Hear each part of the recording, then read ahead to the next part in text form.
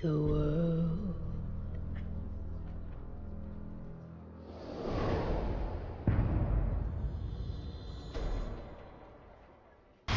Today's matchup.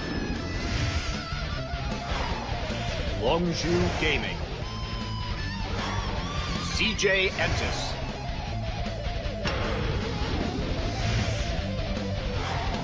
Spenu Sonic Boom. KT Rolster. Botte Kokalkon League of Legends Champions Korea Spring 2016 Round 2.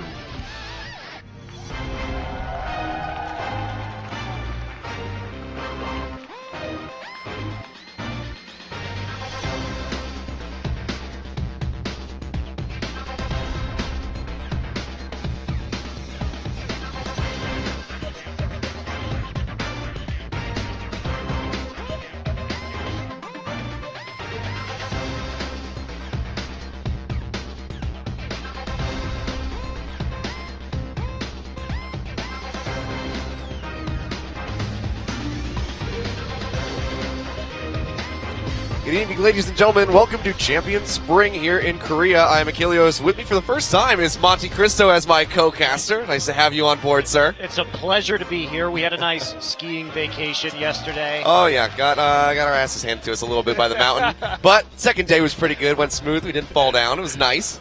I still fell down. I haven't been skiing in like 15 years. So Oh, you did well. It's been 3 years for me. I did okay. I think you picked up on it pretty well. It was pretty brutal, though. 4-mile stretches down a mountain can be pretty tiresome. But we're back and we're ready for some good old League of Legends here at Champions. We have a pretty nice first set of games coming up. Yeah, we do. Longzhu, of course, will be taking on CJ Entis. It's going to be really interesting because CJ has still yet to lose a set since the addition of BDD. Yeah. So they're on a hot streak now.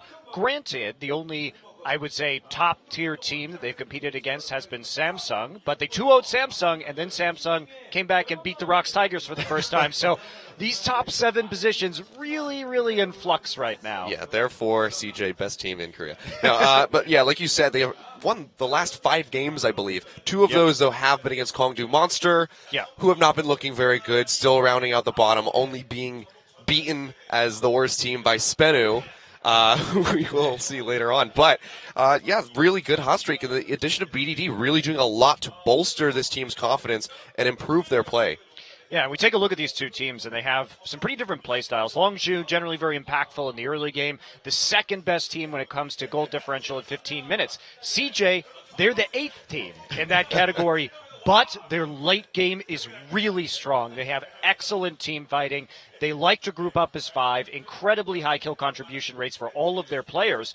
And that means that Longzhu, we saw them fall down in the late game last week. They played KT, and they failed to close. Some days Gangplank kind of went off, and they lost a game that they probably should have won. Yeah, absolutely. They have lost 3 of their last 4 games, I believe. Yeah. Something like that. It's pretty devastating for them. And the last time that they played against CJ Entis, it was a loss as well. They lost only picking up 1 game in that set. And now with the addition of BDD, you have to wonder, are they even going to be able to get that game? Or is CJ going to be able to shut them out?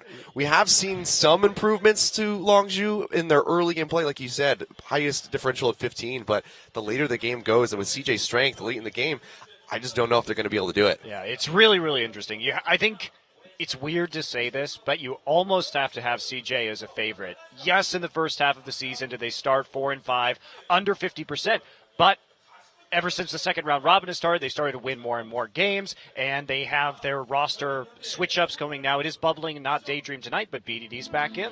Yep, of course, and it's not broke, don't fix it, so don't want to take BDD out. Of course, though, we do have our rankings. Rocks Tigers losing their first set, finally, as you said, to Samsung, but still sitting mighty high up there on the rankings in first place. Jin Air losing to SK Telecom as well last night, still at second place, but SKT back on a rise up through the rankings. Yeah, and you can see the top 7 teams in Korea incredibly competitive. Remember that only the top 5 teams will go to the playoffs. So some of these teams that have shown really good matches this season are going to be left on the outside looking in. Yeah, and these are just crucial matches, especially for Longzhu, who want to inch up out of that 7th place spot and try to get into playoffs. Yeah, CJ too has a chance to break that 5th place tiebreaker tonight, which could be a big difference for them. And owning the 2-0 head-to-head by beating Longzhu in both round robins would be huge too for any future tiebreakers. Yeah, absolutely. And of course, our second set of the night is going to be Spenu Sonic Boom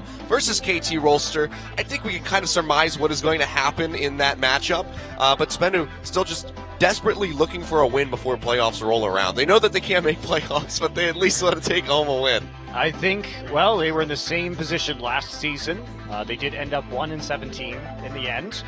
This time, they may not be so lucky. I think a lot of the teams that are not named Spenu Sonic Boom have significantly improved between 2015 and now. KT Rolster, though, they really need these wins. They dropped that set to Jin Air. They came back to 2-0 Longzhu, but they've been inconsistent.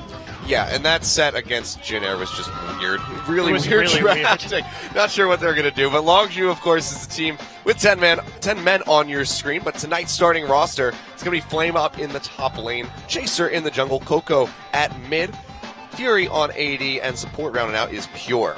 And people might be wondering why Flame over Expression, because we've typically seen Expression with these 4 other players on Longzhu.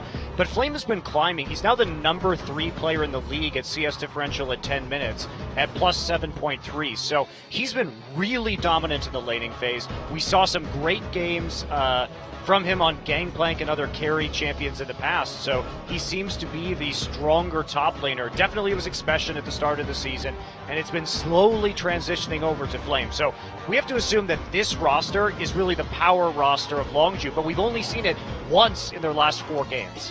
Yeah, and that's just been one of the hardest parts, and maybe why Flame hasn't really come into their own, because they constantly have this massive roster that's getting shuffled, so you're not going to be able to excel until you find a solid 5. But hopefully they've done that for their sake. But in the meantime, CJ on the red side is going to be Untara starting in the top side, Bubbling in jungle, BDD at mid, of course, and Kramer and Madlife rounding out that bot lane as AD and support. And those guys have been having a hell of a time in that bot side. Yeah, and I think the most interesting statistic about CJ is how much kill contribution each member of this team has. Since BDD's addition, he has the highest kill contribution out of any player in the entire league at 85.6%. For a mid lane. Yeah. Usually you see top kill contribution on jungle, maybe support. Madlife is number 2. It's still over 80%. This team doesn't do anything unless they group up as 5. But that's where they're strong. They scale into the late game with champions like Ezreal. Kramer is still number 1 in damage percentage at 34% of his team's damage, and number 2 behind Faker at DPM at 645. So it's all about CJ grouping in the mid and late game and winning via team fights. They play very cautious laning phases, play defensively, then group, then win. Yep. As we see here, Longzhu just not having the best of paths to this point here at Champions, picking up a couple wins here and there against the lesser teams, Spenu, Africa, and Kongdu. And then that really surprise upset against SKT, getting that 2-0. But since then, it's been a pretty downward slope for them. Yeah, it has been. And CJ, talk about their first round robin, doing pretty well. And then the last 4 weeks, they had 4 wins. Yep. Kongdu, Spenu, and Samsung. Obviously, we expect them to beat Kongdu. Remember, only the last 3 matches have included BDD, but still undefeated with their new mid laner. Yeah, and taking a look at the KDAs, my God. Just the 80 in mid really outgearing against Longzhu there. Fury not looking so hot with that 1.6. Yeah, not so good. But BDD coming in, 6.9 KDA, and let's talk about this guy. We thought he was going to be playing a lot of Zed, a lot of Assassins, mechanical champions. That hasn't been the case at all, actually. Mostly he's been playing Azir, almost entirely. Yeah. Some Varus, some Lulu, some Orianna. Only 1 game on Zed. And for a new player that has just come into the league, he hasn't been going off wildly doing his own thing. Again, he's been playing with his team in team fights pretty much exclusively. There haven't been those 1v1 outplays. He's been a part of every kill, though. And what does that tell us? He's in the right place at the right time with the rest of his team to pick up on kills, on assists, 85.6% of the time that his team gets a kill. Yeah. So that is absolutely huge for a new player to have that level of synergy and coordination with his teammates is something that I really haven't seen before from a new player. Yeah, and a lot of that as well, you could give some good credit over to Mad Life, the veteran player on CJ, who's really been just at sometimes putting the team entirely on his back and just dragging them to victory. He's had some insane plays in the last couple weeks that have really helped solidify those wins from CJ. So having that veteran voice on the team is definitely one of the best things that you can have when you have new blood coming in.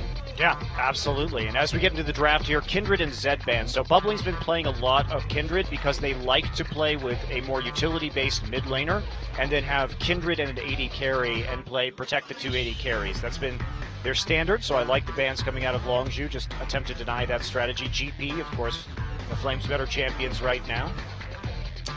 Yep, still seeing strong showings from the Gangplank despite all of the nerfs that he did suffer in 6.3. He's still showing up quite strong. Nidalee, of course, does get banned away by CJ and says it's just basically the best jungler right now, and Chaser would love to have his hands on that one. So no-brainer that they take that off the board. Even when Nidalee was out of meta, Chaser was a Nidalee god. So you just don't let him have that. Corki will be the final ban.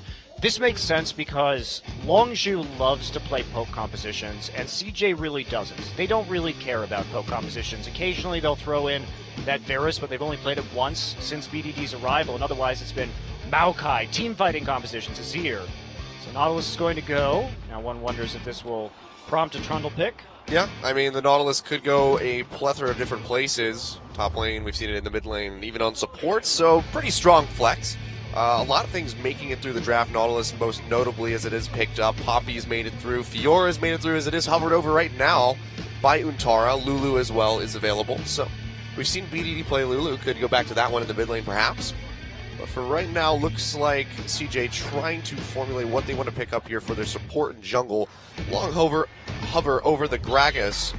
More than likely going to see that one locked in. He's come very much into favor recently. Yeah, and also the Alistar. This has been the consummate Mad Life pick this season because CJ plays entirely around pretty much ganking the bottom lane and teleports coming through from Untara in the top side. He started out as sort of a Maokai one-trick and then started playing Fiora and really broadening his champion pool. And he's been one of the biggest surprises, pleasant surprises of this season in that how fast he's developed as a player. Coco hovering that Pantheon. They did blind pick Pantheon. It was terrible. It was absolutely appalling. Let's it was not also sugarcoat it. we were. I don't know if calling something terrible is sugarcoating it. What do you want me to say? It's a steaming pile of crap. Seth? Yes. Okay, it was a steaming pile of crap. It wasn't brutal enough. No, but of course 6.5 nerfs, is being played on. So Pantheon did suffer some significant nerfs to his damage as well as an increase to his cooldown if he cancels the Grand Skyfall. So don't think that we're going to see Coco. For the love of God, please don't lock that in. So don't think we'll see that one coming back up. It will be the Elise, though, locked in here for Chaser and the Poppy now. So it looks like we might have this Nautilus flex into the support or mid lane role and Poppy up top. Yeah, I assume CJ's just going to go Azir here if they're going to blind pick a mid. It has been BDD's most played champion. He's only played everything else, I believe, once. So Azir has been 4 games, I believe, for BDD so far. And Untara just going back to the Maokai. So incredibly tanky front line, protect the Kramer. I mean, this looks like a CJ comp. Yeah, the question is, what is Kramer going to go for in his AD carry role? He's played a couple different things. Ezreal, most notably, had an entire series where he just did not die, which is pretty great. Yeah, that was fun, but the Ezreal here, they're wanting to see the matchups before they actually decide on an AD carry. Yep. Sort of secretly hoping that Kramer can play Jhin right now. That would be interesting to see Kramer go for Jhin. He does some pretty wacky builds sometimes, so I'd like to see what he does, whether he'd go for the Essence Reaver first or maybe the Infinity Edge. But of course, Longzhu blinding into that AD carry role. Could be Lucian as well for Kramer, something that he does play a lot. Kog'Maw has made it through the draft as well, but he just suffered a couple of nerfs himself. Pretty severe nerfs. So, don't know if we're going to be seeing too much of him. Okay, interesting response. Coco will be playing the Lissandra, and that means he may have some trouble in lane against Azir, but at least they'll have hard engage for Kramer in the primary carry. Lots of single target CC between the depth charge and the Lissandra ultimate, so many ways to deal with Kramer should he start to get big in this game. It's a big decision for him. What is he going to go for? We've seen a lot of Ezreal if they want to try scaling here, even though that would leave them with, Double scalers. yeah. Well, I mean, the Azir lane will be fine into Lysandra, especially since BDD is going to take cleanse here. Well, there you have it. The hover over the Jhin. Oh, I want it locked in. It'd be really interesting to see Jinx again. It obviously makes sense if you're trying to look for that very hyper-scaling composition, and is still a champion that is excellent in lane swaps due to the additional attack speed you get. But the Jhin, or the Caitlyn, Or the Tristana. come on, Jhin. Last 3 seconds. Let's see what he's going to do. Long hover over the Cogmaul, despite the nurse might see it. Oh! Last second flip. It will be Jhin locked in here Called for it. Kramer. As you wanted to see. There it is. It is really good with this composition, and it will be trying, I think, for him to stay alive. Like I said, with the Cocoon and the Frozen Tomb, and of course the depth charge coming in from the Longshu side, and if Flame can get back on the flank too, obviously a lot of danger, so CJ is going to have to be very on point about peeling. But they have a massive amount of AoE CC, CJ. Every single champion has some form of AoE CC, whether it's the Arcane Smash from Maokai or ults from a variety of these other champions, knock up from Mad Life's Alistar. So they have ways to deal with the engage, but keeping this Jhin safe is going to be absolutely crucial. But if any team can do it, it's CJ. They are extraordinarily adept at team fighting, and especially when team fighting around maximizing Kramer's potential damage output on an AD carry. That is why he is the #2 damage per minute player in this league, and why he has the #1 share of his team damage out of any player in this league. Yeah, and we've just seen fantastic positioning from him as well on other champions such as Ashe, these low mobility ones. So we'll see how he tries his hand at Jhin, and if he's going to be able to get that early lead over top of Fury here on the Lucian. This will be really nice to see. And this is also the Emperor's Divide can create that wall, so Jhin can just sit back and just constantly fire off shots. We'll find out what's going to happen. We're going to get onto the Rift in just a couple seconds here. It's game 1 coming up, Longzhu versus CJ Entis. This is going to be one hell of a series. Should be fun. I assume we'll try and see standard lanes from CJ. Use that Jhin. His maximum capacity is that lane bully. All right, game 1 coming up.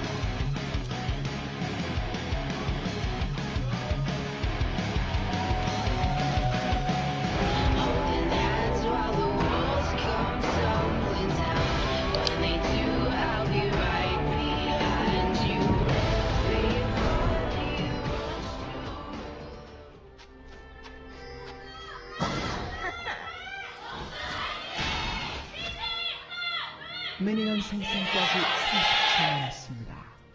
Well, if the audience vote counts for anything, I think CJ have won this series. CJ has one of the biggest fan bases in Korea, of course, stretching back all the way to the Blaze and Frost days. A lot of legacy for these players, although they have changed up their roster significantly. Mad Life, the only man left standing. Although if they play Daydream again, it'll be the Blaze throwback. Flame has a chance for some revenge against his former organization. Would be nice to see Daydream come out, but for now they're pretty content with keeping Bubbling in the jungle. Which is weird a little bit, considering Bubbling's performance, though he has won some MVPs recently, and they've said, the team itself has said in interviews that a lot of the reason behind Bubbling's lack of success was Sky's lack of pressure in the mid lane, meaning that Bubbling really had a lot of risk on some of these invades, and we are going to see an early attempt here to disrupt the Krugs. Yep, speaking of invades, But that's Pure and Fury walking up. They get the little Krug, but they're going to be able to go ahead and walk back to lane. Yeah, they're still going to lose out on the XP battle, though. Just a tad bit late there. And so with that small Krug XP, we should see some advantages for CJ in the 2v2, and they get the 2v2 they want. Yeah, that'll be really good. Of course, Alistar's level 2, one of the scariest when you're going up against the big Minotaur. Pure trying to play 4 here, drops that Riptide. Which, of course, the damage has been nerfed on that as well on this patch. So Nautilus not going to be quite as oppressive as he has been the last couple of weeks. But still chunking Mad Life down pretty big, pretty well. But Relic Shield is there, and of course he's just going to go ahead and spec that Triumphant Roar eventually and be able to sustain. Yeah, I doubt they're too worried at the present time. So CJ here, their job is just to survive the laning phase, is their style. I love that CJ just picks into their style. They have no qualms. They know exactly how they want to play League of Legends. And a lot of people might find that a little bit boring. They do have the second longest average game time in Korea, behind Jin Air, but it works, and it's gotten them a lot more wins than I would have thought so far this season, taking a look at their roster at first, and here we go. BDD getting engaged on here. Coco goes in, roots him down. Chaser comes in with the repel. Can he get over the wall? Has to burn the flash. Flash chase, though. Nice cleanse on the cocoon, but he still goes down. It's going to be Coco finding the first blood. Now bubbling in the wrong spot here at the wrong time. Going to have to waddle out into the jungle. Does get himself out safely, but that's first blood here for Longzhu. Yeah, looked like, unfortunately, BDD couldn't follow up on his soldier over the wall there. Yeah. And so sort of misplayed that gank attempt. Chaser with the flash cocoon afterwards. He tried to hold on to his cleanse for a really long time, and a little bit cocky there, I think, from BDD, and he is going to be punished. So that'll be a great early advantage for Coco in this lane. BDD now with no summoners, and that's exactly what they need. Coco and the rest of Longzhu are playing an excellent pick composition with all the single target CC that they have, so Chaser can really open up these lanes right now. Yep, solid start here for Longzhu. 2 summoners for 3 plus that first blood, so gonna give them a nice little early advantage. We'll see what they're able to do with it. You see Coco just going back, and he's just gonna go ahead and pick up that Negatron cloak. Does not want to take any of that chip damage from BDD from those Sand Soldiers, so just going to go ahead and allow himself to stay in the lane as long as humanly possible. You really see the CS advantage starting to get rolling in the top side, too. A few levels under his belt, Kramer is able to poke very effectively against this Lucian and win some of these trades from long range. And Chaser, he's the one to keep your eye on, because he has to get the early lead here for Longzhu. We know what CJ is capable of in the late game. They are better coordinated as a team than Longzhu has been, and they also team fight way better. So it's just about getting over this hump and getting to a place that they can start to group up. The other thing that's great about CJ that I've noticed is that they are excellent at knowing when to fight based on power spikes and item when they acquire certain levels or item power spikes. We saw that, particularly in their last match versus Samsung. They were losing the early game, but they got the Aegis and then immediately decided to fight. So in this game, the QSSs are going to be a big factor for CJ. They already have an exhaust as well for the Lissandra. QSS here is going to be, I think, the major trigger to actually go in. Whether or not they get one on Azir will be interesting to see. Yeah, and so far it looks like this bottom lane from CJ up in the top side of the map, pretty content to just sit back and farm as much as possible. You know, even having that Alistar, didn't see any engages going in level 2, you know, for the headbutt pulverize onto Fury. Just really just relaxing and just trying to accrue as much of a lead as humanly possible, it seems. Laying some traps down, maybe setting up for some possible Ws, but Kramer's going to be his first game here onto Jin. Does get grabbed up, headbutt away. Pulverize finds Fury. They'll take a little bit of damage, but they're just going to trade back a little bit. Looks like Longzhu come out ahead of that one. But otherwise, no real action coming out. Chaser does revisit this mid lane. Actually, it's going to be Bubbling coming over. BDD to follow. Bell comes up. He pushes them out with the Emperor's Divide. Coco does throw down that Frozen Tomb onto BDD, but that's still going to be Chaser going down. Now the Sand Soldier's thrown forward. Take a little bit more damage onto Coco, but he will get out with his life. But nice kill pickup here for CJ Entis. Bubbling going to be the one walking away with that. Yeah, great engage there by BDD and Bubbling. Really well coordinated, especially because BDD played it a little tricky and he bent that Sand Soldier pretty far around to get into that brush and immediately commit, knowing that Coco didn't have the flash to follow up quite as quickly as he did. So they got the damage down necessary onto Chaser and pick up a return kill. Can be dangerous with no flashes to gank in that situation against more mobile champions in the 2v2 like Gragas and Azir. Solid stuff, and good Emperor's Divide as well by BDD. Yeah, really keeping Coco away after the Frozen Tomb did come down, so just denying that extra bit of damage, because we saw how low he was at the end of that engagement. He might have actually died if he didn't get that cast off in time. Solid stuff, and now Cleanse coming back up. Flash going to be up as well for BDD, so just like that, they get the kill, inch ahead in gold, and we're pretty even on the board here. Going to go ahead and shove that lane right into the tier 1. See if there's a different lane assignment here from CJ, or if they're going to return their duo into the top side. And Tara looks like he wants to gank mid too. Yeah, arriving just a little too soon, though. That ward will spot him out as it's getting ready to expire. Pure on the roam as well. Gets spotted by Bubbling over here in the jungle. So no one going to be able to find any action in that mid side. Good ward coverage from both teams, and good roams here by Bubbling to keep his teammates aware of the enemy location. It's like Flame just trying to have a little bit of a wet noodle fight against Suntara, who doesn't really want anything to do with it. He just says, all right, I'm just going to walk away from you. He'll back up with his passive anyway, doesn't care. Yeah. His job is just to go even in CS right now and become a peel bot for Kramer later on. No need to actually thoroughly win any of these trades. Nice invade coming here from Chaser. Yeah, 3-man invade. Do they get the smite away? They do, in fact, but Chaser's going to get rooted now. Mad Life in the thick of this. Does not have that ultimate available to tank up the brunt of this damage. Pure is still a pretty tanky Nautilus. Calling comes out. That's going to be Mad Life going down. Fury finds the kill. Now Bubbling locked in with the Frozen Tomb. He falls, but here comes BDD pushing Coco into the side. That last shot from the curtain call not going to hit, but the root does. Can they follow up? The red buff chipping him down. Looks like Coco will walk out, but Pure falls as well. It's going to be a 2-for-2. Jungler for support. Kramer still on the chase, flashes forward, gets him with a grenade, and just like that, Kramer making it a 3-for-2. Wow. Really risky invade from Longzhu. Certainly you want to try and take that red buff, but with the Alistar and Jhin, you know they're going to be returning from base right there after that recall, and they're going to have items. Kramer coming back with that BF sword, hitting a couple shots on his ultimate, and a little bit of a cocky engage there. Overcommit to going for Mad Life, and even though we see Lysandra get into the mix earlier on, BDD able just to bend it right into the red pit and make the plays. Great trade for CJ. Chaser goes for the actual buff right there, but missed there from Pure onto the hook, so Kramer's able to get some more auto attacks in and keep his positioning pretty consistent. Coco's going to come in. They want to go on to Bubbling, but they're all really low, and remember, this ultimate does percent missing damage HP, or missing health HP, so the lower you are, the more that's going to do. Nice W right there to get the root, and then the follow-up dancing grenade going to hit Fury, and Kramer, guess what, he still got his flash, and Coco is not in a good position to survive that, having taken that Null Magic Mantle and building into an Abyssal first, so he doesn't have any kind of armor to deal with Kramer. Yep.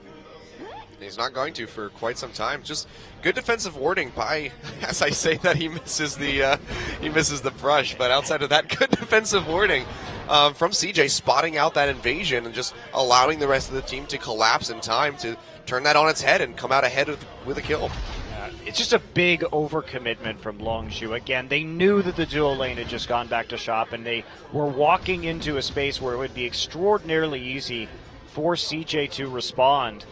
And they had an opportunity to get out of that, but they got greedy after that first kill. You have to respect the execution damage that Jhin has and the range at which he can deal it from. You're not going to be able to trade with him if you miss that first dredge line like we saw Pure do. Yep. That's it, pretty much. Well, here we go again, maybe. Mad Life on the roam down, trying to get on the Chaser. Body slams, going to go wide as the repel comes in. That's going to be the dredge line, but BDD is here to follow up. Curtain call comes through. Pure actually gets knocked out of the way, but they still find the snipe and the kill. BDD going to find that one. And another aggressive invade by Longzhu just costs another life. Why does Longzhu keep walking into that side of the jungle? They do not have control over that side of the jungle. They want to get these deep wards in. They want to make plays, but Jhin can respond faster with his ultimate. There is no way that Fury's going to be able to get there. They have to go for the other side of the map. Meanwhile, Flame has been bossing around Untara on the other side of the map, and they could easily get deep wards with the pressure they have. Look at this. Flame's just going to go ahead and proxy farm this. There is absolutely no reason for them to play to the weaker side lane in this case when they're already losing out in that lane. Kramer now 2-0-2. Scary to get this Jhin so far ahead so early on. Yeah, really scary. And looks like he's going to be going for the Essence Reaver first. So a bit different from what we've seen. I mean, we've kind of seen both builds. The Infinity Edge is definitely the more popular, though. I like in Korea, actually, the Jhin. Prey has been building the Essence Reaver build. I actually personally think that the Infinity Edge one is just a little bit more strong, but Korean players generally don't care. No, when making decisions, will choose utility first. Yeah. Having the uptime the CDR a little bit more important to them, gives them more options as opposed to the brute force that the Infinity Edge would give you. Let's see, Mad Life and Bubbling once again hovering around this mid lane. Not going to be able to find any invasive deep wards as they do get spotted out. They do place one in there, the other side of the Wolf Pit, but outside of that, not going to gain too much. Dragon and Rift Herald yet to become a point of contention whatsoever in this matchup. That's why I was surprised CJ didn't actually reassign their lane to the bottom side early on, because they're already losing that matchup, and if they can win down there, they may have been able to get control over the Dragon and start stacking that early. But by that same token, CJ actually has the lowest first Dragon rate in the entire league. So this is not a team that has been concerned particularly with Dragon control this season. Oh, that pink ward not going to be spotting. That's going to be BDD getting locked down and melted. My God, where did he go? Chaser finds that kill. Good one picked up there. BDD just unable to react in time. Well, it's because he missed his pink ward and he couldn't see it. Crucial mistake. Crucial error, and you only have one cleanse, and you have three forms of crowd control, really. Yep. And with the mid lane opened up, that's going to be Longzhu feeling comfortable to go ahead and take away this Rift Herald. It's not going to be answered whatsoever by CJ, so that goes over to them. Looks like Fury will pick up the buff, and he's just going to continue that push up toward the tower on the top side of the map. So you got your account recently here in Korea, Kilios. That I did. Have you had the pleasure of open mid yet? I actually have not, surprisingly. Maybe it's you made it 24 hours without open mid. Congratulations. Yeah, at least I don't think they're doing open mid. Maybe they're calling for it, but I don't realize because I don't speak or read Korean. So for all I know, they're saying open mid, you idiot. But, yeah, no, so far so good. Oh, every single shot gonna miss here. Fury did have to blow the flash, however, so good pick up there for Kramer. Yeah, he was really afraid of Mad Life comboing him. Yeah. So had to use the flash, otherwise he would have been finished off. Yeah, you get that slow off the curtain call, and it just makes it that much easier to line up those second shots, if not follow up from a teammate. So good to blow the flash. So Kramer, I'm sure, will be happy with that trade-off. And that's just going to open up for a little bit more pressure in that top side of the map. We can see Essence Reaver has been completed for both of these AD carries. Longzhu loves to suicide in this part of the jungle. As we've seen. Chaser, though, waiting in the river. Going to maybe try to get a catch here. Throws out the cocoon on the bubbling, but not too much follow-up going to happen there. Coco still duking it out with BDD in that mid lane. Dredgeline does come through, though, on the bubbling. Gets popped up by the depth charge as well. Down to half HP. TP's coming in. Chaser, the lowest one in the fight right now. And they just come down to the top lane, collapsing onto bubbling. He's going to be the first one to fall. Now onto Untara, who just showed up. He falls. That's going to be 2 for 0 here for Longzhu. So that push up into that top side of the river paying off for him this time. Kramer also, I don't believe, had his ultimate for that fight. It had already been used previously on that gank, so he actually could not contribute right there. Meanwhile, Flame got a great flank in onto BDD. BDD choosing not to use his flash to avoid the heroic charge, and now Longzhu taking control of this game. Don't think they're going to be able to get the mid lane, but they will get close, and they can start to take away some of these jungle camps and the dragon with this advantage. Yep, looks like they're just going to go ahead and rotate over to here. Flame already starting it up, so this will be first dragon going over to Longzhu at 16 minutes. So it would be quite a long Dragon 5 game if it were to come down to that, but still good pickups by them, finally making some objective plays off the backside of these kills. Finally, somebody focusing on the objective. A lot of fighting in the early game here. A lot of like slap fights. They just kind of go in, slap each other around a little bit, and then back off. Got a few actual engages though. But 6-5 now in kills. Longzhu up by almost 2,000 gold. You know, that dragon is going to be scaling as well, so in a pretty solid spot. But like we said, CJ, you know, the team that plays the late game extremely well, so Longzhu definitely still have to be worried about that. Yeah, the late game is so strong just from a team composition standpoint from CJ too. The damage that Jin and Azir are able to put out, and the fact that a lot of Longzhu is based around the single target crowd control versus the AoE crowd control from CJ. They're simply going to be more powerful in these team fights from a CC perspective. And Fury is going to have to do a lot of work to output the damage once the QSS starts coming in and Coco's burst starts to become less relevant, as Bubbling and Untara and Mad Life just get tankier and tankier and tankier and more burst resistant. BDD, again, I'm really curious when and if he is going to go for that QSS this game, because I would consider that pretty much a necessity for him. Yeah. Or if Mad Life is going to be forced to try and rush something to provide some more protection for BDD. Yeah, the McHale's perhaps. Yeah, McHale's and maybe a Locket as well. Even then, still a strong amount of burst from Coco. Especially on the Kramer. I wonder when he's going to go ahead and pick up that QSS, because if you get that Lysandra onto your back line on top of that Jhin, he will just absolutely melt. Flame doing a really good job of proxy farming right now while Chaser is on that side of the map, playing around his jungler quite effectively, even with minimal vision. And they're slowly chipping away at this tower. So Flame excellent in this matchup so far. Having picked up that kill, now he powered up even further. 30 CS advantage for him. CS advantages across the board now as the turrets continue to fall for CJ. Yeah, 2 towers now. Sand Tower has been built up in the mid lane, so BDD can maintain that presence, that forward presence in the mid side, but of course that tower is just going to slowly dwindle down, so he's not going to have it for too much longer. We see the recall coming in. It's going to be the Nashor's Tooth for him, of course, completed. Now straight into the Abyssal Scepter, so getting a little bit tankier to try to deal with that burst from Coco. We'll see if that, coupled with the cleanse for now, will be enough to keep him alive, but we did see that gank from Chaser the last time that he rotated around to the mid side.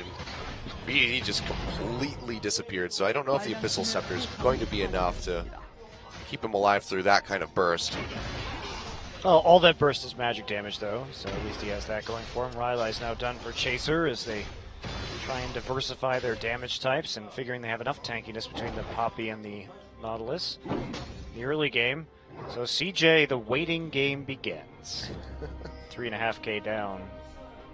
Still able, certainly, to come back into this one with the late game champions, but they're going to have a rough mid game, and they can't lose too much more when it comes to gold lead for Longzhu or objectives on the map. They want to stay relevant. Yeah. They want to fight, actually. They're all just grouping. Yeah, collapsing on a Pure who's just going to try to Spider-Man away, but it's going to be the flash body slam by Bubbling, who gets cocooned up by Coco. They lock him in. He tries to stay alive with the Frozen Tombs, going to heal him a bit. Mad Life having to pop his ultimate as well, but Coco with a flash away. Can he stay alive? He cannot. Kramer's going to be the first one finding the kill here in that fight. Looks like we're going to have a disengage, but a 1-for-0 here for CJ, so finally trying to get back on track and find themselves that gold lead that they're seeking. Yeah, but they're sacrificing so much farm in the bottom side. Basically, they've just decided now that Antara is going to lose this matchup, and they're going to try and make picks or make plays and team fight elsewhere on the map. But this is how CJ works. They don't even need to use teleport to engage that fight. They simply all engage in the mid lane, try and catch somebody out, try and shut somebody down, and grind their way to a victory from behind by having these superior team fighting skills and compositions. So Flame with no response right there in the 5v4, and they use a lot, though. They use, 4 summoner spells between Mad Life, Bubbling, and Untara to pick up that single kill. Yeah, just the carries now having the flashes. It's a little bit rough. Now we can see Longzhu looking to take down that last tier 1 tower. It will fall here as Fury finishes there this are a lot off. of people coming. Yeah, Chaser gets caught here. The rest of CJ are roaming up, but it doesn't look like they're going to be able to get there in time. Tower goes down. Longzhu going to be able to take that one unanswered. Yeah, they were trying to get up there, but there were some nice wards for Longzhu, so they were not actually trapped sieging that turret. Had that turret stayed up for just a couple more seconds and may have allowed the Gragas and Azir to get there relatively unscathed and unseen, but when they went into the jungle, they were seen right by the Krugs. So now it's all about Kramer. Here's what they do, you see. Kramer's going to get all of the farm here. Flame pushes it up. Untara recalls even though he's 40 CS behind, and it's going to be Kramer who devours this minion wave. Yep. You can see, though, Dragon getting ready to spawn in 10 seconds. Both teams posturing around the pit here. Teleport available for both top laners as well, so we could get a full-on 5v5 team fight breaking out as this has now spawned. Kramer and Fury still just hovering in that bottom lane, trying to soak up as much farm as possible. But now we can see Longzhu with a very aggressive push into the jungle.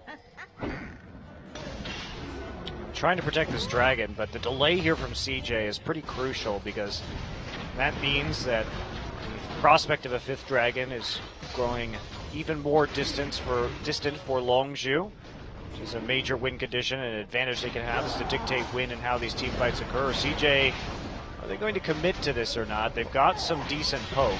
Well, Longzhu are sticking to it. Dragon down low half HP. Looks like CJ just don't want to fight this one. Give that over to Longzhu, so 2nd dragon for them here at the 23-minute mark. There's a possibility of a pretty strong punishment there from Longzhu if CJ went for it. Flame, again, had a lot of minions he could deny in that top side, and CJ tried to play the turtle game. I think it's really smart for them. If we look at the mid lane turret right now, they put that Azir passive turret up just to hold the center of the map, and it makes it more difficult for Longzhu to rotate between mid and one of these outer lanes, which is very important right now because... Oh, bubbling going in. BDD here to follow. Curtain call comes through. Pure going to be the target. Can they finish him off? They do. It's going to be Kramer with another kill. Now they work down Chaser, and they're just completely piling onto Flame, who has to flash away. Untara follows, though, locks him down with the twisted advance. This should be Flame falling. Who gets the kill? Looks like it might be BDD. Is it BDD? No, it's actually bubbling, but just like that, 3 for 0. So Longzhu, who would have thunk it? Invade deep into the enemy jungle, and they pay for it with their lives. And Baron, it's going to look like 24 minutes, but with 3 members dead. Pure going to come up right now. Fury going to try and punish, but he's still in the bottom lane while this Baron is going on. This is going to be uncontested. Yeah, they're just going to go ahead and take this Baron, lose a tier 2 in the bot side, but I think that they're going to be pretty content with that trade, because now with that Baron buff, we can push onto these towers and finally pick up some more objectives across the map. I mean, Lissandra's not there, Poppy's not there, Pure and Chaser on their own getting caught out. And this is the power of that turret in the mid lane too, because it allows CJ more control over their own jungle so they can actually get in and make this play from the mid lane side. And Flame and everyone else just getting caught out. Delayed TP right there after one of his teammates had already dead. Kind of just sets him up for his own death. And the Jin's range once again coming into play. Yep. It's not only just the curtain call, it's that W locks down people from so far away. So you can buy yourself enough time to, just root somebody and then run up and join the fight. So Jin working out really well here for CJ Entis. Kramer now 4-0-3, the only member of his team who has not died. Same could be said for Fury, but scoreline's not nearly as impressive at the moment. Interesting. Kramer actually sold his static shiv and picked up a rapid fire cannon instead. So I really like this, especially with a team composition that has as much threat as Longzhu does. That additional range. You don't need the wave clear with the Azir. So why not just provide the Jin with a little bit more safety with the range from the rapid fire cannon instead? That is atypical, though. I know I talked a lot about this at IEM, and why is Reckless going for a static ship in some of these games when they have sufficient wave clear and the rapid fire cannon would keep him safer? And now we finally get to see it. So, yes. Yeah, so good pickup. A little unfortunate that he didn't think to pick that up before he completed the static shift, but all the same, going to keep himself safer, and we can see he's already been doing a great job of keeping himself alive. He's got near 100% kill participation, 7 out of 9 kills, just because he can join these fights from so far away. BDD, we talked about him coming in. #1 kill contribution in the league. Now, 100%. of course, he's only played in 3 best-of-3s, which does probably inflate that stat, but he's actually increasing it so far this game. I remember the first game against Kongdu Monster when they put BDD in, or maybe it was the second game that he played because he'd only played that set against Kongdu, and his KDA was so huge compared to the enemy team because he'd only played one set. But we can see here, Mad Life and Bubbling trying to go a little aggressive onto Pure, takes a little bit of damage, but he's still a very tanky Nautilus, so he's going to go ahead and wrap around to the other side of the wall here. Join the defense of this tier 2 tower. Ping's coming out. Looks like CJ might just roam through the jungle, try to contest this mid lane. Fury takes a lot of damage, doesn't get the root. Curtain call comes out. Can they body block him? Takes one shot, but with Nautilus and Chaser standing in front of him, Fury not going to go down, but that's going to be the tower falling here, so second tower pickup for CJ, and they are closing in on that gold gap. Kramer actually going to take this opportunity to recall. I guess they don't want to use this Baron buff more than they already have, with the minion wave shoving towards their inhibitor turret in the bottom side. Instead, we'll take a breather as the Baron buff expires to go clear out their jungle, so they get a little bit right there. Yep. They're still down 2 turrets, though. End of the day. Yep. Lord Dominic's regards going to be completed for him. So just trying to get through that tanky front line that is developing here with Pure and Flame. Stacking up on some armor here. So Kramer is starting to look very terrifying on this Jhin. Yeah, Jhin at this point, maybe with one more item we can say, really hits the late game stride and starts to be a major threat again. After a little bit of a mid-game power trough. I have to guess that he's probably finally going to build that Infinity Edge. Yeah, one would hope. Yeah, and then after that, we'll see. Maybe he won't even go for a QSS. Maybe he's that confident. That bold, I must admit, I am very surprised to be 28 minutes into this game and see no QSSs on the side of CJ, but they have made it work. They haven't really fought a 5v5 yet, though. Neither of these teams have. It's been a lot about finding a pick for each side and then fighting a losing team fight afterwards, when there's a 4v5 scenario that develops, and that's been true for CJ too. Yeah, haven't seen that big team fight erupt quite just yet. We can see Dragon, though, getting ready to spawn, so this could be the moment, maybe, because I think CJ actually want to contest for this one. Don't want to give that third buff over, and they want that 6% scaling for themselves. You can see Kramer starting it up. Looks like they're going to try to pull this out of the pit as far as possible. Untara waiting at the fountain so he can have those home guards. Try to get onto this. Dragon below half HP. Looks like they're just going to commit. It's going to be taken away by Chaser, however. Bubbling throws out the explosive cast, knocks the Elise into him, and he's actually going to fall. Chaser finds that kill. Now Untara, the dredge line comes through. He gets grabbed up, has to flash away. Flame not going to get the stun into the wall. Untara gets popped up, though. Coco with the Zonia is trying to keep himself alive. Untara is going to go down, and now Kramer, Mad Life, and BDD have to head for the hills. So a botched Dragon attempt, and 2 members down. CJ really losing that exchange. Yeah, Bubbling actually smited it down to about 200 HP before Chaser was able to clean up the Dragon kill. So pretty crucial error right there from CJ, committing to that objective and handing it over to Longzhu and giving away 2 kills also. But Longzhu again, Flame has been good for the most part on the teleports tonight. Was a little bit slow on that one, but the first one against BDD proved fruitful for Longzhu, and going to get another nice one there. Bubbling kind of panic used his explosive cask at the beginning of that fight, making it not very effective at the disengage that they perhaps were looking for. Yeah, just putting Chaser in a perfect position to just go straight over the wall and finish him off. So definitely not the way that you want to use that. But still, Longzhu barely inching out ahead here. 3 dragons up, 2 towers up as well. And Baron getting ready to respawn in 33 seconds. This could be Longzhu's for the taking unless CJ can make some moves and get some vision around that pit. Yeah, but Longzhu actually hasn't done a good job of getting wards in the topside jungle, and their only pink ward is now cleared out by CJ, so Untara has a presence there. Being increasingly tanky as he works towards that frozen heart. Oh, CJ maybe looking for the pinch. Nice. Force the flash out from Chaser.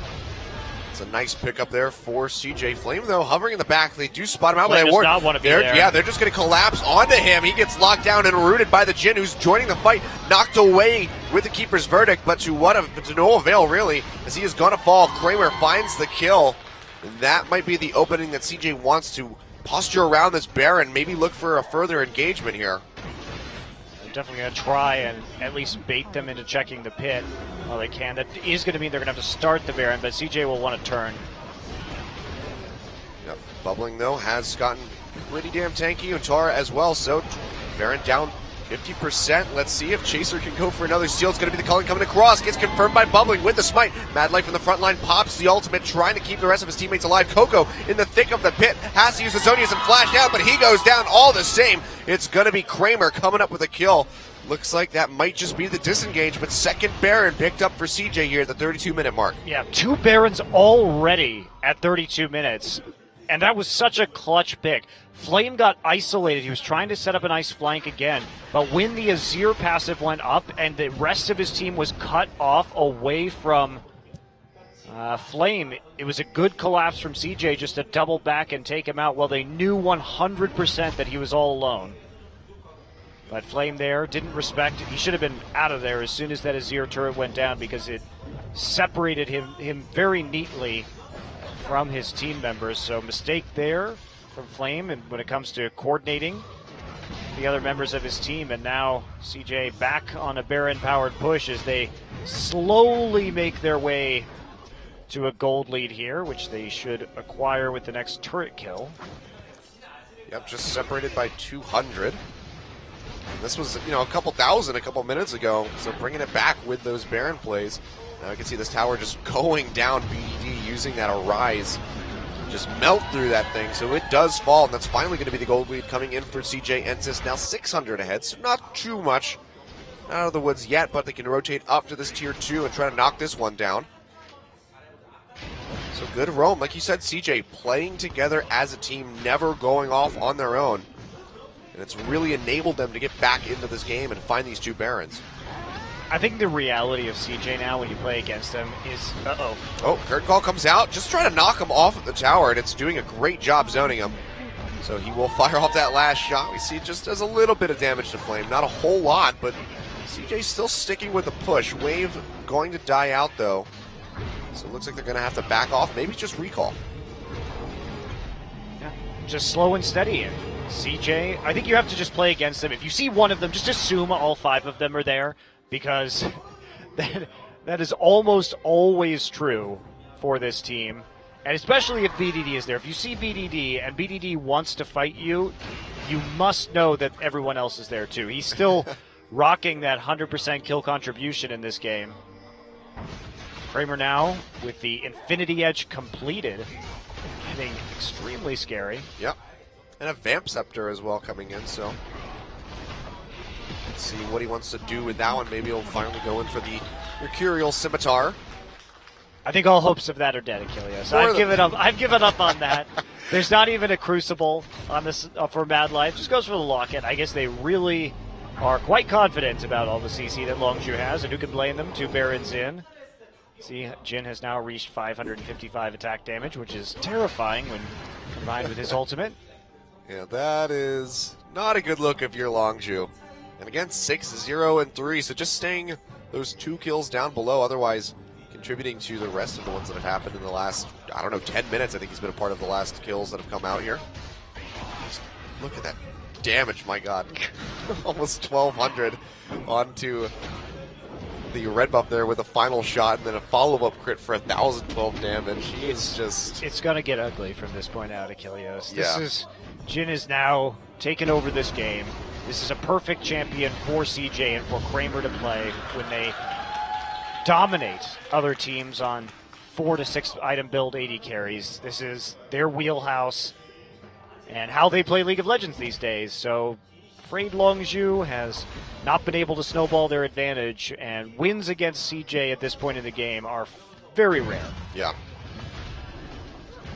Of course, now that they've picked up that first dragon for themselves at 6%, doing a hell of a lot. So these team fights are just going to go more and more in favor of CJ as time goes on. Longzhu, what do you do if you're Longzhu in this situation? What do you look for to try to get back into this game? You just entirely have to rely on a pick? Yeah, well, that's all you've got, right? You should feel very fortunate that there aren't QSSs, so you can actually get a pick onto Jin, which is pretty enormous, but unfortunately CJ does play around Kramer so well that even in the best conditions, it can be difficult to find Kramer all by himself without vision and willing to sort of commit here. Fury. Yep, takes 2 of those shots. Got 1 more to fire off. Does shoot it, does not hit. But yet again, that's just going to be pushing Longzhu off of this tower. Wave's not there to follow up, though, so they could go back and heal and maybe continue the defense of this tower. But CJ are pretty poised to be able to take this one down. They are just a very extended siege, but why not? Flame has picked up GA, newly buffed GA. Got some. It's cheaper. Little buffs. It's cheaper. Better on squishy targets now, so you can actually more feasibly purchase it onto 80 carries and the like, because it'll give you 700 HP back or 30% of your 30% of your health, whichever is higher. So that's at least a nice bonus for it. Although I don't miss the times of 4 to 5 GAs on every team. Oh, that was The Moscow 5 times. not. I don't want to say they weren't good days, but they were. It was painful. I don't understand why people think that Season 2 is so great. It wasn't, guys. It was... Because there weren't these lane swaps, Monty. There Now wasn't- you just got people doing lane swaps. There wasn't fighting either. Did everybody just like forget how horribly boring CLG EU was to watch? They would sit there and turtle for 40 minutes every single game, and then try and win off of team fights. They were like a more disappointing version of this CJ, at least in terms of action. CJ at least will fight something sometimes in the mid game, and Moscow 5 building 4 to 5 GAs and just resurrecting for never-ending team fights. Sounds like the best time ever. It wasn't the best time ever. Certainly was not. People misremember. I challenge you, go back and watch some of those games. Tell me it's better. I want 42 kills in 15 minutes. Yeah, This is stupid. They'd go watch the LPL. See, that's the thing. There are solutions to literally all of these problems for fans. There is actually a league where that happens all the time. The teams just happen to be not so good there. Hey, they're all right at mechanics, and which is what, if you want to see great mechanics, then LPL is the league for you. Yeah. Delivers on what you want. It's just subsequently a clown fiesta most of the time as well. Well, you take the good with the bad. But people say they don't want the macro game. That's true. So they don't want this. They don't want strategy. They want chaos. They want outplays. So if you want that, there is a league. It'll be nice to see. Quit complaining. It's been made for you. Yeah. It'll be nice to see how that all comes to a head at MSI. Just every region just kind of we know how the story smacking their heads together, and then Korea goes, it doesn't matter. Hand us the trophy. Exactly. But no, it'll be interesting, though, because Rock's pretty solidly going to go ahead and attend MSI. Well, but they're almost certainly going to make the finals of this season. They'd have to really royally screw up not to make the finals, because remember, they make the finals if they just have the top record in the regular season. It's a reward for a long regular season where they don't have to go through the gauntlet. But remember, they did that last year in the spring, and SKT managed to take the 2 back-to-back best of fives in order to win and go to MSI. So it's not a sure thing. But and it did look likely the Tigers were going to go then too. So I'm not sold on the Tigers.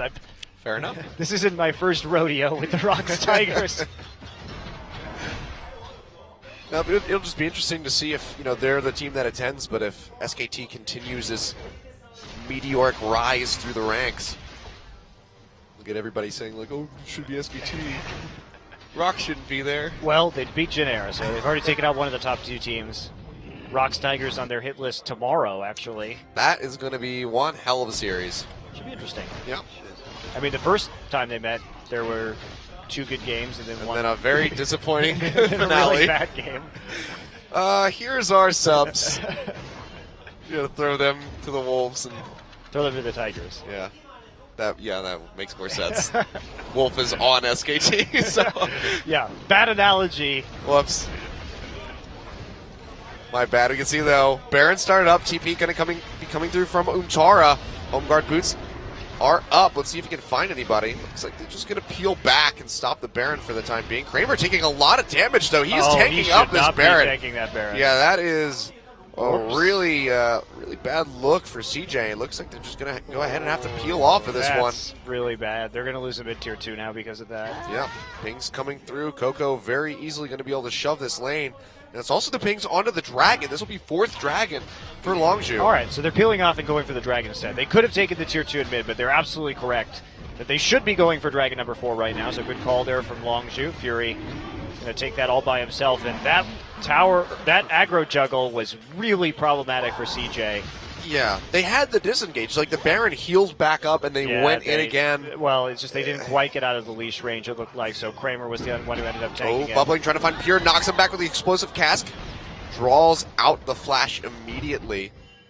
So Pure not going to be able to try to get up into the face of Kramer here. If we have a team fight developing in these next 5 minutes, which... Bubbling procced his Raptor buff and then used his scrying lens while his Raptor buff was still alive. Whoops. Who needs... Outplayed. Double True Sight will allow you to see the extra invisible wards. Did you know that? This top secret wards. Here's a new addition in 6.5. It's just like... There's wards, then there's big wards, I think that's and then there's... I think that's what I saw, at least. I could have been mistaken. Super wards. It looked like the Raptor buff had already procced. Perhaps it was just the upgraded lens, but...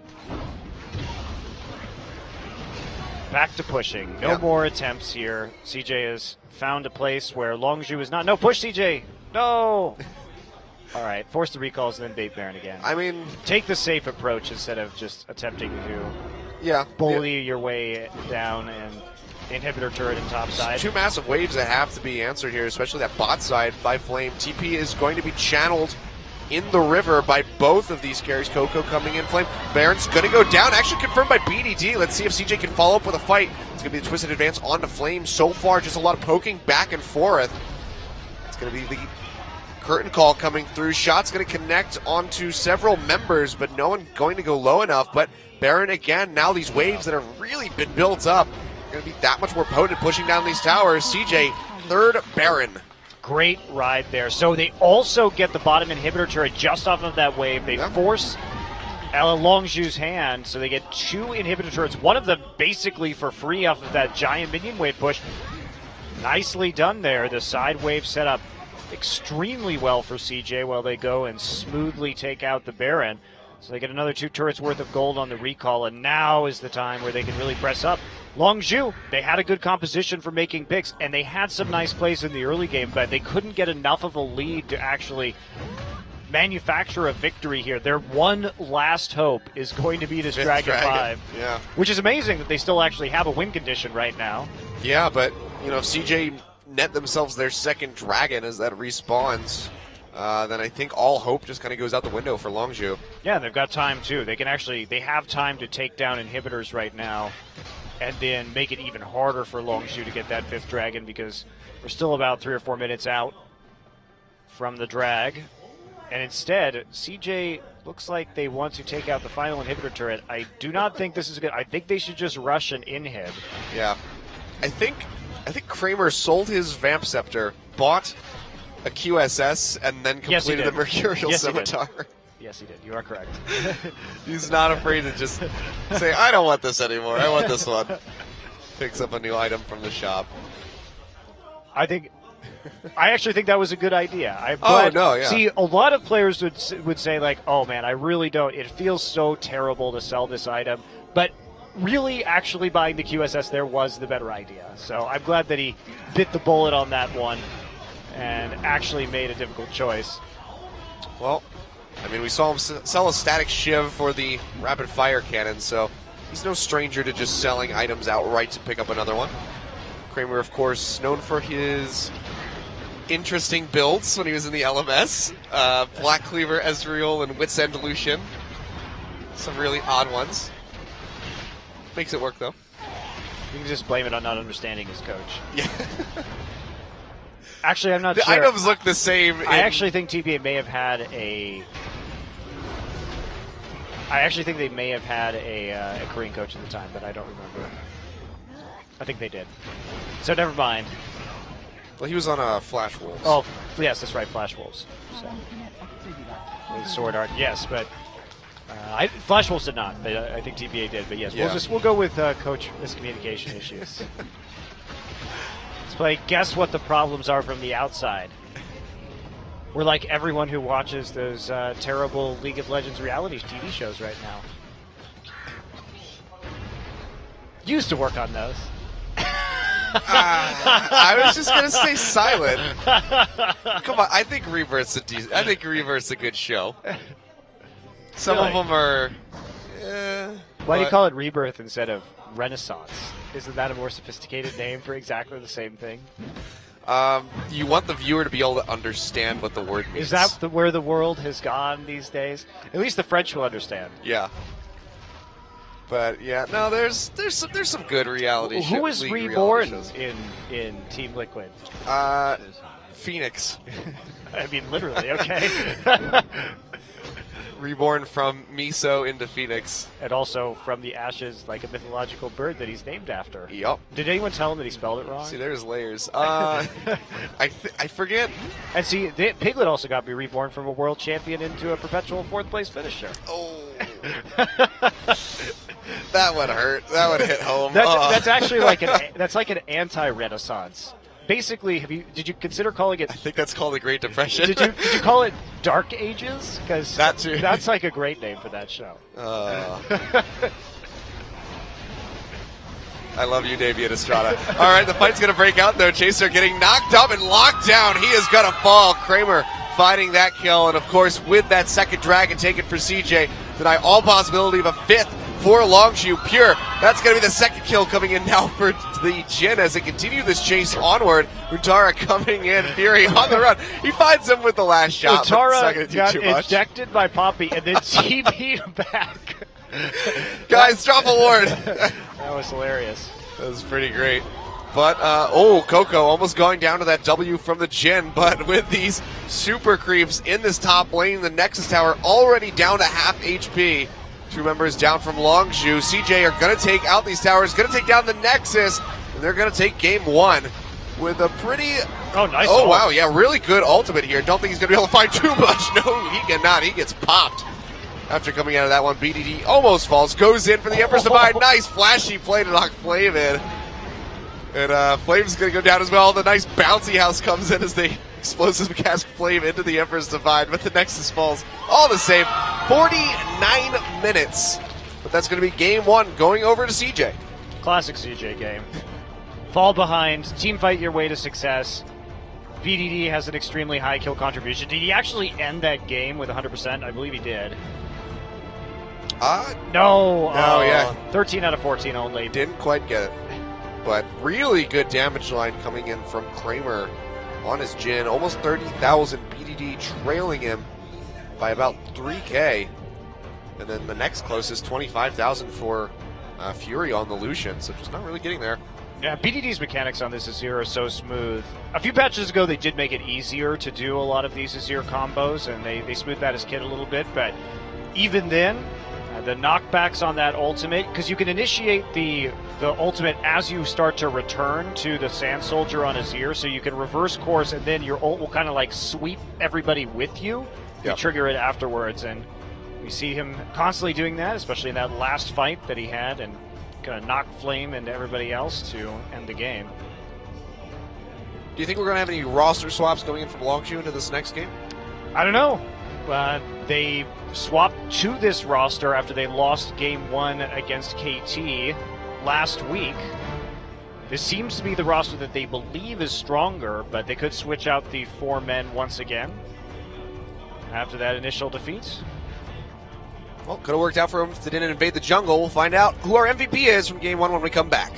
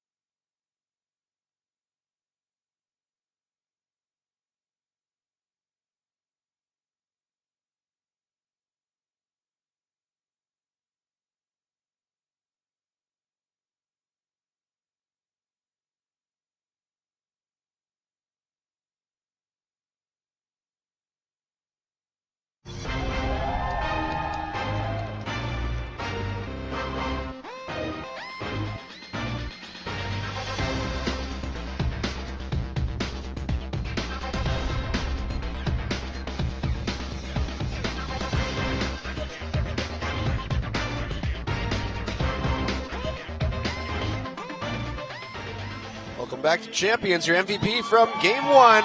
Big surprise, it's Kramer. After a pretty stellar performance on that Jhin, 8-0-4. An 85% kill contribution rate. Well, that's the story of CJ Entis. Protect the Kramer, team fight is 5, win the game. This was the first major fight, but this was a pretty large mistake from Longzhu. I mean, they give the double kill over to the Lucian, but they lose 2 for it. Also, the flash there to finish it off onto Coco. See Kramer again. He's like, hey, I can be a part of this fight from very far away. Wow, what an assist. Yeah, and this, just as we can see, is basically a highlight of Longzhu invading and dying in CJ's jungle. Probably don't want to be in those jungle choke points against the massive amount of AoE crowd control that CJ possesses with his team composition. And the long range at which Jhin can contribute to burning down and cleaning up some of these fights. Look at Kramer again as he stands very safely in the back line with his massive amount of buddies. And the TP welcome to the TP. He's like, I don't want to walk across this river. I'm going to TP onto a Jhin trap. I don't want to fjord this river. I must teleport. No, it's good stuff from Kramer, not dying. Why get wet if you don't have to? If you could teleport across a river, you totally would. That's true. I wouldn't have to walk anymore. I could just teleport everywhere. But only once every 5 minutes. Every 5 minutes, that's true. And only within a small box of land. But you could go anywhere within that small box of land. Can go anywhere within that small box of land. The possibilities are almost endless. No, they're very finite. Yeah, the possibilities are finite. It's pretty limited. But Longzhu, gotta wonder what they're gonna do coming back into this second game, looking to tie it up and take us to 3 games. We'll see what happens now with them on the red side of the pick and ban. We'll go ahead and kick this off. Bad surprise, it's going to be the Nidalee banned away immediately. And even with first pick, CJ just don't want to even remotely have that available for Chaser. No.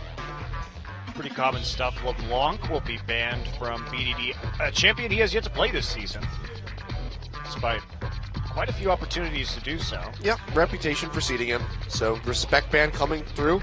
Maybe Coco wants to play Zed. That would be interesting. Or TF. I wouldn't mind seeing BDD play against Coco on Zed, see how he matches up against one of his more notorious champions. Gangplank as well, though, banned away. They banned Corki last time. Might be looking to pick that up for themselves if they should leave it available. And Kalista, I think I've just given up all hope of ever seeing Kalista again in a professional champions game because it's just always taken away. You're not going to see it in Korea, that's for sure. Objective control just too good. So, Corki going to be the final ban here. And will the Nautilus pick was first picked on the blue side in the last game, but of course the Poppy's still available too. Gragas, the priority jungler, left up. Will be the Nautilus for the long hover here. Could see this one locked in. No Kindred ban this time. That's going to be the real key here on the side of CJ, because they like to play again with these Kindred double AD kiting compositions, and they were good at playing them. Okay, first pick is here, whatever. What? Okay, so first pick is here. BDD is only allowed to play Azir. That is a hell of a lot of confidence here from BDD. Just locking in the Azir off the bat, not worried at all what Coco can offer up. Sets a really good matchup into Azir too.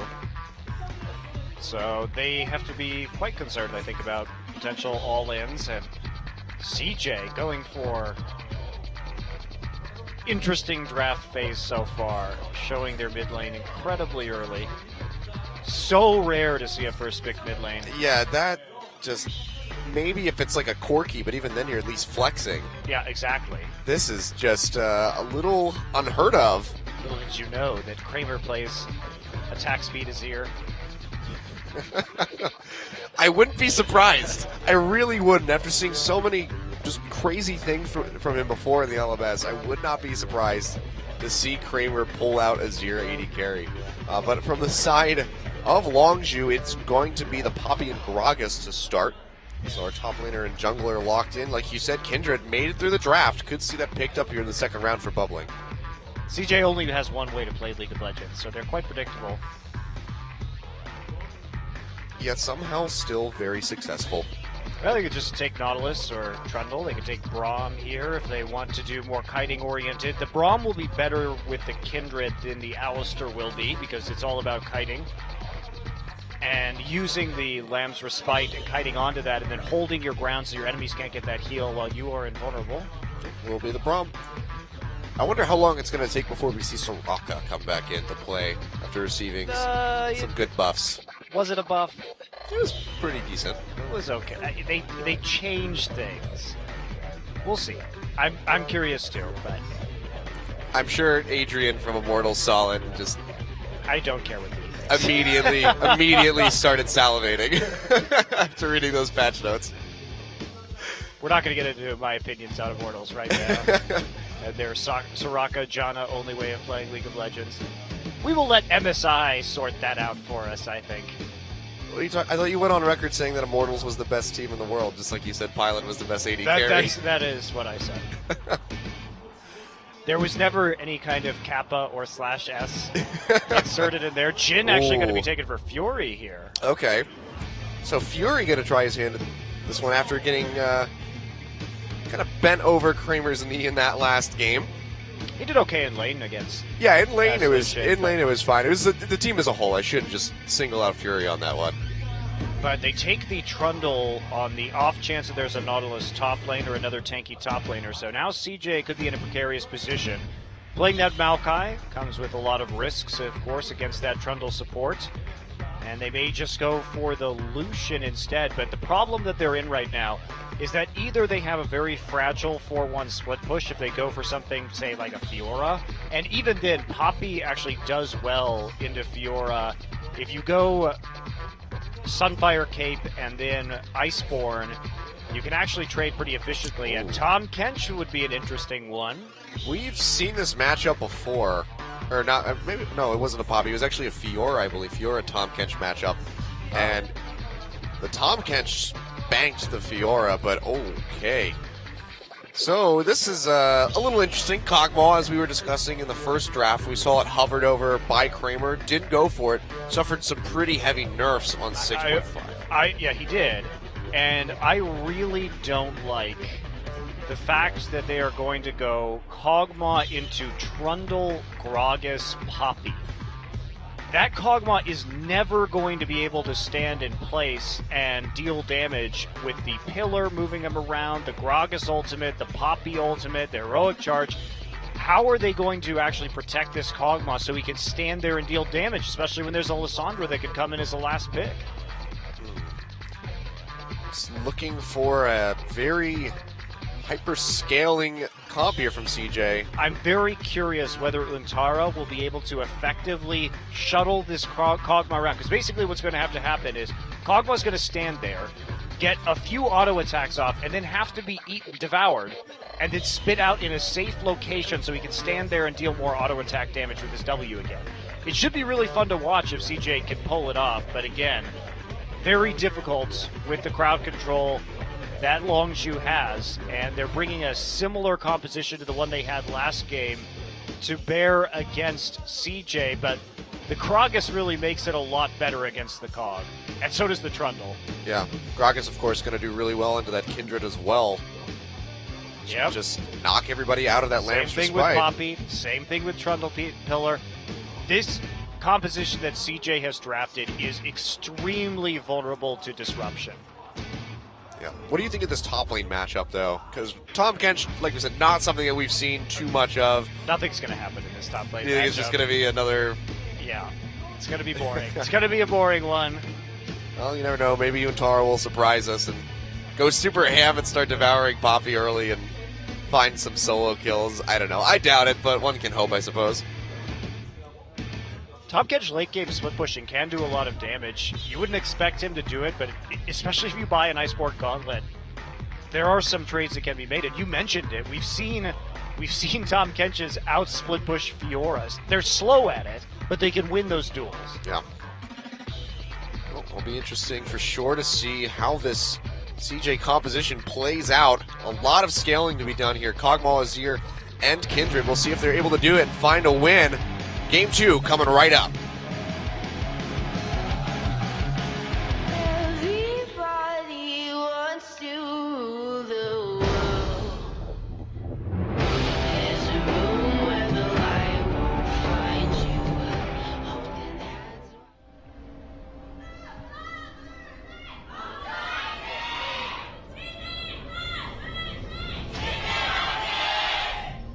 And here we go. Game 2. Crazy spinning camera. Activate. Just swoosh across the rift. Someday, Korea teams will get base banners. Today is not that day.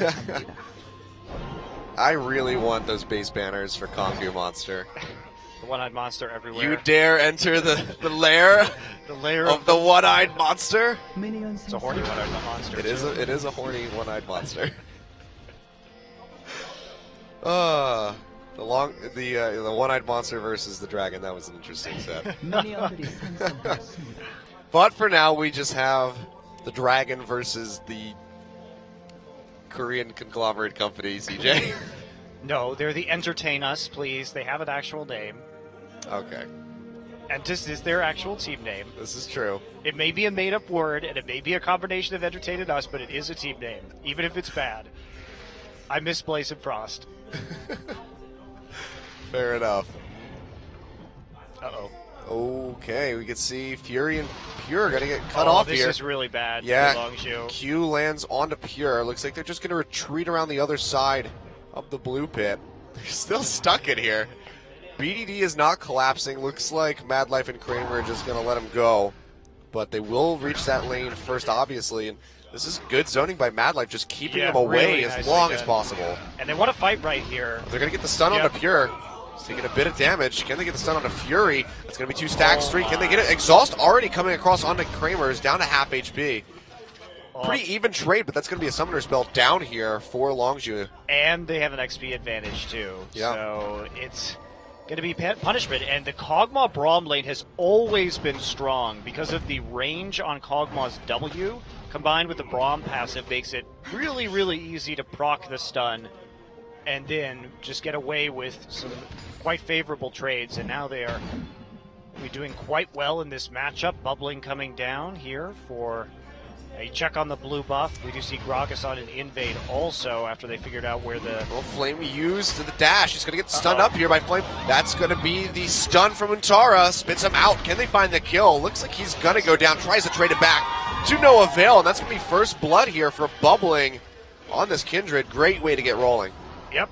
And pretty classic. Level 3 gank. Nothing too surprising there coming through from Bubbling right at 3 minutes. So pretty predictable. Flame will fall and have to use his TP immediately. Flash now down 2.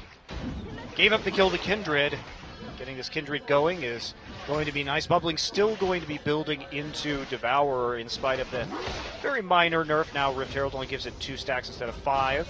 So it will be a little bit slower. But we saw Ambition get a fully stacked Devour by 16 minutes. Now, that was a bit of an oddity, considering he had a bunch of kills at that time, too, and it was a very good Kindred performance against the Rocks Tigers.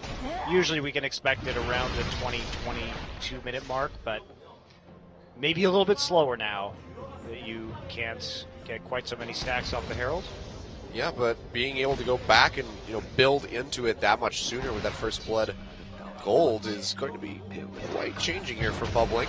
Kramer really confident in this matchup. Coco also TPing back into the mid lane. Yep, so both teleports going to be down from Longzhu, so if we get an extended fight in one of these side lanes, not going to be having the collapse here from several members of Longzhu, so that could be advantageous for CJ. Yeah, Kog'Maw though, Cull already picked up for Kramer, taking the early recall as they had that pressure advantage due to that skirmish and sort of trapping Longzhu in their jungle and denying some XP early on in this game.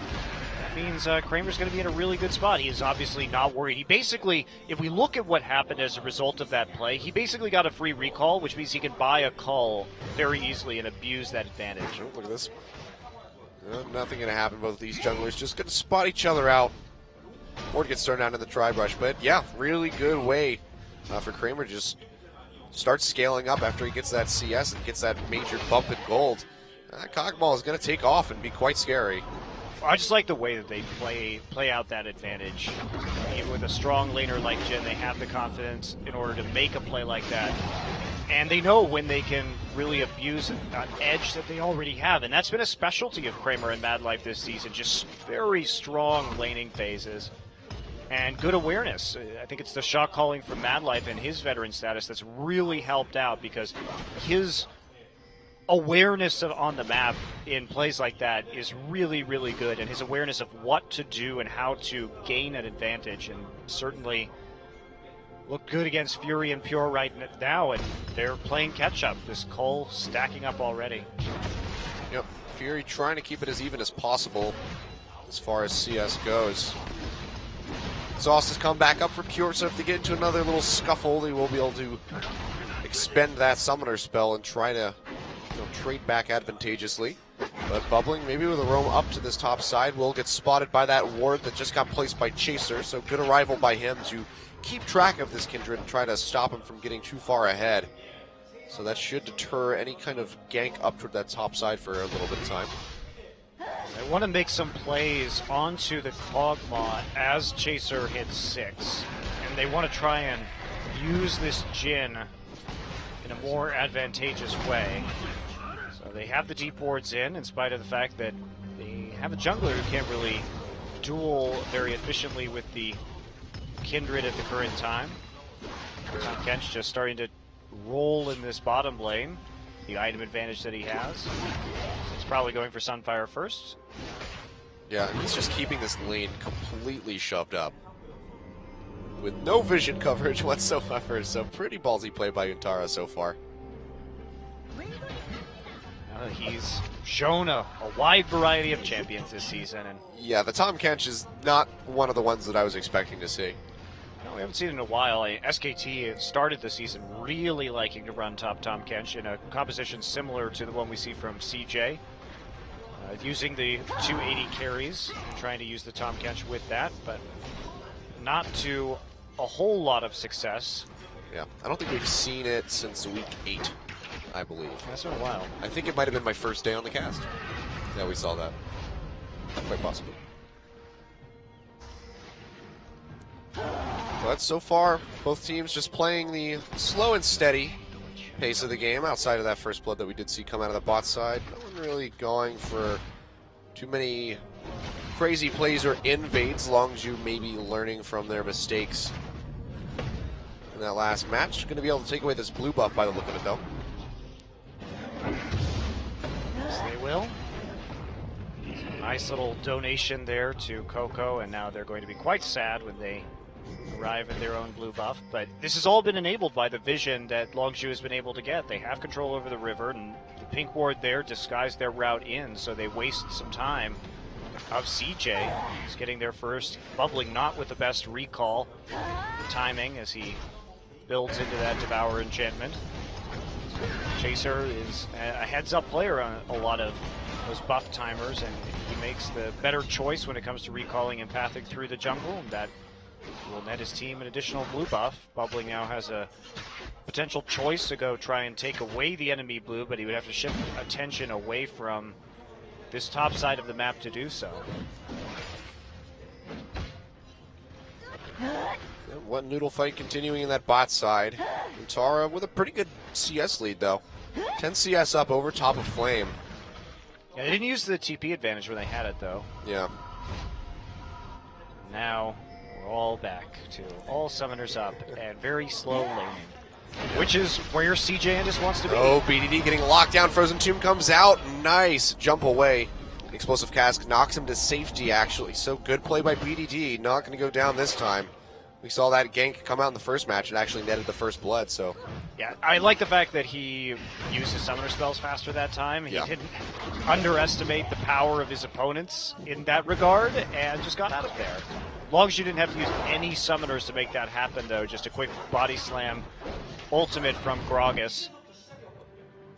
So they basically get 2 summoners for free and can make a return to that mid lane. Well, we saw this in the first game, and they didn't go back to try to press that advantage. We'll see if they do otherwise this time around.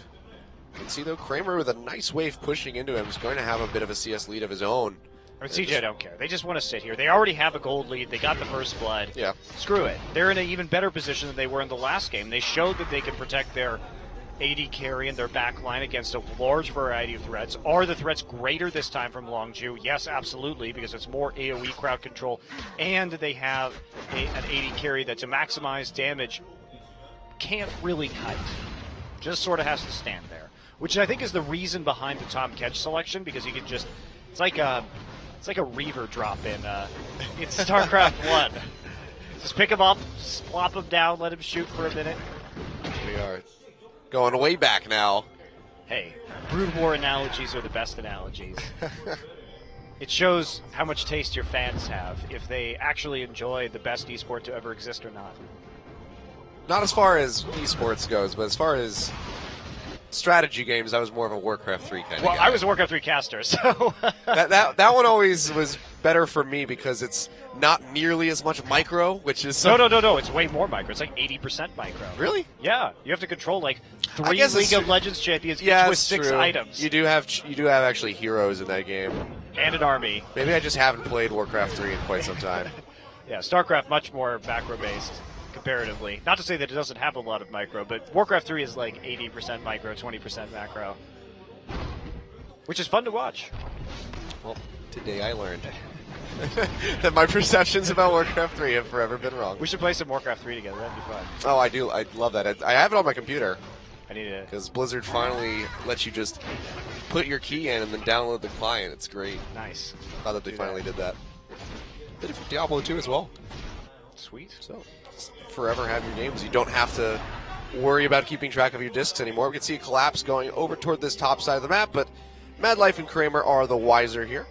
Pink Ward waiting in that brush.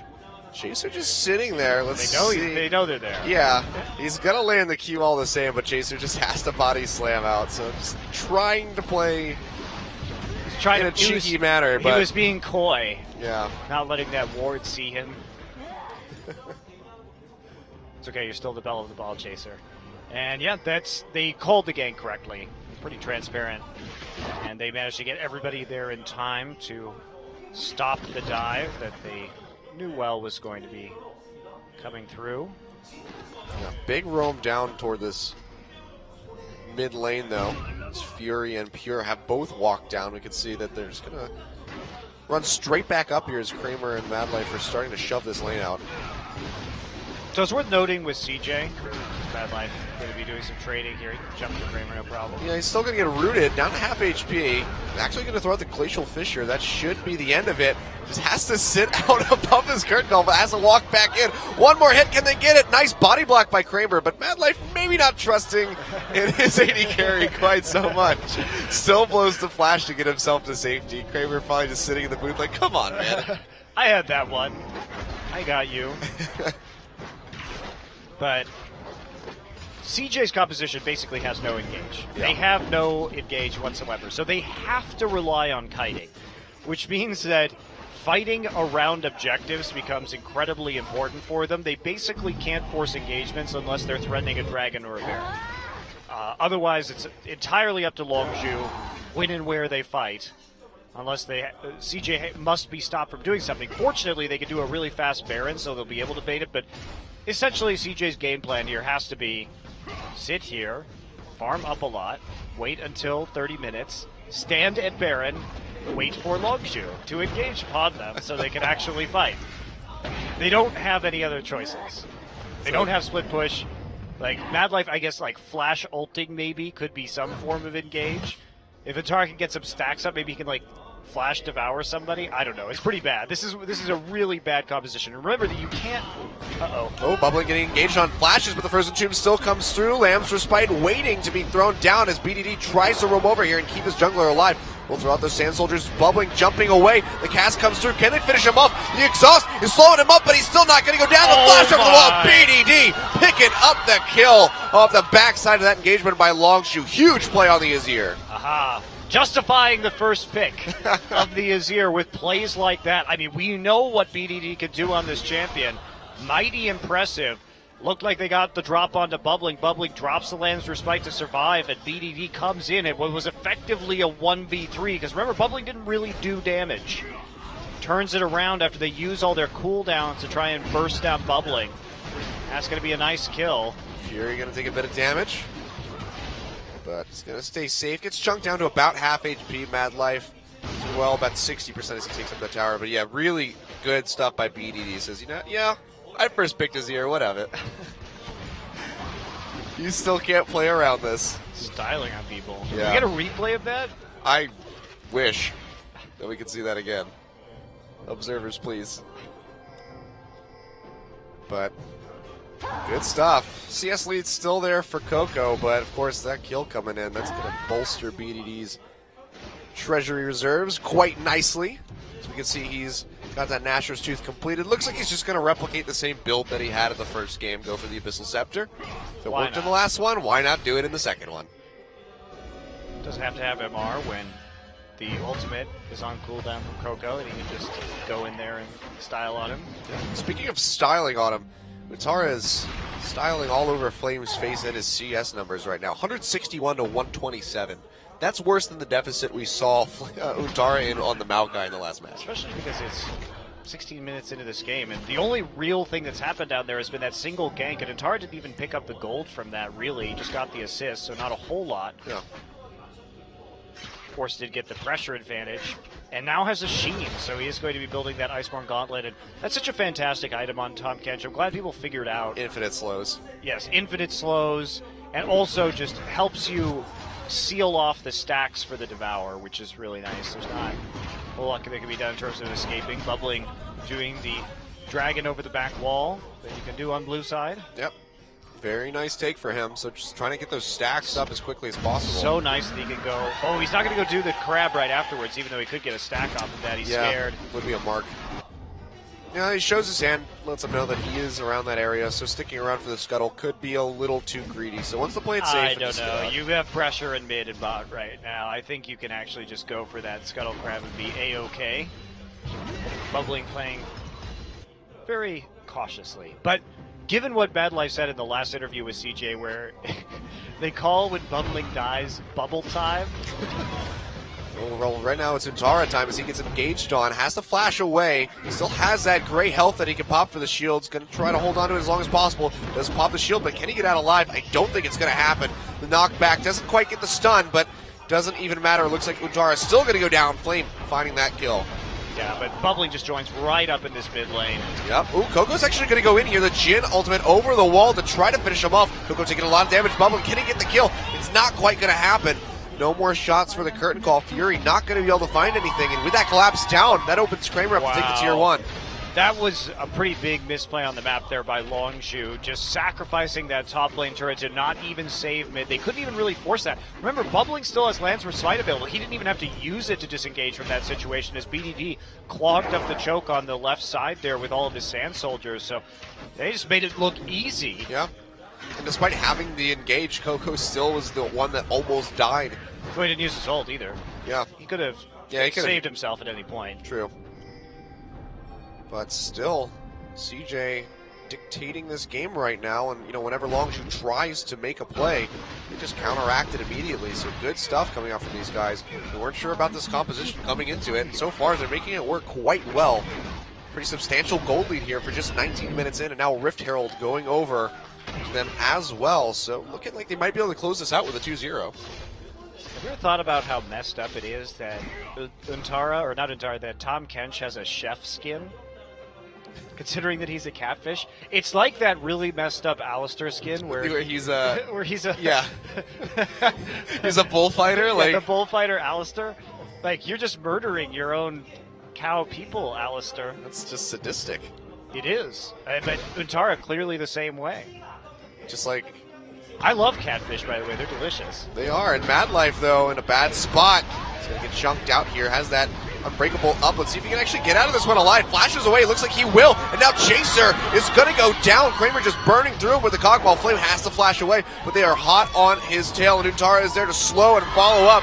Burns him out, I think, with the Sunfire Cape. And now here comes the Abyssal Voyage to the other side of the pit. Spits him out. There's Coco. He goes down. That's going to be 3-0 here in favor of CJ. Again, Longshu just not able to dictate these fights. Why would you walk into that jungle again when you don't have either the mid or the bottom tower down at this point in time, they can actually They're gonna take Baron. they could do this. They could do this Baron right now.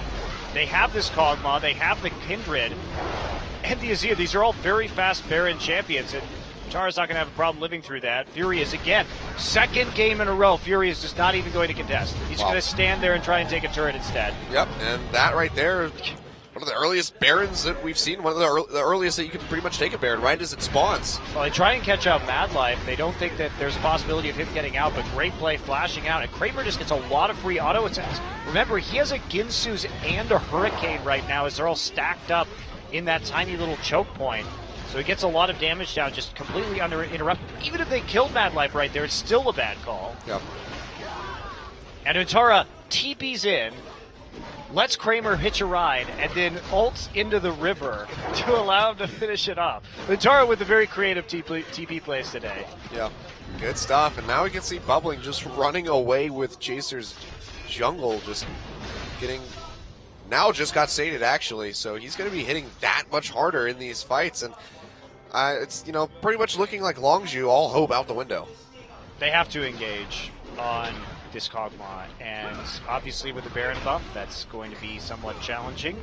But Kog'Maw with the Baron has such insane siege. Here we go. Looks like they're going to look for the engage onto the Kog'Maw. Mad Life getting knocked into the team, but here comes Kramer trying to fire off as many shots as he can. Coco from the backside, though, locks him down with the Frozen Tomb. Mad Life with nowhere to run, trying to make it out, but the curtain call comes through. Lamb's Respite just a little bit too late. Bubbling not able to get in range in time.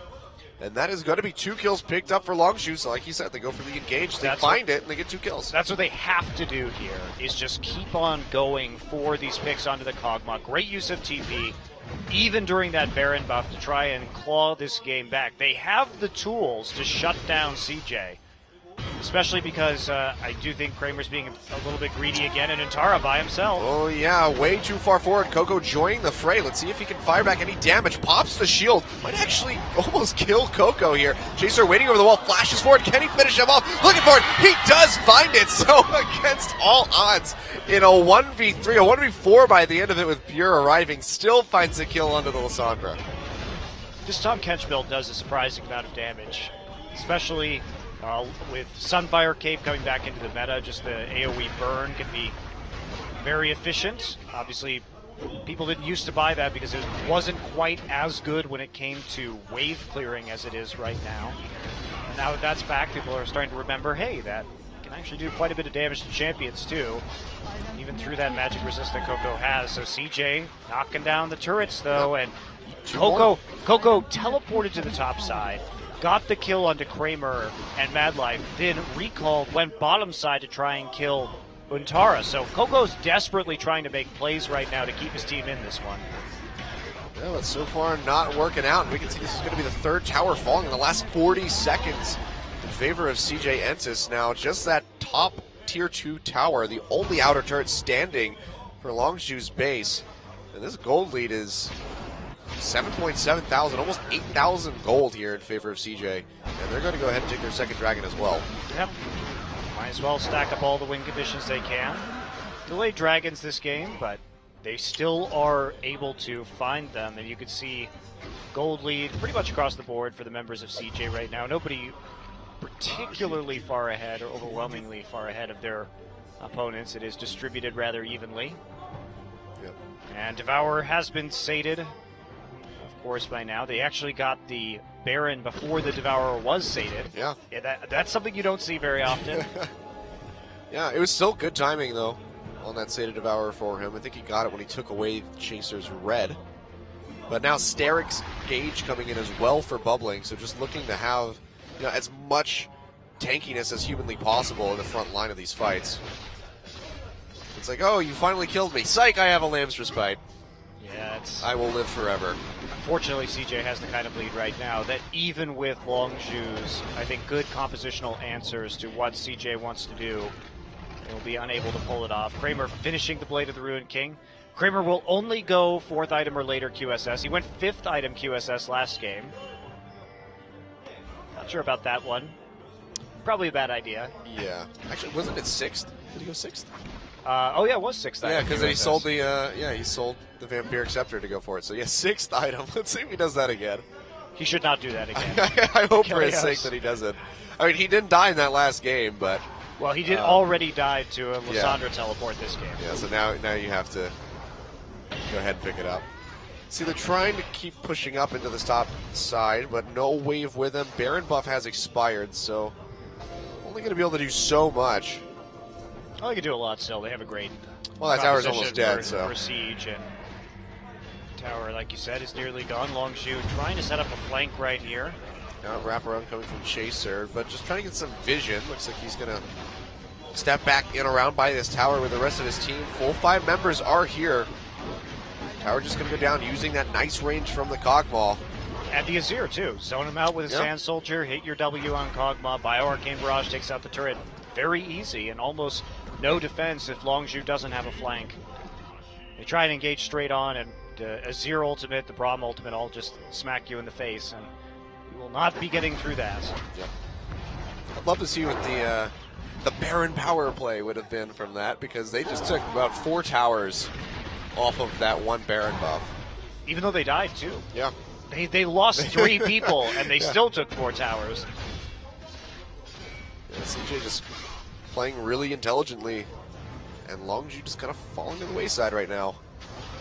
Not able to find any stable ground in this match. Well, I think what Longshu was trying to do here was to abuse CJ's weak early game with these burst champions and champions that, especially in game 1, that had a lot of pick potential. Here, I think that they're sort of playing into CJ's trap. But again, I think they drafted an excellent team composition to deal with the Kog'Maw, but they ended up falling so far behind in these skirmishes, and again, over-committing to an invade and giving up that Baron. That's the real problem. Theoretically, they should be able to deal with Kindred and Kog'Maw with the tools that they have. Still have to worry about getting through Untara, who is a very big Tahm Kench. Now Deadman's Plate completed for him. So also just looking to never die. How would you feel if a giant fat catfish ran at you really, really fast, ran into you with flaming armor, and then punched you, and then ice speared you? That sounds like it should earn its way into like my top 5 biggest fears. Like that is one of the most horrifying things that you could possibly imagine, and I'm sure that it's going to haunt my nightmares now tonight. You're welcome. I can't wait. It's gonna be great, Kramer. And then he eats you. Yeah, and then he eats you, and you die. He licks you first, though, but his licks really hurt. He preps you. That's right. Yeah, no. I'd rather avoid that scenario if it's at all possible. Please, Antara. Leave me alone. Don't eat me. I'm going to dress up as a giant catfish and invade your house to scare you now. You know, as horrifying as it would be, that would almost just be worth the horror of it just to see it. Just to see you in a giant catfish outfit. An on-fire catfish outfit? I'll just, like, throw some ice cubes at you. An on-fire... An on-fire catfish that is dressed as a chef. Yep. That should be my next cosplay. No more Shen. No I'm more just gonna Shen. be a giant catfish. Just waddle around the stage. I need to see you teleport, though.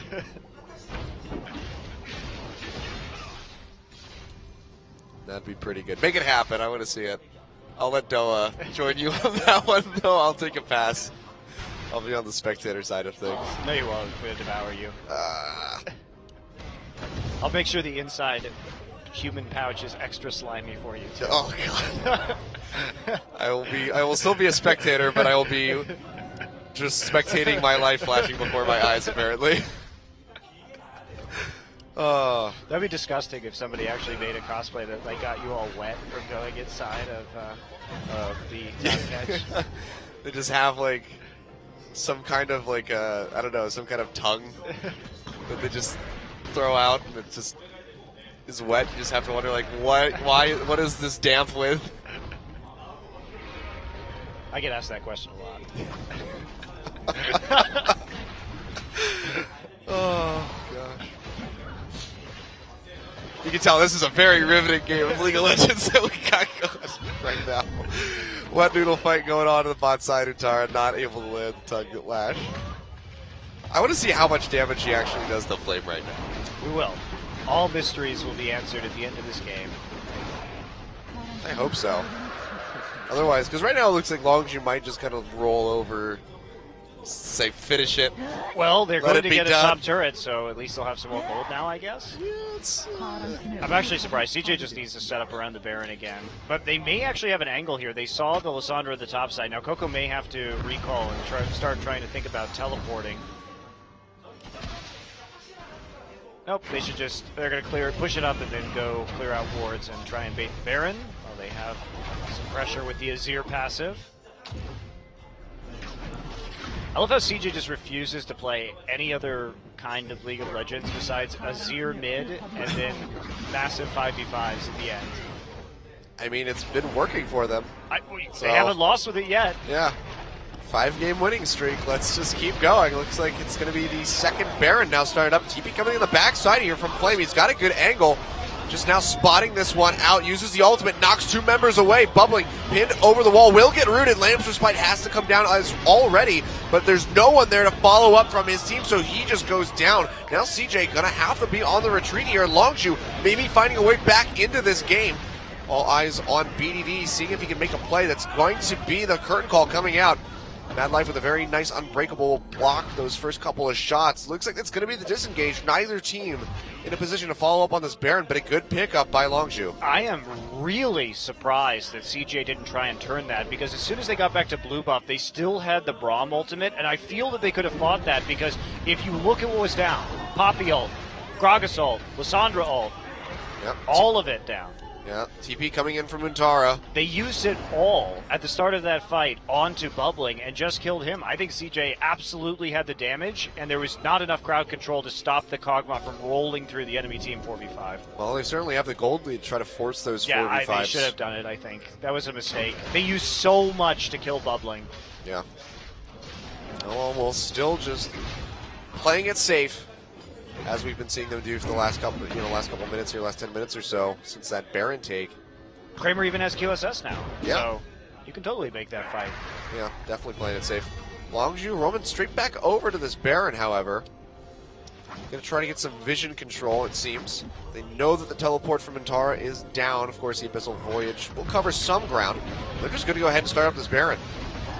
Kog'Maw's still on his way up there. Bubbling having to deal with some traps. Yeah, Mad Life and Kramer not yet there. Bubbling they in can't the fight at forefront this here. bit. Yeah, this could be a little bit bad. Flame does knock away Bubbling. They should be able to confirm this with the smite. Can they get it? Looks like it's going to go down. Smited away by Chaser, so that's going to be the Baron. But They're all Pure dead. has fallen. Coco has to flash the wall. Fury goes down with the arrival of the rest of the team. Coco barely makes it out alive, has to recall as quickly as humanly possible, but CJ looking like they might just go straight up this mid lane, take an inhibitor. Yeah, they should just go attack right now while they have this two-man advantage. Even through these Baron minions, they should have the damage to take out an inhibitor here, especially with Untara just going to face tank it. And yeah, Longzhu trying, I think, a bit of a desperate Baron attempt right there, but remember that CJ cannot engage with his composition. But if you get inside the Baron pit where you can't escape, it's basically just a shooting gallery for Kog'Maw and Azir. Mad Life can just stand in the choke point, ult, and then use Unbreakable, and it's sort of a one-way street for damage from CJ Entis. So they pick up 2 really easily, and the inhibitor. Yep, keep him really contained in there with that Emperor's Divide. Yeah, it's terrible for Longzhu to be caught in the pit like that. Their goal should be to turn. But Longzhu, I think, has pretty routinely mispicked targets here. Every fight they've used way too much onto Bubbling, and Kramer has just been left entirely alone, which can't be your game plan considering that Kramer accounts for over a third of his team's damage on average. Yeah. And now you can see inhibitor down. CJ once again looking pretty much in control of this match. The Baron, a slight reprieve for Longzhu. Good gold, but they're still down so far. It's 7,000. Yeah, they're falling behind in Dragons too. They haven't picked up their first Dragon yet. If CJ grabs number 4 here, they'll be in prime position to continue to drive this game home. CJ a little bit sloppy on that Baron, allowing it to occur in the first place, and having some mistimed recalls, as well as trying to split bottom with Untara when he didn't have TP up, just his ultimate. Yeah. Good credit to Flame as well, knocking away Bubbling Yeah, absolutely. to just 100% confirm that smite. So good ultimate lands by him. But still, we just have to see, can Longzhu do anything with the Baron? Because right now it doesn't seem like it. They do have that big wave crashing the bot side, but Untara already going over there to catch it. He's going to have teleport available in about 20 seconds, so he'll be able to join his team by the time a fight starts breaking out. Yeah, but they can't push. That's the big problem. Without the TP and with how much engaged Longzhu has, they really can't get anywhere near that topside turret, so they sort of just have to push and then back away. It's mostly for the members of CJ about keeping this mid lane up if they can actually do it, and just waiting for this Baron buff to go away and get into a position where they can dragon fight in 30 seconds. But Longzhu with the Baron buff have taken control of the river, and now CJ is going to have to work their way in there. Well, Flame's still on the top side. He's going to go ahead and recall so he can get that home guard buff for his teleport. We'll see if he's going to be able to find anywhere. But now Dragon spawning in 8 seconds. Fury goes back to the base. Yeah, Coco. They're going to be trying for the double TP again onto the same ward. That's what they did in the last fight. So Dragon start up. TP's coming in the other side of the wall. No vision of that one quite just yet. Flame coming in. Who can he boot away? It's going to be BDD. Dragon does get confirmed by Bubbling, but Kramer getting locked down over the wall. Has to cleanse off the Frozen Tomb. And now Kerngal comes out, but Fury taking a hell of a lot of damage from BDD in the backside, who's splitting off, but he gets exhausted. Emperor's Divide comes out, still outputting a ton of damage. Takes down the Jhin. Dashes away, but he's going to fall all the same. It's going to be Chaser who finds that kill so far, a 1-for-1. Coco goes back in, tries to get Bubbling. Lamb's Respite not available, but he gets exhausted coming out of that Zhonya's, and he goes down. And that is going to be a 2-for-2, plus the 4th Dragon. Oh, he went over there. To the other side of the river. That's going to be the trophy coming down to slow them up, so they won't be able to pursue too much more. But 4th Dragon, they trade even on kills. Yeah, nice TP. Finally, at long last, they're able to get onto Kramer. They immediately just remove BDD from the fight, and then are able to target down Kramer. So they finally find the fight they're looking for. And had this been an even gold game, this would be very different. Kramer already has to burn his QSS very early on. Lamb's Respite gets reused early. And look how everybody just flashes over the wall to protect Kramer right here. BDD has to flash backwards, just trying to stay alive as long as he can. Does drag some people out away from the rest of his team, and then Coco here uses the Zhonya's, Bubbling on the run, trying to get some extra HP from attacking that ward, but can't get enough to stay alive, as the Q from Lysandra does force him to meet his end. But it's 2-for-2, but Longzhu can only engage those fights once every 5 minutes. Yeah. And Pure, that would have been a much more devastating situation if BDD hadn't gotten exhausted by Pure immediately after coming back in, because the ultimate away from Poppy almost worked to his advantage. I mean, he still got the kill on a Fury, but he got booted out, and then everybody moved down the river, and it was just this huge, massive opening for Fury to just get jumped on by that Azir. My. This is a really aggressive Abyssal Voyage coming in from Untara. Nice Glacial Fissure as well, just keep them all locked up and slowed, but CJ not really going to be able to continue this push or this advance onto the enemy team. So yeah, no engage to follow up on that, so just some really ballsy play, but not much going to come Sorry, of it. here's Tom Kench is not a tool of engage. Yeah. I have arrived. Where are you going? Why are you running away from me? We can see they're just going to try to force out this top lane. Mid inhibitor has since respawned, so they're not going to have that pressure pushing in. So CJ just kind of faltering a little bit, but Baron's going to spawn up. This will be the 3rd of the game, spawning in about a minute. We'll see if it comes down to that being the final objective that helps CJ push. But for now, just hovering around this top and mid side, just trying to find a way in the base. Fury picked up Mortal Reminder this. Let me see. I actually didn't see that item. It would be surprising if he had that item, That would be interesting. considering the amount of armor that Untara. Never mind. They just don't want us to see it. The observers are just trolling the hell out of us. Like, oh, you wanted to see his items? No, he doesn't have it. Nah, it's just the last whisper Yep. for now. But it's still possible. No, It could be a mortal reminder. I was really worried there for a second, but now I'm Yeah. not worried any longer. That would not be very good. QSS for Bubbling too. He's had that for a while. Had it during the last team fight. He's about exactly where you'd want to be for a Kindred. Yeah. It's just should be for CJ about the setup. CJ has to get the priority. They need to get into the river and get vision control with this composition. Or they need to hope that Longzhu makes another error, like attempting to finish the Baron instead of turning. can see right now, just everybody pretty scattered around. Longju clumped up by this Baron. They're going to go ahead and start it, and Kog'Maw's nowhere nearby. He's inside Tom Catch. Yep, that is true. Gotta remember, you can always just jump into the Tom Catch. So Abyssal Voyage does get used, but Tara still has his teleport available, so can still create some split pressure should he decide to roam down to one of these other lanes. But it looks like CJ might just posture up around the Baron themselves. I mean, they have this gold lead that's pretty substantial, almost 8,000 still. So here we go. They're just going to go ahead and start this one up, bubbling around the backside of the pit. Flame has his ultimate available. Let's see if he can knock somebody away. This Baron's going down quite quickly, but that's going to be the reset, actually. And now it's going to start regenning. So CJ pulling off, still playing very cautiously. They're going to try and rush the mid lane as a response, or at least threaten and then turn back onto the Baron. This is going to be their play repeatedly until they can actually make this work. Fury is going to accept the recall bait. We'll have to wait to clear out this top side as well as a massive wave pushing in. They really should stick around right now and just play around this Baron. Nobody should leave or go home. Push out the bottom or the top wave. Wait for the bottom wave to crash into the turret. Flame has his TP now, so they waited long enough for Flame and Coco to get their teleports back off cooldown. Oh man, So they will be CJ able to not do it. playing this as cleanly as they could. They need to keep repeatedly bait that Baron and use the side waves to their advantage. Yeah, just they're playing too cautiously, and it's just causing them to falter when they have these openings that are so readily available to them. Be a little bit more aggressive. You can understand their reluctance. I mean, obviously, Sure. they also have 4 dragons. So Yeah. there's no rush to take this Baron. They can always just try and force a decision around the next Dragon Baron and take whichever one Longzhu does not. Yeah, and this does put Longzhu in a pretty precarious spot because you can't get anything without giving something else up to CJ. And we can see they're just going to go for this Baron. Things coming across as they're going to try to collapse. It's going to be a recall from So Flame as he fast. tries to join. But yeah, this thing is just getting melted and it goes down. Public confirms that one. Couldn't even use the teleport from Flame in time because he tried to recall to get the home guards. And this should be CJ just going straight down to this dragon to take their 5th. Well, this is Longzhu's Alamo, Achilleos.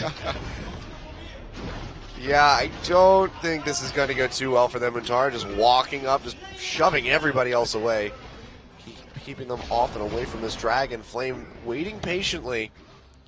They're trying to clear out a lot of these wards, but there's still a good amount of flank wards that can be used here from Flame. One in the red pit, one by the Raptors as well. So a plethora of choices available to him.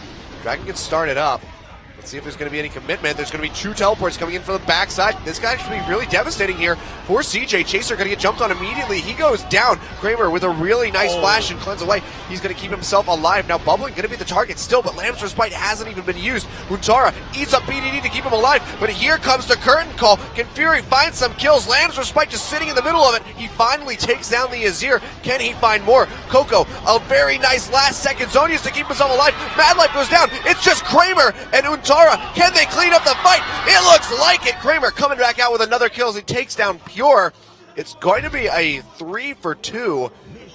But the Dragon's still available, and Kramer and Untara could very easily take this for themselves. Longzhu Fury, cannot fight. They can't contest this. Kramer should absolutely go for this. Fury's there. They're just going to TP right back in and take Dragon number 5. Untara with the home guard boots. Oh, he gets slowed out by the Lotus on the ground. So not going to be able to continue that chase, but that's 5th Dragon going over. It's still Baron buff on 2 members of CJ. Just a waiting game now for the rest of their members to be up, and they should just clear out waves until that happens. Taking a look at this fight again, there's not really a good flanking opportunity here from Longzhu. They try to get in. Flame's going to miss his ultimate. CJ very much ready for that one, and Tara has to flash out. And then we're going to see Bubbling. Everyone's going to stack up in the Lamb's Respite right now while the curtain call's coming through, so it doesn't actually get any of the finishing blows until right as it ends. Flame with the GA does get the revive, as does Untara, but Kramer unfortunately out of mana in that little choke point. Still, you can see the damage coming in from the Rage Blade and the Hurricane combination. Yeah. Really good unbreakable there by Mad Life as well. They still went down, but he blocked the majority of their shots coming in from the curtain call. So just good placement and knowing when to pop that shield. But things looking a little scary there for CJ off the backside of that, but picking up that 5th Dragon is likely going to instill some much needed confidence in these guys as they shove forward and look to take down this mid inhibitor for the 2nd time.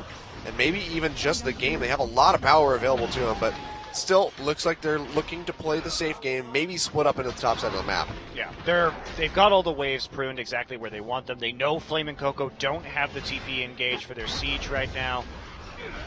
So this should be pretty easy. No more Baron buff, though. One problem here, despite the fact they do have Dragon number 5. CJ needs 1 billion Barons to close out games, apparently. They have like 5 Barons in 2 games now. Yeah. Let's see. So we have Flame hovering around that bottom side, but has to answer that wave in the mid lane as it's getting ready to crash forward. And the bot lane is yeah. huge problem. Give that another 30 seconds, and it's going to be in a really good place.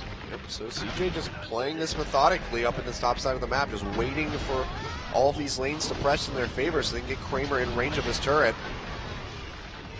But good wave clear is coming out from the side of Longju to try to keep him off those towers as much as possible. And that is the lack of that Baron buff really impacting CJ's push.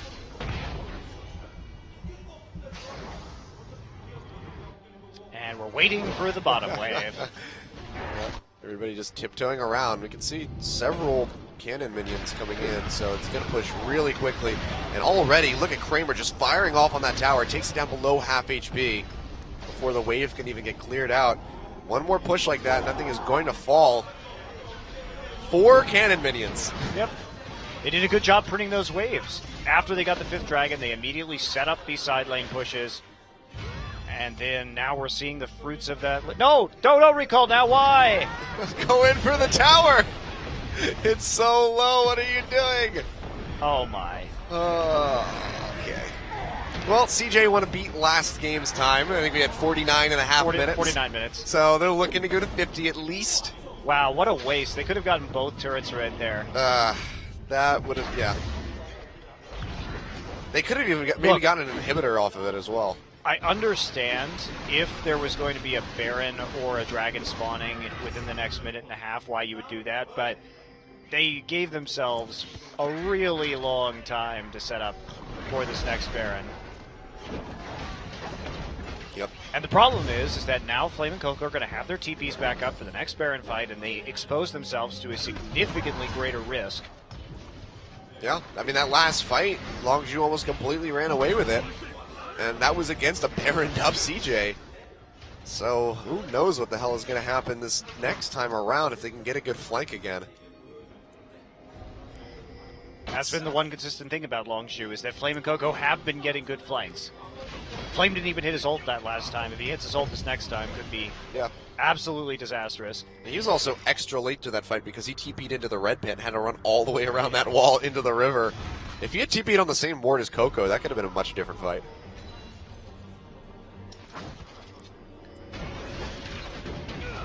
See, both these teams still just hovering around this mid lane. Flame trying to shove that lane back in the bottom side, trying to keep it as far away from the base as possible. The turret has been significantly weakened.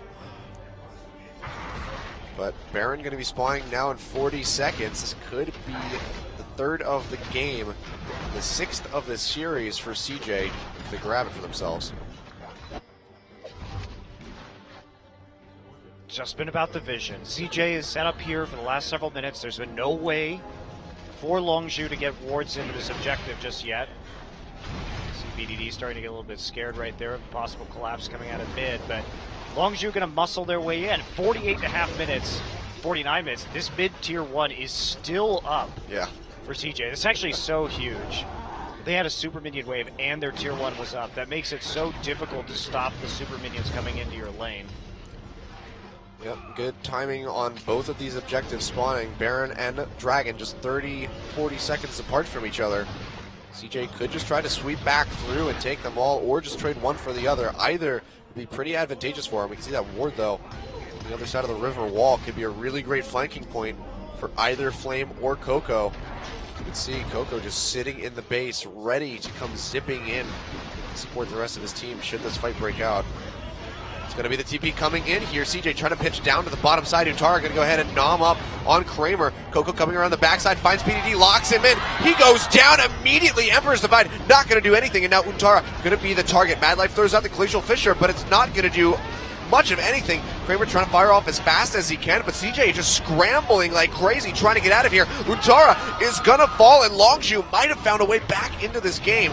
GA comes back up. He goes down yet again. Fury finding the kill. Mad Light bubbling, and Kramer is still hovering around here. Kramer trying to juke and counter attack as much as humanly possible, but Flame is still so huge in that front line and still has his Guardian Angel available. Now Kramer on the run. Chaser goes forward, slows him up with the barrel. He's going to go down, and I think Longzhu just found a victory in this match. Well, they've got a lot of turrets to go through is the problem. Still true. And they only have 30 seconds until BDD comes back up. So Longzhu certainly finding a window, but whether they're going to find a victory is another question. Yeah, getting a little ahead of myself.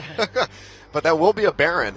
This is dangerous, though, because Bubbly can absolutely just sneak out that dragon right now. Looks like he's not going to do it, so they're going to give up both objectives to Longzhu. But what a great pillar from Pure to cut off the retreat of CJ.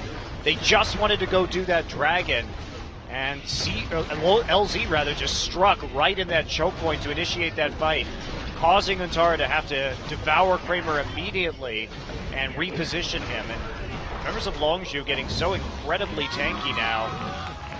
They've already split up and are going to be going for this dragon. They only had to use one TP on that too. So Dragon 5 denial, Baron denial, but they only get one turret.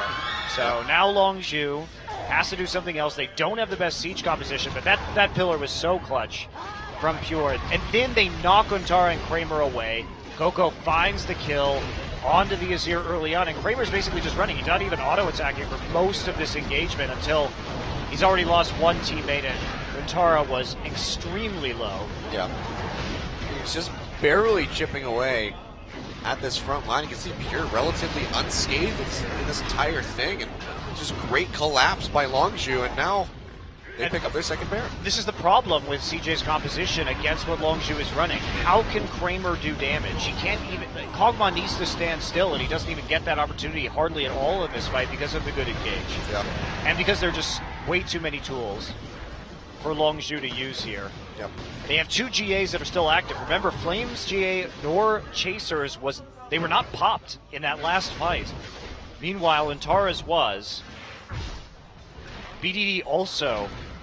Maybe a mistake not to get the Zhonya's Hourglass here. Yeah. Instead of the Death Cap. Yeah, looking really aggressive and paying for it. Now you can see that gold lead shrinking, and we pretty much hit that point where the gold does not matter. It's all going to be about execution from here on out. Almost everybody at that 6 item point, just these supports and Mad Life and Pure building these final items. You can see now massive push onto this top tier 2 tower. They Can can't CJ fight hold this, on? though. They just need to not lose the game right now until they get their GAs and their summoners back up. Mad Life is also down a Crucible right now. That's on cooldown. That's another item that they very much need. Yep. You can see still applying that split pressure on the top side, so this could be Longzhu finally getting a couple towers to themselves. Only Untara up here against Chaser, Pure, and Flame. Fury hovering around in the jungle is going to have to let that one go. So just like that, another turret falls, and looking like the mid might do the same.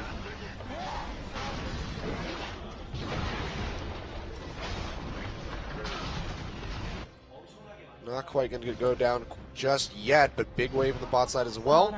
And it looks like this is just going to be Longzhu sweeping through all of these outer towers. So just like that. It's still going to come down to that one team fight, though. Oh yeah, absolutely. This is smart by CJ. Obviously, don't fight them when they're all baroned up. When you don't have your item cooldowns active, there's no point to them getting extra gold now, even though Longzhu does technically have a gold lead. They've managed to make a massive comeback in this game. But CJ, just wait it out. Wait till the next dragon. You still have that 5-dragon threat on your side. And maybe discuss perhaps some different itemization here. A lot of this, what we've seen resulting from the latter half of this game is resulting off of CJ not pushing that advantage in the top side where they could have gotten 2 towers. That was really bad. That could have netted them the game, essentially. Or at least just more pressure on the map to mess around with. Yes, and avoid fighting this Longzhu team, which is dangerous to their ability to actually output damage. Yep. I really wish They had just taken those turrets. I don't know why they backed off. I don't know either.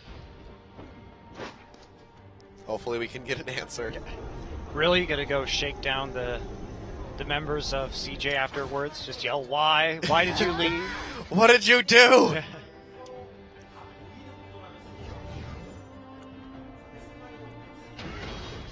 But no, thank the heavens that it is St. Patrick's Day, because I think after this series, I'm gonna need a drink.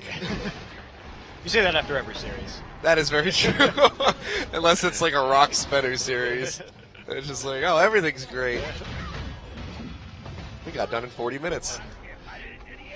Well, this game is now 55 minutes long. Yeah, and I'm pretty sure we're gonna hit that 60-minute mark. Maybe they're trying to beat the. No, we have a dragon in a minute and a half. Ooh. That will possibly determine the end of this game because. Unless Longshu get it. Well, if Longshu get it and CJ dies, then they will win. That's true. So it just depends on how much CJ wants to commit, but there's no better time than to continue to fight. When Tara sees that Ward, he doesn't care. He's like, look at me, Ward. All my glory. If I could, I would eat you too. You could. You can eat pretty much anything. You can lick it to death. That's right. Ward's pretty much a stick. Maokai's like a big stick. You can eat Maokai. Ergo, you can eat the Ward. You can just eat big nature-based things. Malphite, a big rock. It's not really a big. You can eat Rumble too. That's a big mech. Yeah. Doesn't matter, natural or not. God, Tom Kenshin. Any Gundam series is eating mechs left and right. You know, Kog'Maw has Maw so empty, but he doesn't actually ever eat anything. Do you wonder about that? Yeah, he's constantly ejecting things from his mouth rather than. Why is he hungry? He looks like he has a stomach problem. Must feast as I spit and vomit everywhere. He must have just really bad acid reflux. He can't keep anything down. I prefer to think that he's. Okay, Glacial Fish are going to go wide. Let's see if CJ can follow up. Coco's going to recall, and he's going to be able to teleport in here for a nice flank. So this could be pretty bad here from CJ here, just getting a little too antsy on the trigger finger there from Mad Life. Zero Tower goes up. Plenty of wards in that bottom red side river of CJ's for Coco and Flame to TP to if they want to do some kind of flank play. CJ looking like they're just going to posture up in this mid lane, but they're just surrendering their 5th dragon over to Longshu, who will find their 2nd. They should just take 5th or the inhib right now, though. Yeah.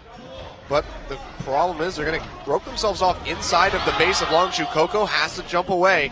Taking down a half HP. Kramer takes a little bit of damage from that W off of Fury. Now the question is, can CJ retreat safely? TP coming in as well. It's do or die time for CJ Entis. The curtain call comes out. Everybody bunched up. Let's see who the Jin can find. Utara's still just running around the front side of this fight. BDD completely cut off as well.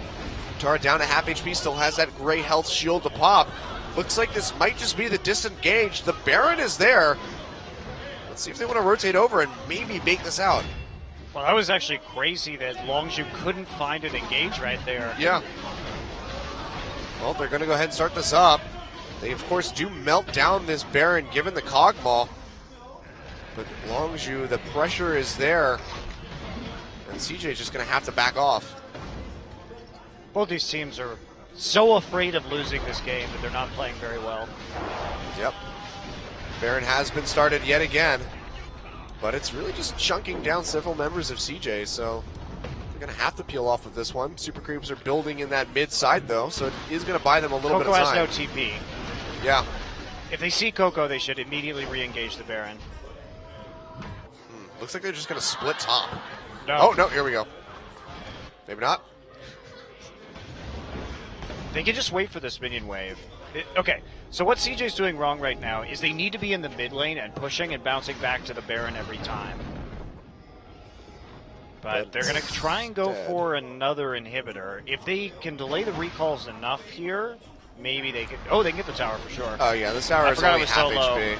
Yeah, so they at least get the tower. Don't think they're going to be able to go into the inhibitor. Flame coming in here, throws out the ultimate. Not going to catch anybody, but Coco is coming around the side. Utara gets jumped on, has to pop the shield already. Coco coming in. Can he lock down BDD? He goes in deep, has the Frozen Tomb down onto himself. Bubbling getting low. Emperor's Divide comes off, just trying to shove him away. But Chaser is just going straight into the front of the fight, trying to find a pick, but he can't find it. And BDD is turning around with a ton of damage. Chaser gets his GA popped. He could be the first one to fall. And just like this, CJ are repelling this onslaught of Longzhu Gaming, and it looks like they're gonna stay alive. No one going down, but GA is popped here for the Gragas.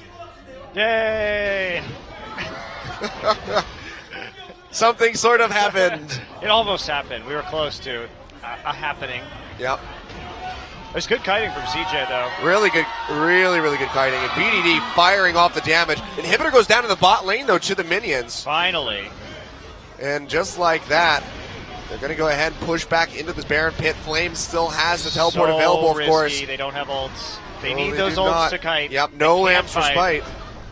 They have nothing. They don't have a Braum ult. They don't have a Zero ult. They will be up soon. The TP's coming in. Here comes Poppy, Bubbling and Madlife. Quite low. They flash away. Stunned into the wall. Madlife goes down. Bubbling, he falls as well. A 2 for 0. And now the rest of CJ have to scramble. but- the Super Creeps are onto the towers in the base. But they can Abyssal Voyage into the base and end the game. So you have to, Longzhu has to keep in mind that they can't actually win right now. They're going to have to find a very creative way to get this Baron. Well, one Nexus tower has fallen. Coco has to go back to answer. It doesn't have a teleport available. Still good vision control here by Longzhu. They stop that back on BDD. Has the dash over the wall. They're going to go ahead and start this Baron up for themselves. They actually bought CJ. Okay, they were really silly to start that Baron without any of their necessary kiting ultimates up. But, and then they split up after that and played it poorly too. But after they died, Untara and Kramer and BDD at least threatening the fact that they could just end the game prevented Longzhu from simply rushing their base, because they would not have won that base race even 5v3. So instead, Longzhu responds by sending 2 back, which was the right call, and then taking the Baron away from them while pushing out the base. They still are down 2 inhibitors, but the game didn't end for CJ. But Longzhu is going to have Baron buff when the next dragon comes around, and it will be the 7th dragon of this game. 5 dragons for everyone. It's going to be one of those games. Longzhu and CJ, maybe they talked about it before the game started, and they said, hey, let's beat that Dignitas Echo Fox record for this season. Well, you know that before Froggen took it away, Coco was the CS holder. Yeah. Oh, I meant for game length, but yeah, the CS there as well. Coco needs his record back. He's still a little ways off of that one. 620. He's still keeping very good pace, though. It's all right. I this late in have the game. 20 minutes Yeah. to watch Coco beat that record. I think it was like 750, so he only needs like 130 more. And he's lucky. He's got super beams. There are like extra minions there for him to kill. Yeah. Well, we're 5 minutes off of them beating the length of that game. Mid inhibitor has since respawned here for Longzhu, so it's just going to make holding onto their base that much easier. But Nexus Tower down, of course. Have to be worried about that Abyssal Voyage. Should they get into a massive fight and you just have the rest of CJ try to delay. Ooh, Kramer takes a bunch of hits. Does get eaten up by Untara. Stays alive. BDD, though, that last hit takes him so low. Here comes Coco on the backside. Does not follow the glacial path, though.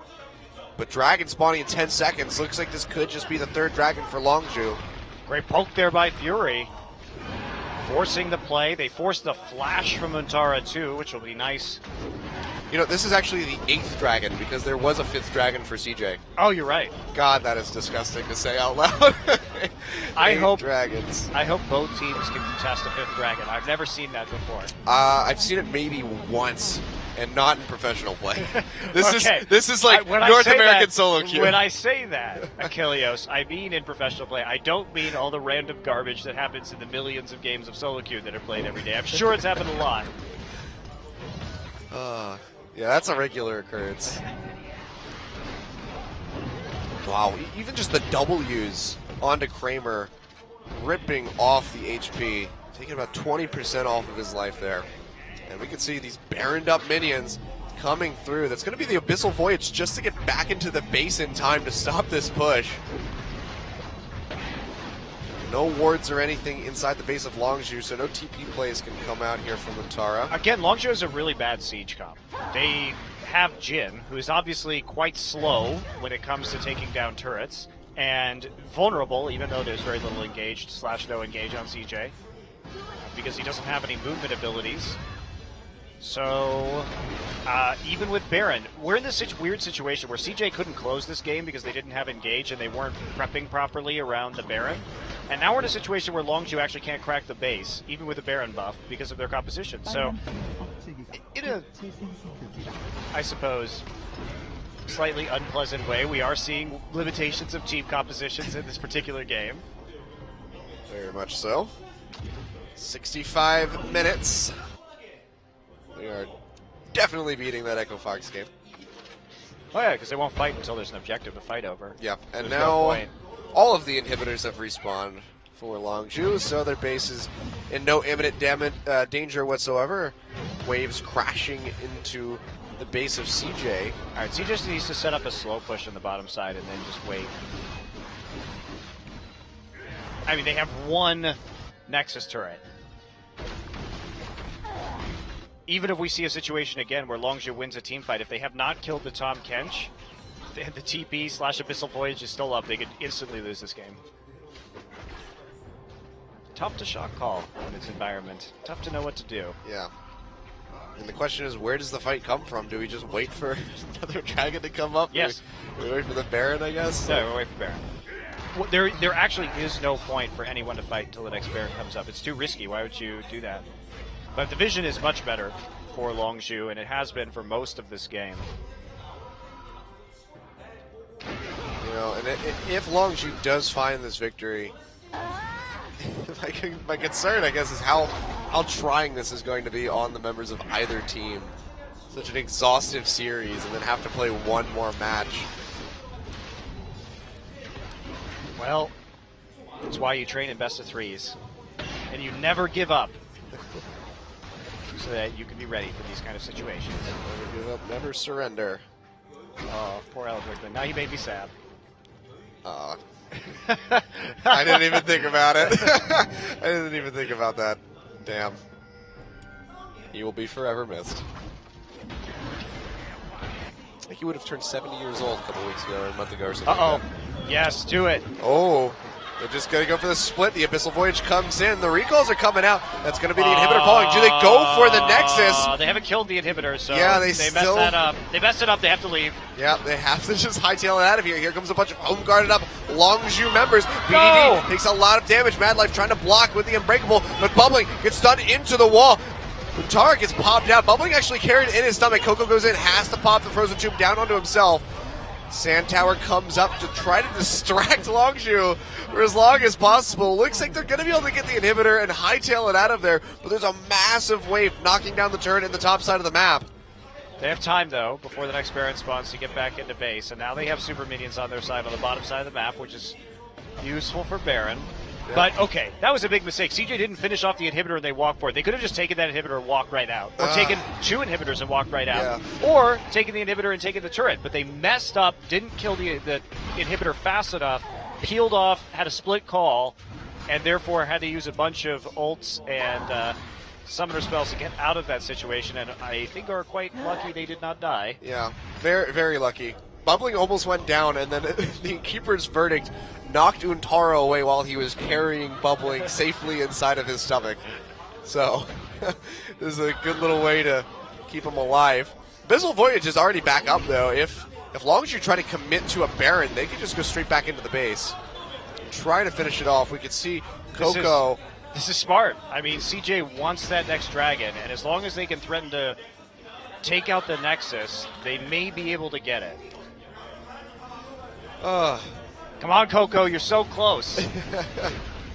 60 more, I believe. A little bit more.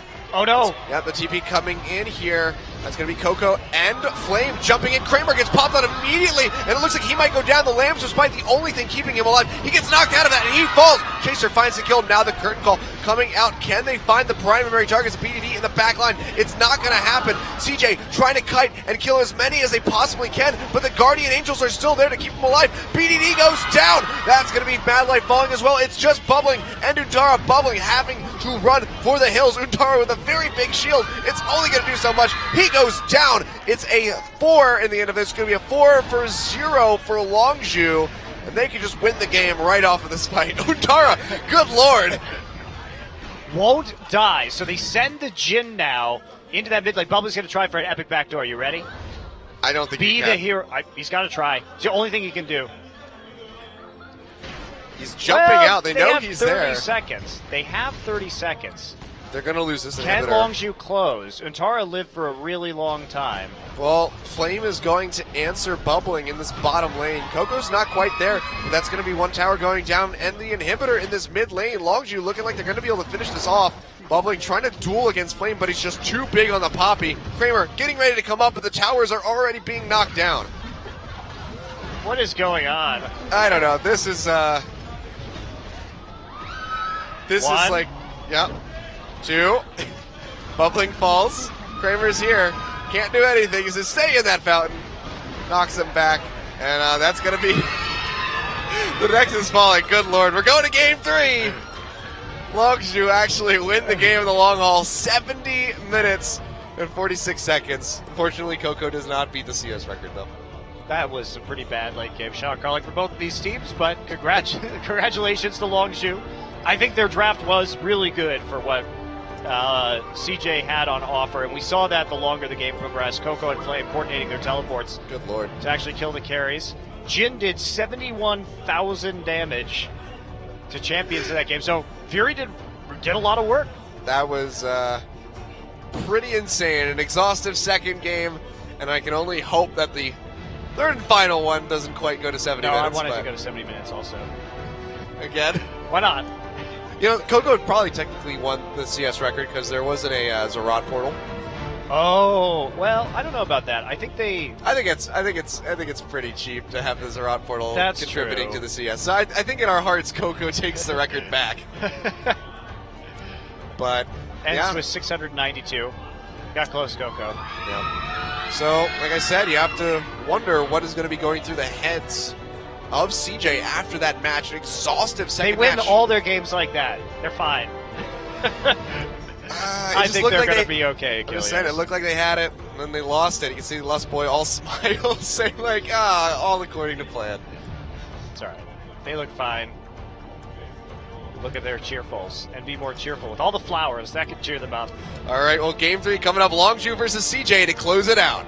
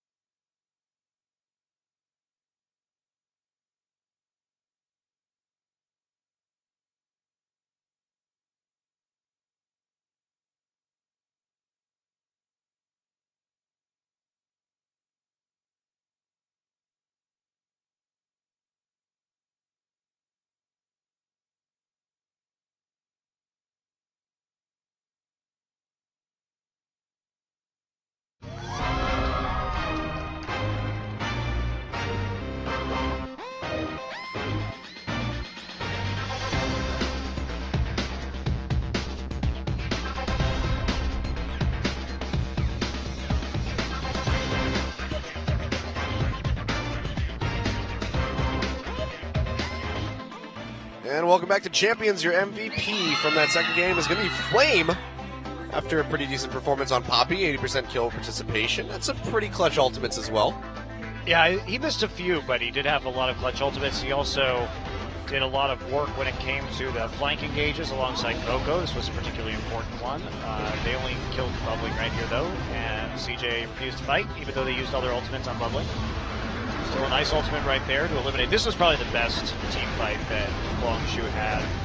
Just targeting Kramer immediately and finding that flank. And Fury, I mean, there's no engage, so Fury never really, I say that of course as he dies, but he never really had a lot of threat in this game. So that's why he was able to deal nearly 80,000 champion damage. Yeah, there was some really good moments for him, and we can see here just perfectly lined up in that nice little alleyway to just fire off those shots. But on the Labs Respite, so... Yeah, and the Unbreakable, but, you know, whatever that spell is called. The big shield. So he did save Mad Life's life at that point, but yeah, no, just solid play overall. They get onto Kramer again. They're just mispositioned. Like, why is Kramer in the front line? Why is he dying instantaneously? Why is he getting knocked around straight into the enemy team?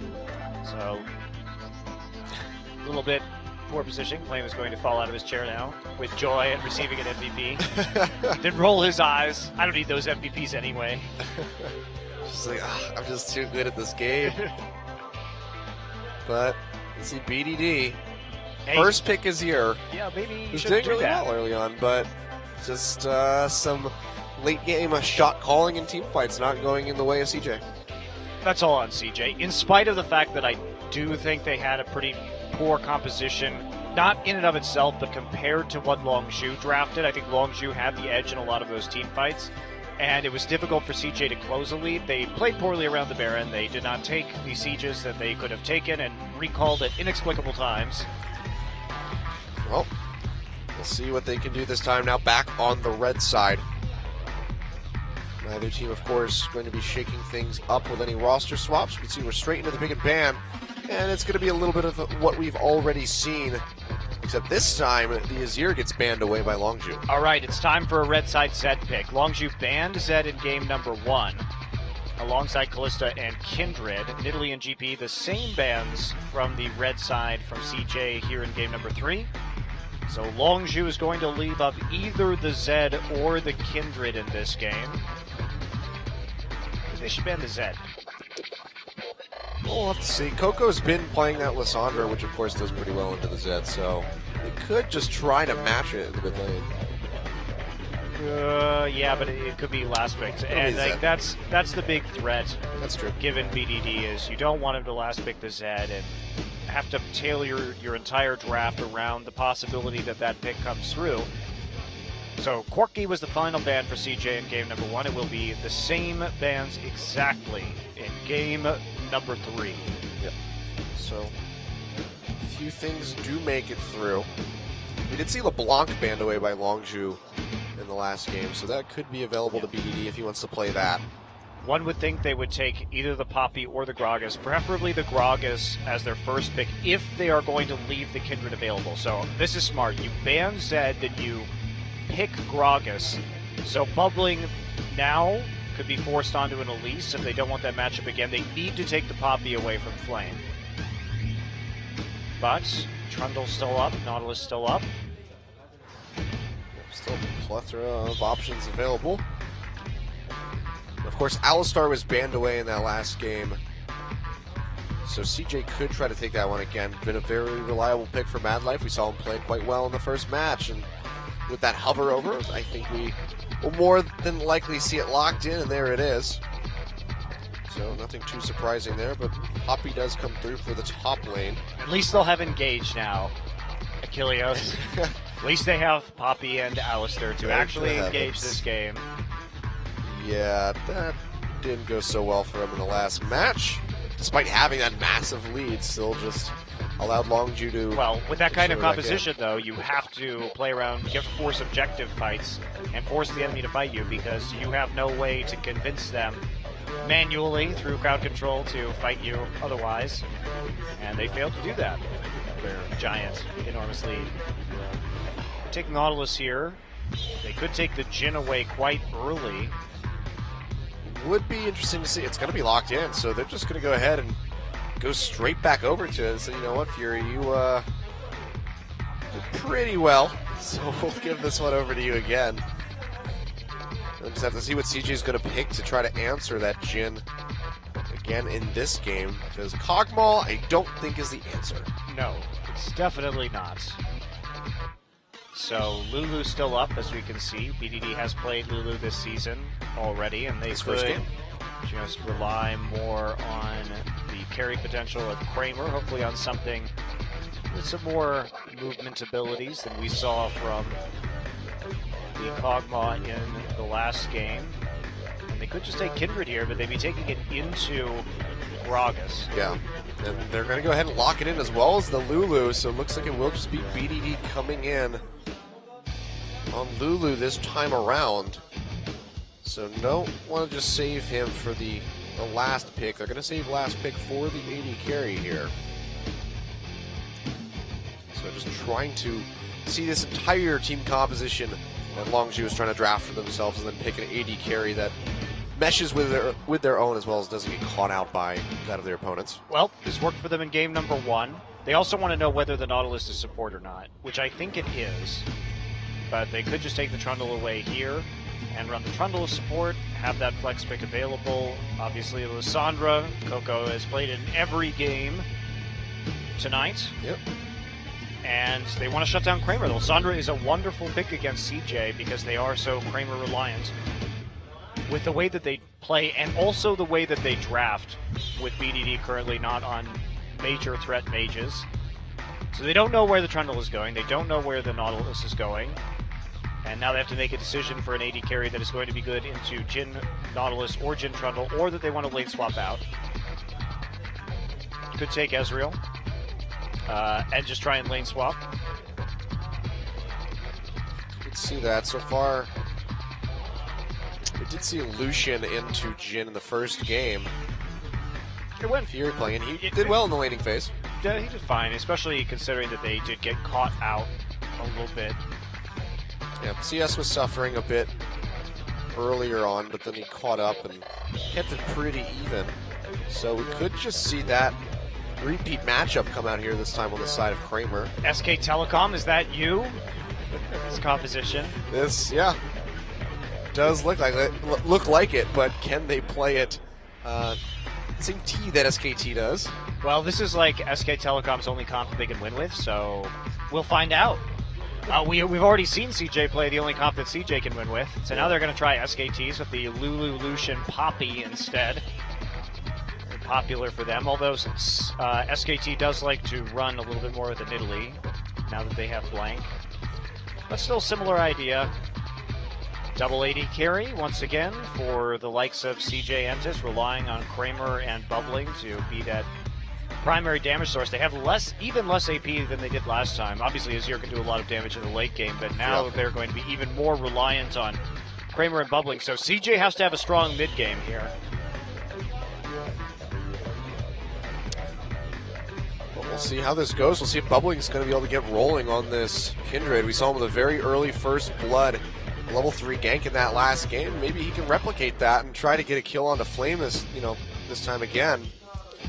Yeah, CJ's main power spike is going to be in the mid game, though, because if we compare it to Longzhu, they have that Jhin again, who is excellent in the late game, and they have enough disruption and support to really play around that Jhin.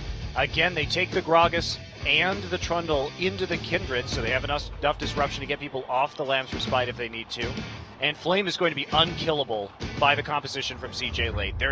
Once he gets enough armor, BDD's damage will fall off, and that's going to be it. Yeah, well, game 3 coming up. We have an exciting conclusion, Longzhu versus CJ Entis. Everybody wants to rule the world. There's a room where the light won't find you. Holding hands.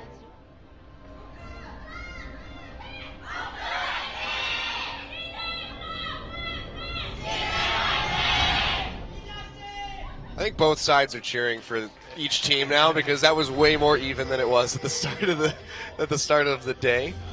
So Longzhu getting a bit more representation in the audience, it seems.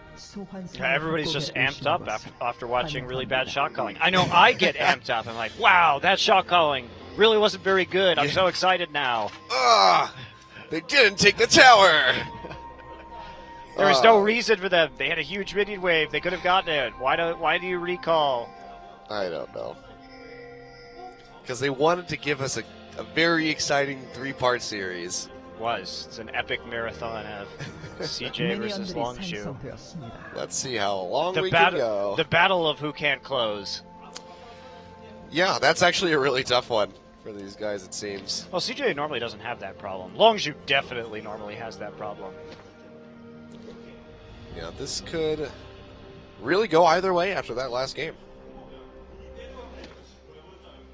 I think CJ has a better composition to deal with Longshu and to actually force fights when they need to this time around. Well, Wild Growth is there to keep those targets alive. They get targeted out by the Frozen Tomb from Coco, so it's a nice instant little bump to their HP. Plus those shields coming up from BDD as well be nice. But, I mean, we can notice he is running the Ignite in this mid lane, so he's going to be looking for much more aggressive play, which I guess we can expect from him. Yeah, a little bit surprising, though, that we wouldn't see a teleport used. Try to match. Even Faker's using mostly teleport these days, despite being a lifelong lover of all Ignite mid laners. Yeah, we'll see if that's going to net him some profit or if it's going to cost him in the long run, because, of course, and Lulu is fast. She does have that whimsy to speed herself up, but you're not going to be nearly as fast as a Lissandra with the teleport, so. It's also interesting that he takes the Ignite because he doesn't have a jungler with a lot of kill pressure. Well, I guess Kramer Mad Life just don't care about Crop. He's like, free damage for themselves. Yeah, just trying to weaken themselves up a little bit. It's handicapping themselves in lane, you know. Masochists, something. No, it's all about the challenge. Oh, okay. And maybe they're masochists too. Yeah. Masochist is like a challenge. It doesn't have to be one or the other. Yeah, we live in a very diverse world, Achilleos. It very well could be both. But yeah, odd decisions, and we can see that's costing Kramer a bit of a CS discrepancy there as Fury is stretching out about 6 CS ahead of him already. Pure looking for this gank in the mid lane, but he's standing on top of a ward, so BDD is going to keep himself pretty safe, and it's going to be decently hard to kill this Lulu early on as well. Yeah, I'm curious why they would take Ignite in this particular game. Would we consider... Oh, so using a little bit of a trade there while they figured out that Pure was not in lane. Yep. W not actually going to do anything to Kramer besides provide a little damage because he was not caught out. It's a very complex mechanic that requires other people autoing you / you stepping on Lotuses. I don't know why they named it Captive Audience. I find that trying to figure out logic behind the way that Riot names abilities is a fruitless endeavor. It has been for the entire existence of this game. And some of them make perfect sense, and then others just do not at all. Like, that one should be called Death Lotus, not Katarina's W or whatever, like, or her ultimate. Her like, ult, yeah. Yeah, like, that should be Death Lotus. I mean, we could go further. Why is it a Lotus? What is a... Lotuses don't slow people. I guess it's not a thing that Lotuses do. Yep. Coco gets jumped on, takes a bit of damage, but he's just going to take that claw to safety. So when I first off, I rarely find myself stepping on Lotuses, and when I do, I'm not like, wow, I have to move slower now. They're also not usually invisible.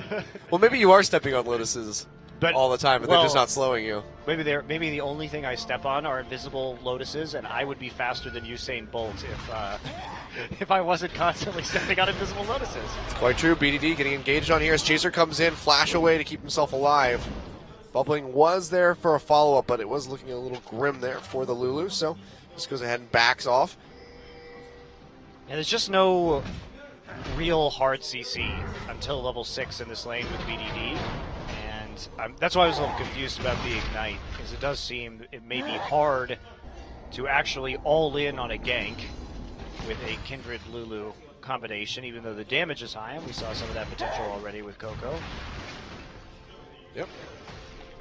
He's getting himself a pretty good lead as well, so he's trying to deny as many of these creeps as he possibly can. Looks like BD will lose a few, so good lead by him. Yep, so 13 CS up here for that Lysandra, and flash down on BDD. Should make for a really easy repeat gank here from Chaser. Especially when the lane is pushing back out, but they've got their eyes set on Untara. Yep. Level 6 hit just a little bit faster for Yeah, Flame. depth charge coming in. It's going to be Flame tanking up the turret. Frozen Tomb comes down onto him, gets the ultimate now, boots away the Lysandra, and actually stays alive through all of this. Very interestingly played by Longshu, not able to get themselves the kill. All right, well, they were trying to hit Poppy before she hit level 6. That's why the depth charge was thrown out so early. Obviously, you normally wouldn't throw that out until the rest of your team is there. But they wanted to get a very narrow window of time right there where they had an ultimate advantage. Unfortunately, it didn't work out. Leveled in the middle of that gank due to the turret, and then was able to remove people with the Poppy ultimate. Nice attempt. I mean, they didn't use any summoners for it, so it's kind of whatever. Yeah, but it does. It did give BDD that much more time to even up the CS here. You can see he's now pressuring back against Coco. Still not the biggest price to pay. Yeah. So. Oh yeah. No. I mean, they could have died underneath of that tower. I could reference a certain North American LCS game that happened where something similar occurred.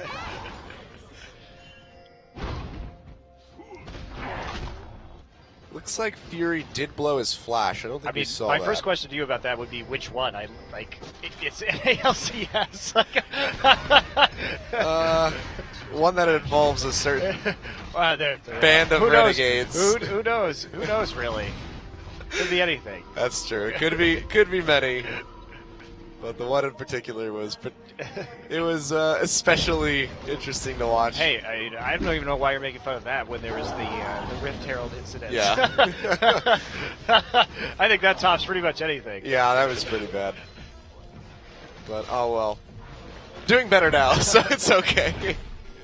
Renegades at least, not so much a Dick Pass. Or Rift Herald. Or Rift Herald. He still dies all the time. Yeah, and then he just offs himself sometimes. I think I've established with Papa Smithy that he actually evolves into the Baron. Okay. He doesn't just kill himself and go back to the Void. I prefer to think he just jumps into the Void and we never see him again.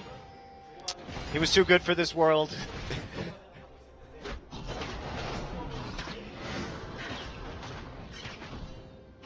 So good pressure coming out of that bot side.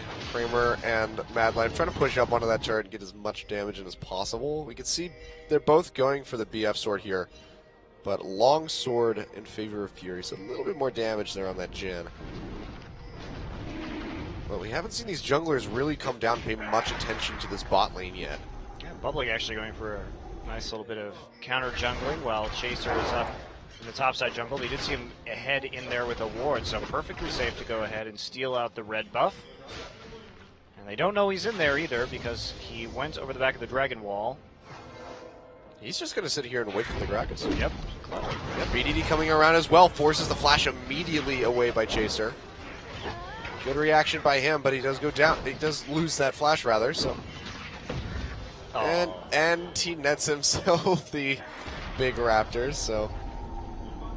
Not all is lost, but big summoner down, so no flash body slams from Chaser, which were pretty pivotal. Madlife goes in with the headbutt pulverized though, draws out the exhaust onto Bubbling. Chaser being taken quite low, but BDD's here as well. It's Frozen Tomb after the wild grows, and he's going to go down for first blood. Coco taking that one away. Now here comes a curtain call. Madlife with nowhere to run. Gonna eat all of these shots. That's going to be a follow-up kill going over to Fury. Bubbling has to flash over the wall, and Kramer not able to collapse in time. That's 2 kills picked up for Longshu, and first Dragon going over to them as well. Bubbling screwed up that gank so badly. He didn't have enough mana to ult. And so when his team thought that it was safe to go in, it actually wasn't. And he ended up giving up a lot of the kills right there. They also didn't even have Untara TP in, Flame with the faster trigger. I hope we get to take a look at that one again because it looked like Bubbling really just misused his mana. Yeah. He baited and outsmarted his team to death and paid for it himself. So rough start there for CJ. 10 minutes in, so there's going to be 1,000 gold separating these guys, but that dragon, of course, that's the earliest dragon that we've seen taken in the series so far, I believe. Yeah, this is really bad for CJ, too. They had to win this early in mid-game. They need to find a different way into this now, because Longzhu, I think, is going to be the one holding all the cards when it comes to the late game, just assuming everything is even. Their composition is just vastly superior, because all they have to do is itemize armor and maybe just a little bit of MR against the Lulu. It's nowhere near as threatening as the Azira's last game. And there's not going to be a way for CJ to actually kill these giant tanks. Meanwhile, the Jhin definitely going to outscale the Lucian when it comes to damage. Absolutely. And Coco can just go in and ult himself and make it easy for Jhin to get auto attacks down. Yeah, you get that frozen tomb down onto yourself in the middle of everybody, and just not going to be able to walk away from those shots fast enough. And we can see after that kill, Fury really getting ahead here of Kramer, not in the CS but in the items. Caulfield's Warhammer already finished, as well as that glove to get a little bit of crit chance in here as well. Kramer's sitting behind, has the double longsword, so he's looking for the Caulfields, but he's just not able to complete it quite just yet. Does get Swifties though, so he's trying to be more mobile and maybe collapse onto these fights a little bit faster. But it's a rough spot to be in for a Lucian who, you want to win lane early and take control of the game. Well, you're probably not going to win lane against the Trundle Jhin combination, however. So, Jhin is one of those champions that a lot of people are comparing her to him to Caitlyn right now. Strong early, weak mid, strong late. So do you think that CJ maybe should have tried to opt into a lane swap rather than going for the 2v2? Definitely a question that you could have about this game. We haven't actually seen a lane swap this game. It's been standard lanes, even if they've been in top lane so far in this series. So they could have avoided that situation and try and accelerate the game to the mid game where CJ could be strong and then fight around objectives. But instead, they're taking the standard lanes, but Fury gets the kill, so has the gold edge. So are you telling me that we had a series with no lane swaps It happens actually quite a bit in that Korea. still managed to be somewhat slow? I know, it's Now shocking. that's shocking. That could ever possibly happen. But clearly it's still the lane swaps. It's the root of all evil in League of Legends. Yeah. It's one of the evils of the internet is that people have opinions. In fact, I would say that that's one of the evils of the world. We'll just not stop at the internet. Just extend that for the rest of existence. Pillar comes down, Pierre maybe trying to get some poke onto Kramer, but no follow-up going to come through. Still have to respect that engage by Mad Life. Gets on top of your Jhin. He's still going to take a hell of a lot of damage. Bubbling's looking for some kind of gank, but he's standing on a ward. He is none the wiser. I think he's mostly just looking for a counter gank. Yeah. Could be. It's either Is going. it dive time? Let's do it. It could be. That or he's just going to go in. It's red buff spawn Yeah. time. He's like, I know the timer. So he takes this one away. Don't know if he actually had the vision on Chaser this time to go for this, but I think Still. he assumed because Coco was doing good. that is very true. Good point. Colin comes across on a Kramer, but a very nice exhaust. It's going to be a double teleport pinch from the backside. Mad Life knocking up Coco, trying to keep him off the team. Tara is joined as well, but he's already being taken quite low. Doesn't get the wild growth. Actually, this is BDD still trying to arrive. Flav gets knocked back in. Looks like he will go down. BDD now arriving, takes that kill. And that could be just CJ backing off if you're finding a kill of their own. Utara uses the ultimate, boots him away. That's and the they will stay difference. alive. Oh, When the Lambs were Bubbling- spite When heal. Bubbling has his ultimate Yep. and mana to use it, that's what happens. So I just assumed that Bubbling did use the ultimate again, so I saw a heal come through, and I was like, oh, it must have been wild growth. I was like, oh, wait, Lulu's not there yet. Yeah, Lulu didn't even have to use the Igniter, the Wild Growth. Yeah. Longzhu backing off after that engage. And Chaser not being there was huge, because if he had been there just a little bit earlier and had his explosive cast, that they would have cleaned that fight up. The Lambs Respite would not have saved them.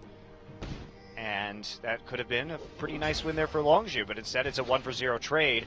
Look how many summoners were used across the board, though. Just Yeah. huge amount invested by both teams. Summoner's definitely very heavily in the side of CJ, though.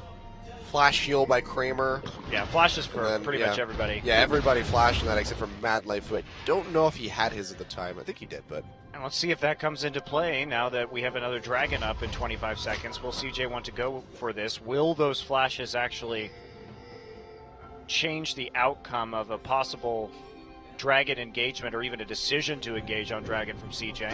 Everybody pretty much just recalling right now. They will be late and they will not have vision if they decide to go for it, but same thing happening for Longshu, just backing off. Chaser, first one there, body slamming into nothing. he's roaming around trying to clear out these wards. Now, where is it? I can't find this damn thing. Walks into the brush. He spots it. I think I would have checked that place first. Yeah, that would have been my first thought. Not in the middle of just openness in the jungle. But he finds it eventually, and vision control is very much in the side of Longzhu for this dragon. We can see everybody posturing on this side here for them. No teleport available from these top laners, so if we do get a fight, it would be a 4v4. Looks like Longzhu, though, still want a little bit more vision control before they start this objective, and maybe try to chunk out somebody like Kramer before they can go for this. They can get a little bit more insurance on the take. Yeah, definitely going to want that. There's no rush to do this second dragon right now. Yeah, If they already you're took the first Longzhu, one so early. You can be methodical about how you play it. You already control the vision in the enemy jungle and around the pit. Not going to find much. They have a couple of pink wards, but conveniently for CJ, their wards are out of reach of the 4 pinks that now sit inside the river around Dragon. Longzhu really wants this. Oh yeah, Mad Nice Life's going to job. get rooted. He has to pop the ultimate, so that's a big cooldown to burn out with it. That Grump will Imminent not die dragon fight. Yeah. this game. Yeah, Kramer and Mad Life are just incapable of killing a Grump, it seems. BDD on the roam down again. No teleport available for these guys up at the top side, and this is just going to be Longzhu securing their second dragon. So a nice take by them. And now with the recalls from Kramer and Mad Life, they could pressure out this bottom tier 1, maybe even take it. Looks like Kramer's going to stick around. He still has his ultimate. Yep. He's back to pink ward the Tri-Brush. He will not dare to do battle with the Gromp. You must fear the Gromp.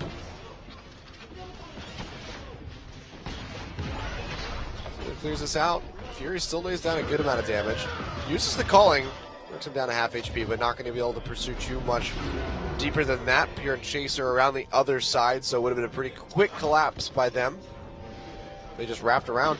And, you know, almost 20 minutes into this game, we have just 200 gold separating these two teams. No towers taken, just the dragons, the only objective that has really been touched.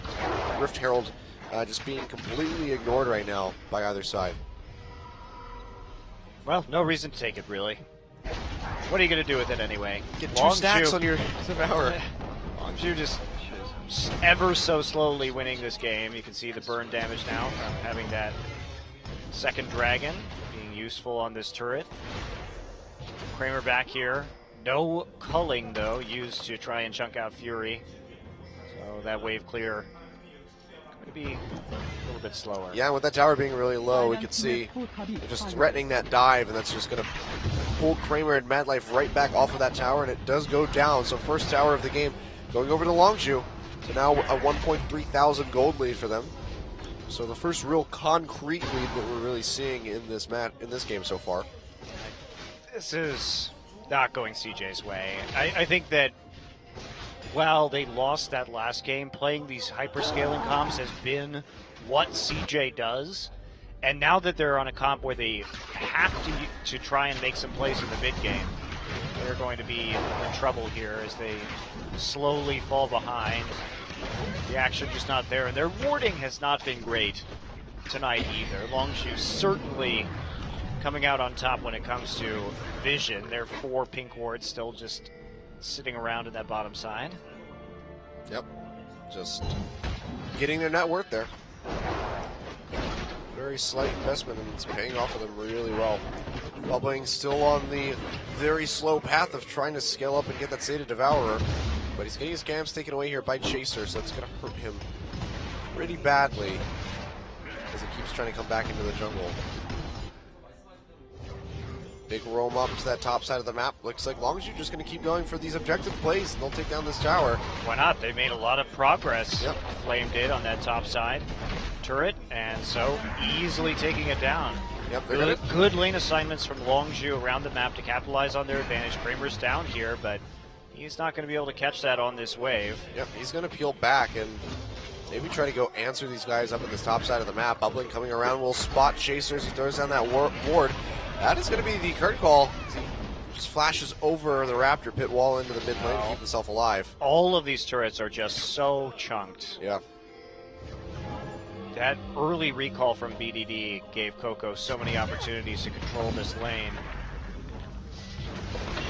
So now they just continue pushing forward, forcing CJ to pile into the mid lane and try and defend against this. But meanwhile, they have a Nautilus that's just going to be pushing into a tier 2 turret.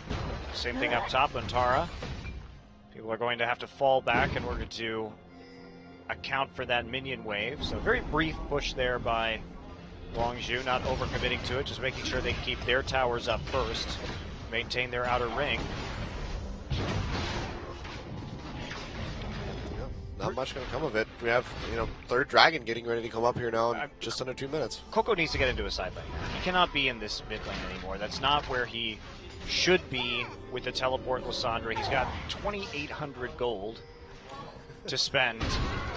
And here we go. Tara going to be a target. Yep, gets knocked up by that depth charge, charges up the ultimate. Nice flash away by Flame. Will dodge it out. Here comes Chaser as well to back him up. And Tara tries to stun him into the wall, but it's not going to be enough. Jukes out the root, but he is still going to go down. It's going to be Fury picking up that kill.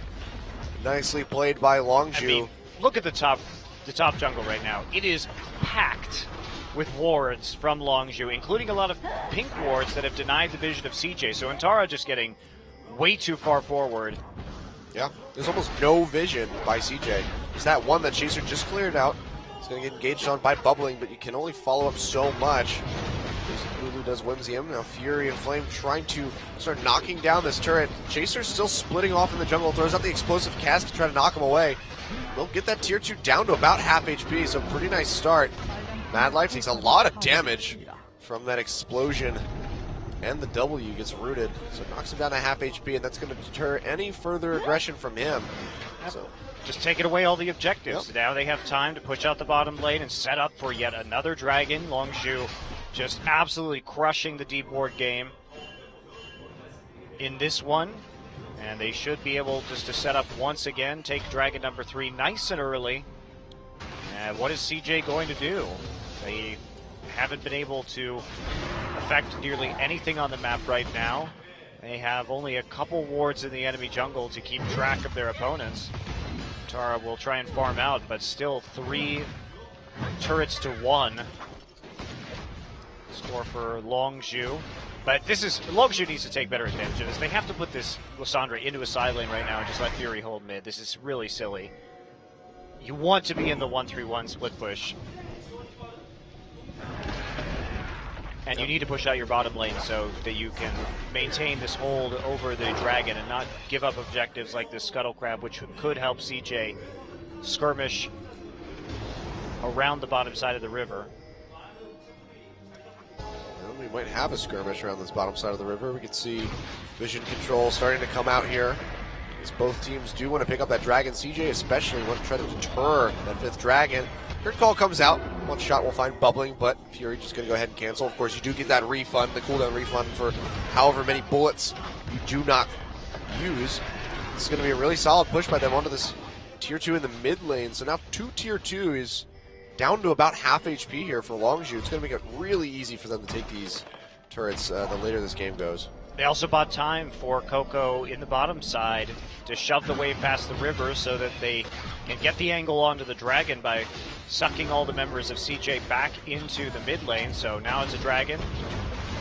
Yeah, no wards really for Tara to TP down onto. They're going to try to pressure out here. There's one on the other side of the pit. Looks like they will follow that one. But Coco coming in on the other side. He's going to go straight onto Kramer. Locks him down to the Frozen Tomb. Wildgrowth comes through to try to keep him alive. He's going straight onto Coco, who has to blow the flash. Meanwhile, on the other side of the fight, BDD has fallen. Chaser finding the kill. A nice Keeper's Verdict knocks away 2 members, but they go straight back in over the walls onto Bubbling, trying to take him down. Root not going to connect, but here comes a curtain call yet again. Madlife going to be the target. He's going to get popped. The Lamb's Respite comes down just in time to keep him alive. Now Bubbling re-engaging onto Coco, but he might fall as well. You can see this Jin still just at a distance, firing off as many shots as possible. It's going to be Coco going down, but several members of CJ looking like they might fall here. Flame, can he get it? Can he get more? That's going to be 3 more falling. A near ace. Untara, the only one alive on the run. Body slam, not going to connect, but a very nice pillar locks him in with the dredge line as well. And Untara, he dashes back in, finishes off the Gragas. Can they kill him? Looks like he's going to go down. Fury should be able to finish it out here. He does. Kill credit the Flame, and just like that, that is almost a clean. That's almost an ace here. The unofficial as BDD has respawned, but not in time to stop this take on this tier 2. Well, they can't even get the tier 2 at the end as BDD arrives with the Glitter Lance in the nick of time, and no one wants to stick around for an Ignite Lulu, who still has her ultimate up. I mean, what happened to BDD here? As he gets ulted and then just exploded, rooted, and then knocked around. He doesn't even have time to... Oh, he used the Wild Growth, actually. He used it onto Kramer, but then that just made him such a priority target for Longshoe, so they all just piled straight onto him once that cooldown was expended. Yeah, Fury, I think, plays it a little bit too safe here. This should have been a cleaner win in this team fight right afterwards. Lance Respite already up. And you can see he's still just trying to channel his ultimate, even though the Lance Respite, he could have used that time to close the gap instead. Yeah. And start to fire over the wall and maybe gotten just a little bit more done. Obviously, Flame still has the tankiness to take out these 2 AD carries, considering that he has Frozen Heart and Sunfire Cape already. Flame not even bothering with building much. Oh, looks like we have another fight coming out, though. Madlife getting engaged on, has to pop the ultimate, already down to half HP, gets knocked back into it with the depth charge as well. Bubbling, meanwhile, on the other side, no Lamps Respite yet available. He gets pillared in. Coco trying to finish him up, but now Coco is going to be the target. He is going to fall. It's going to be Kramer finding that kill. Meanwhile, Bubbling did go down. It was Fury able to finish him off. Pure still just trying to offer up these pillars as best as he can. Kramer gets locked up. The Wild Growth finally comes through. Root not going to connect from Fury, but Fury still firing off these shots from the backside. Utar going back in, trying to be the tanky frontline that he needs to be. Gets that shield from BDD. He will stay alive, and that's going to be a 3 for 2, this time in favor of CJ. No curtain call, just the W left from Fury. So a lot of fighting happening before some of these ultimates even have time to come off cooldown. Longzhu ends up the worst for wear at the end of that fight. Just clearing out vision, and Madlife gets caught out. So the curtain call was used at the beginning. We didn't actually get to see that because we were watching it. It was canceled. Nice knock away. Trying to take out this Alistair immediately, and they do pick up that kill. Coco on the side, just he can't quite kill Bubbling. And he doesn't have his Zonia's Hourglass back up, looks like. Flame very confidently sauntering into that choke point, flashes forward to try and track down Kramer, but Untara provides enough of body blocking, especially with the dashes and the Wild Growth. Kramer able to stay alive. Yep. Good placement by Kramer, getting himself over that wall to safety. So slight little reprieve. They pick up 3 more kills, lose 2 of their own. Still 10-6 and a 3.1 thousand gold lead in favor of Longshoe, but CJ not going down without a fight. Dragon does get taken, so CJ picked that one up. So they're trying to stop the bleeding as best as they possibly can, but Longshoe still looking very much in control of this. And it's just the scaling that makes it so difficult for CJ to win at this stage. Fury is going to be out of hand. We can see Flames build. All he built was a Cal. That's literally all he needs against BDD.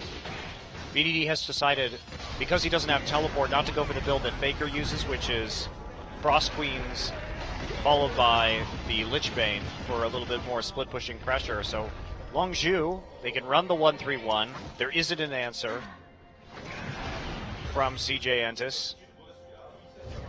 And this Lulu just not going to be doing a whole lot. Frost Queen's Abyssal Ludens. Flame is going to be perfectly happy in a team fight with just the cowl and the locket provided by Pure. Chaser gets spotted out by the spooky ghost, so they see him waiting in the brush. See Madlife just taking a ton of damage, just getting chunked out before a fight really even breaks out. CJ looking like they want to try to skirmish over this mid-tier 1, but you have to wonder if they can even really fight Longzhu at this point. Fury is pretty big on this Jin. BF Sword, Last Whisper, with the Rapid Fire Cannon and the Essence Reaver. He's doing a ton of damage right now. Yeah, and most concerningly, I think, is Kramer still has no semblance of a QSS. It's a lot of threats. We're going back to game 1. And game 2. He's so late. We got on a these little QS. earlier, but yeah. Yeah. A lot of players, though, against this kind of composition would be thinking very seriously about a third item QSS. But at the same time, Flame also has a Randuin's Omen now, so without that Lord Dominic's Regard, he would be doing absolutely nothing. And that's the problem with the composition that CJ has. If you fall behind and it gets to 30 minutes and this Nautilus gets super tanky, and this Gragas gets super tanky, and this Trundle gets super tanky, how do you kill them? You can't, Yeah, basically. right now it's looking like you just don't. Because Chaser, not quite to the level that Flame is, but he's still a pretty tanky Gragas. You can see he already has the Thornmail completed with the Frozen Heart on top. So Yeah, actually they don't- an immense amount of armor coming in They for him. don't care about BDD. Yeah. BDD finally getting a death cap. So the build Faker likes to do is Frost Queens into Lutens into death cap. But again, that is with the ability to split push with a Lichbane, excuse me, with the Lichbane instead. It's not quite going for that one. Maybe we'll see a late Lichbane in addition to a late QSS from Kramer. I don't know. Well, the problem is that the Abyssal was great in lane for him against Coco, but it does absolutely nothing for him now against Fury, Yeah. who's the one who is actually fed in this game. Yeah, 4-0-4. 80% kill participation right now for him.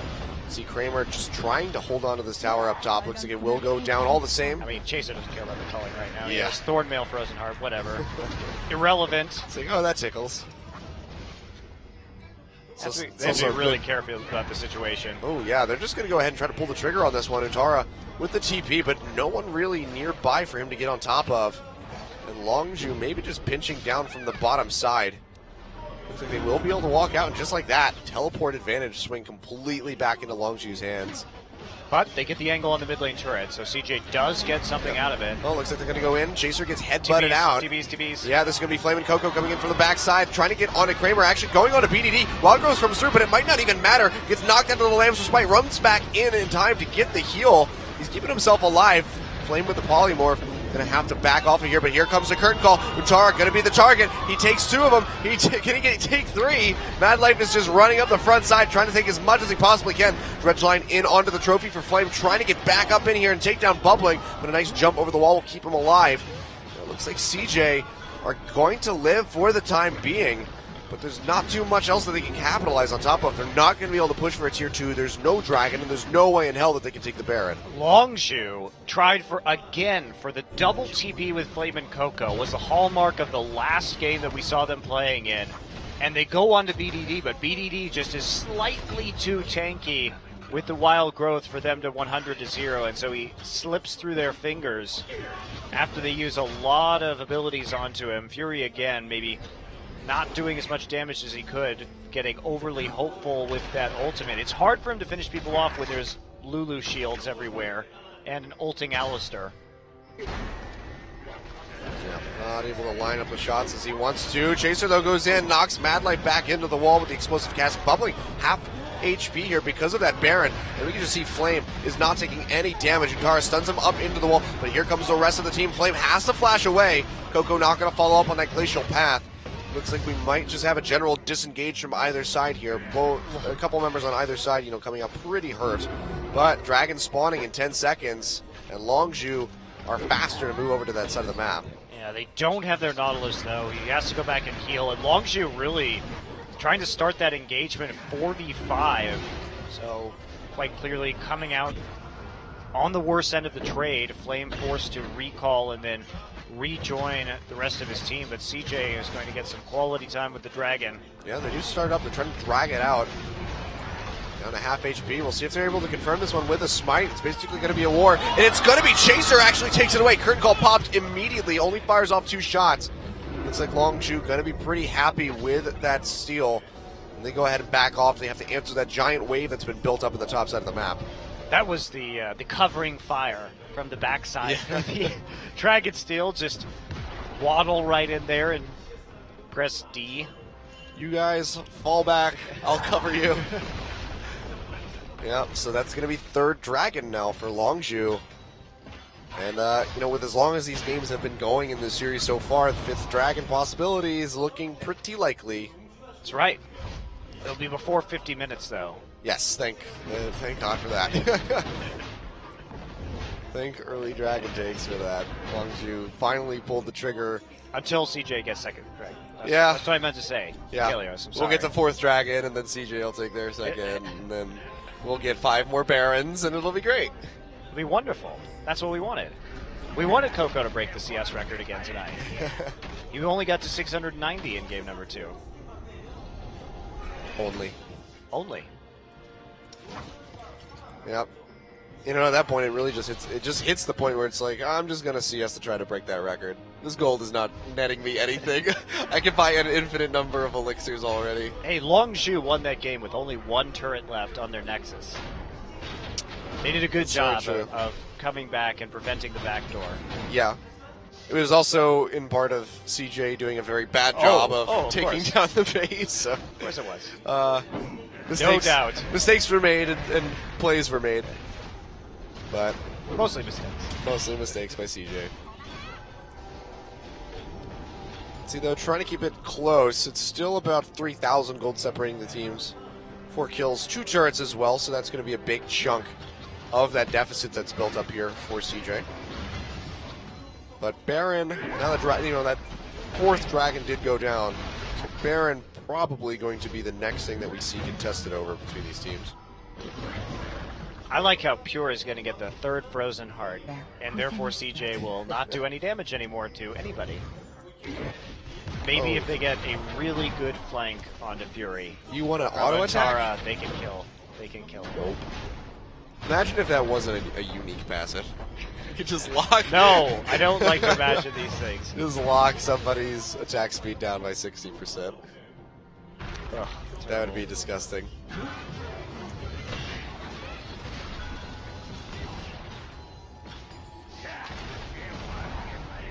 Well, top laner is going down to that bot side, trying to create that split. Flame pushing it up a little bit, but is just going to let Antara catch the wave for now. We go back and maybe look for some kind of fight here from Longzhu. They still are very much in the lead and have the damage output from Fury. And Coco, who is getting much stronger on this Lysandra as time goes on, has that Void Staff completed with the needlessly large rod. Looks like he's going to go for that Rabbidan's Death Cap as well, so his burst potential is pretty insane, especially onto a member like Kramer.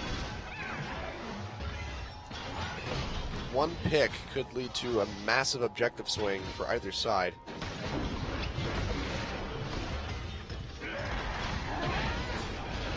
Now we wait. Getting used to that. That last game. No, Helios. You don't understand how Korean League of Legends work. You don't fight for no reason. You only fight around objectives. Well, makes sense. It's not the mindless slapbox fights that we get in just about every other region. Oh, even the LMS is pretty skirmish heavy. At least AHQ finally lost a game. Oh, did they? I didn't see that. Yep. Oh, who did they lose to? They lost a game to Machi. Ah. All people to lose to. Machi are in the top half of the standings. I mean, I guess Rocks Tigers lost to Samsung, so... They actually lost the best of 3, though, not just a game. That's true. This means anything can happen. They are... probably the only other team I really look forward to seeing at an international event is AHQ right now, seeing how they perform. Outside of seeing how badly some teams do from other regions, AHQ I want to see for the sake of them winning. Because I don't think it's going to be very pretty when AHQ goes up against Immortals or some of these other European, the other European teams as well. Like, I don't think it's going to go very much in their favor. I would tend to agree with you. Stranger things have happened, I suppose, but I doubt it. Uh-oh. It's time for another Baron attempt? No, it's time to walk around the Baron. It's my favorite Because they have Scrying Orbs. TP's coming in from the backside, though. Antara Let's see if he can catch anybody with these home guards. Looks like he's not quite fast enough. Chaser in the thick of things, gonna get popped up, but Kramer gets rooted, has to dash away. They go straight in onto Chaser, should be able to finish him off. Popping up comes through, and that's gonna be Kramer finding the kill. Coco in the thick of things, so with a giant frozen tomb, just locking everybody in. Lamb's Respite comes down, and Kramer gonna be able to get the double kill now as Coco goes down. Ooh, huge hit on the bubbling, almost finishes him off. That should be enough to maybe deter this Baron, but what am I kidding? They're going to still go for it. They should be able to take this one. Flame was really late on the flank there with the Nautilus. He was not there with the rest of the team. Fury is again going to decide that now is the best time to do the Dragon. Try and take a cross-map objective. That has been his MO tonight. When it comes to these Barons, he will take a Dragon or a Tower instead and not try and contest them whatsoever. But they're going to lose a lot here. Massive wave in the bot side. But Everybody bunched up in the top. They get 4th Dragon, though. It's true. And CJ is not going to win the game right here. Very true, but let's see what they can take. Still 10 seconds on Chaser, 20 seconds on Coco, who's going to be the one that they're really worried about. Go straight in onto this tower. These Baron-powered minions is going to help them work it down. This should be the inhibitor falling as well. Kramer finally doing a good amount of damage here. And now CJ just going to go ahead and back off. Don't think they have to worry. Actually, Coco could teleport in from behind if they want to continue this push. It looks like they're going to do just that. I mean, they have the Baron, but they haven't been able to spend the gold yet. Yeah, the TP comes in, instantly gets canceled, however, by Coco. Curtain Call comes out, is already back off cooldown. No. Utara is just going to eat up the brunt of this one.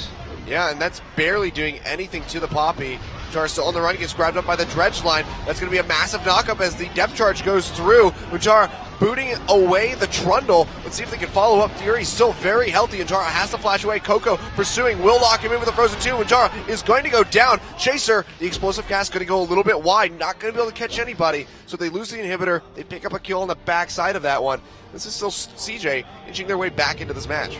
Yeah, they're slowly making it through, but that 5th Dragon has to be a major concern for them right now. I think Coco actually canceled his TP. Was TPing over at enemy red buff. Would have had a very long way to run. By the time that CJ decided to turn and attempt to fight that. They lose one member, though, which is going to really disrupt some more of their Baron power play, even though they got a lot out of it to begin with. Yeah. And this is going to put Longzhu in a pretty advantageous position when the Baron and the Dragon come back up, because they can say, okay, you know what, you want to stop us from the 5th Dragon, we'll just take the Baron. And then they get themselves another gain and another global objective take. But for right now, CJ do just have a nose ahead of Longzhu as far as the gold goes, just 600 separating these teams. This is one of the closest series I think we've seen in recent weeks here at Champions. Yeah, doesn't matter. Have Jin, though, so they will be doing well. As long as Fury's just using his ultimate so early in these fights, and it just doesn't do the maximum amount of damage when you aren't popping it on lower HP targets. But Bubbling is also doing a good job of holding the Lamb's Respite to foil his attempts to finish off some of the kills. So there has to be, Fury has to change his playstyle at some point to be better about what Bubbling is doing. Yeah. And it's also that, you know, Chaser's using the explosive casks to try to create these picks rather than knock people out of that Lamb's Respite as well. So they can't just deny, you know, that major heal, or not major heal, but that major save that comes through from Bubbling. I agree. I think Longzhu is just misplaying their team composition in these fights against CJ. Using some of these abilities far too early on instead of holding them and trying to bait CJ to use these crucial spells just a little bit earlier. So now is the waiting game for the next Dragon. Another 4 minutes, I believe, or so. 3.5, something like that. League of Legends. A game played in 6-minute intervals. Flame getting aggressed on by Kramer, who throws out the culling, actually works him down below half HP, so this Lucian finally is starting to break the armor of these very tanky members. Yeah, he is, wow, yeah, he's a full bolt Lucian. Problem is, when Flame just actually went back and bought the Thorn Mail, so the problem has arrived. Yep. Try it again, see what happens. Enjoy that damage. It right back. It won't go nearly as well for you this time around, I promise you. Kramer does have a bit of lifesteal, though, from that Mercurial Scimitar. I want to see if he's going to stick with the boots or maybe sell them and try to go for a Phantom Dancer. Nobody sold boots last game. That's true. That was surprising. Yeah, 70-minute game and nobody. I mean, Kramer definitely didn't want to sell his boots last game. Yeah. There is way too much threat. He had to have every ounce of movement speed. Because movement speed is actually sold in ounces. I don't know if you know that. I didn't. I wasn't aware. You'd think it would be in liters, but it's actually ounces. What is the rate per ounce for movement speed? I knew that. We could actually calculate that using League of Legends, but I don't know what a unit of movement speed costs. And then we'd have to basically calculate the average weight of a single boot and then divide it. That's how I would calculate movement speed per ounce. I want to see it done. Esportspedia, get on it. It's their new section. Ooh, Flame getting denied that grab. Beautiful play by Untara, creating that pick. That's going to be the tier 2 going down. And without that big tanky member on the side of Longshu, CJ, suddenly their possibilities on the map just opened up here. Wow. Dragon Spawning in a minute, Baron in a minute and a half. That was a really beautiful grab by Untara. Yeah, just launching himself and ending the dash out with the dredge line. And they get the pick. And now Longzhu has to play defensively for just a little bit longer. And fortunately for CJ, that death timer is just a little bit longer than the dragon timer. So they'll have an opportunity to deny the 5th dragon. As long as... oh my god, Kramer taking so much damage. That's going to be the curtain call coming out. Can he get the safety? He looks like he can. Wow.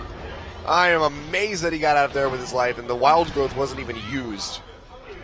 Good hold there from BDD. Could have turned out disastrously, but he stays cool and keeps his ultimate for the ensuing fight. But look at this. They chunk out Bubbling and Kramer. They have to go back, and the dragon spawns. This is 5th dragon for Longzhu. I don't know why CJ was mincing around the edge of the enemy base when all they had to do was make sure they were on top of this dragon before Flame spawn. And there it goes, and just like that, Longzhu might have found their way back into this game. Good ultimate by Untara will stop that aggression. Madlife actually goes in, finds Coco. They stun him into the wall, and they take him down before he can use the Frozen Tomb or the Zonias. Nice cask will actually disrupt the fight, but that's going to be just knocking Kramer forward into Chaser, who takes a little bit of damage. Huge pick off the backside of that 5th dragon. The throws and the counter throws are strong in this game. Oh. CJ comes in, finds a pick onto Coco.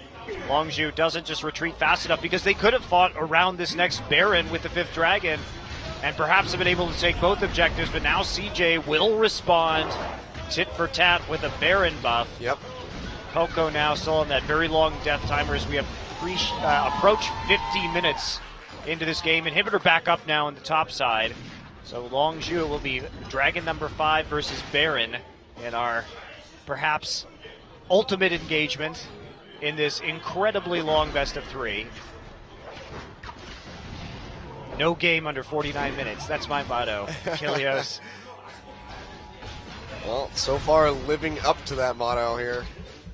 But CJ with a pretty, I won't say concrete lead here. There's still 5th dragon on 4 members. Coco's back up now. Yeah, of Longzhu. Coco is back up. But still, they've, in the latter half of this game, have been making some really great moves to, give them this lead that they've accrued for themselves. Yeah, CJ has just been dodging around these objectives and getting the picks, so they haven't had to fight a fully powered 5v5. And again, I agree with you. Longzhu has not done the best job of team fighting with this composition. A little bit out of whack. Gonna have to be careful though, Kramer. As we saw, he still takes a hell of a lot of damage. But it's so dangerous too because he can get caught out in the front with a W. Here comes the curtain call yet again. Last shot's only going to have to be able to hit Untara. Dredge line does connect, however. This could be an engage that Longzhu want to follow up on. 5th dragon buff is still there. Bubbling getting locked up, down to half HP, but they stun Pure into the wall. They should be able to finish him off. Has to flash away. Now engage over on a Madlife. Ultimate's there, but he's still taking a hell of a lot of damage. He and Untara, the tanky front lines, both being worked out, and Longzhu going to continue the engage. Untara, the shield comes through. Wild growth as well to keep him alive, but a huge engage from Coco, straight into the back line, takes down Bubbling, takes down Madlife, and that is going to be BDD falling as well. Untara still here, trying to run for his life. Kramer as well on the opposite side of the river, sprinting away, but just like that, Longzhu blow the game right back open. Matara has to try and go for this inhibitor right now and just delay them as much as he possibly can. He's giving them the runaround. He needs to buy time for these death timers. Yep, dashes back in, gets rooted up. Who's going to get the kill? Looks like it's going to be Coco, more than likely. Untara refusing to fall. Can he finish up Pure? No, he cannot. He lives in the end. Coco will find the kill, but just like that, Longzhu, a near ace against CJ Entis. But he can't finish. Yeah. Hey, there's still 20 seconds left on Mad Life and 30 on everybody else. Longzhu takes the good engager. Coco played this fight super well. Yeah. You can see finally they start to bait out some of these abilities and just play with a lot more patience. Coco here on the backside just constantly throwing Qs in. The exhaust is used on him very early. Remember, he still has his ultimate, and that's what's going to turn this fight around in a really big way. Look at this. He sees Bubbling Low. Boom! That was blows gorgeous. him up. Bubbling dies with Lamb's Respite up, and that was the play that they needed to make. That was a very, very beautiful claw into Flash to just lock them down. That's what See, they though? needed. Yep. They needed the patience in these team fights. It's kind of a battle about who can use their ultimates last now. And if you get too low and somebody can burst you down, Coco is not short of damage. So they're going to get an inhibitor. Their inhibitor is back up, so Longzhu now eyes on the prize. 2 minutes until Dragon number 5. Again. Again. Dragon number 5, again. The sequel. The resurrection. Dragon 5-2. Dragon 5-2. Oh, God. You gotta love those movies that do those god-awful names. No, I don't love those movies. You maybe love those movies. You know what? Somebody told me that they're making another Indiana Jones movie today. Yeah, that just That- came out yesterday, the announcement. That makes me... You know that I never watched the fourth Indiana Jones movie because I refuse to watch it because I know it's terrible. It's got so many great moments, No, though. I am not watching. The last thing I wanted was Shia LaBeouf to be Indiana Jones' son. But now you get Shia LaBeouf as Indiana Jones' son swinging through vines with monkeys. No, wait, does that happen? Yes. See, this is why this he- is why I will just never watch it my entire life. He literally outruns a speeding van by swinging through the jungle with a bunch of monkeys. He cuts through the jungle and beats out a truck or a van or whatever that's driving through the other side of this like mountain ridge. Nope. And then there's it's wonderful. it's got some great moments. It's wonderful that by choosing not to watch that, I have just completely deleted that from my experience of Indiana Jones. No, see, it's great. It doesn't exist. My Indiana Jones is pristine, unmolested by the fourth movie. It's great. It prepped me. No, It prepped me it's not for. great. You don't even mean that. That's you're saying words, but you don't mean them. It prepped me for an attack by North Korea because I know that if they decide to nuke Seoul, all I have to do is climb inside of a refrigerator, and I will survive the blast. Uh-oh, here we go. Yep.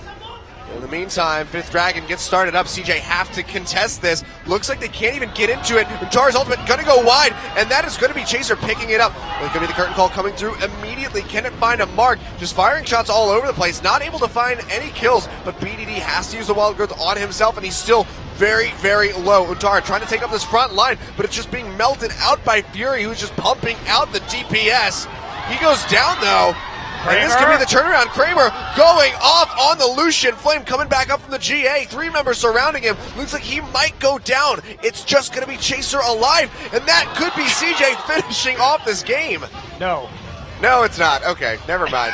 I see so many people die, and I'm like, oh, maybe they'll finish it. But then it just doesn't happen. They don't have any HP to finish this game. This is the series that won't end.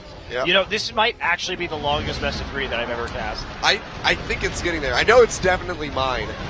All right, so Bubbling pops his ult pretty early on. Chaser tries to remove people, but Bubbling just sort of bounces into the wall, still on top of his ultimate and gets the heal. Flame is attempting to get into the back, but he's just kited out repeatedly by VDD, who then try and turn his focus onto Bubbling instead.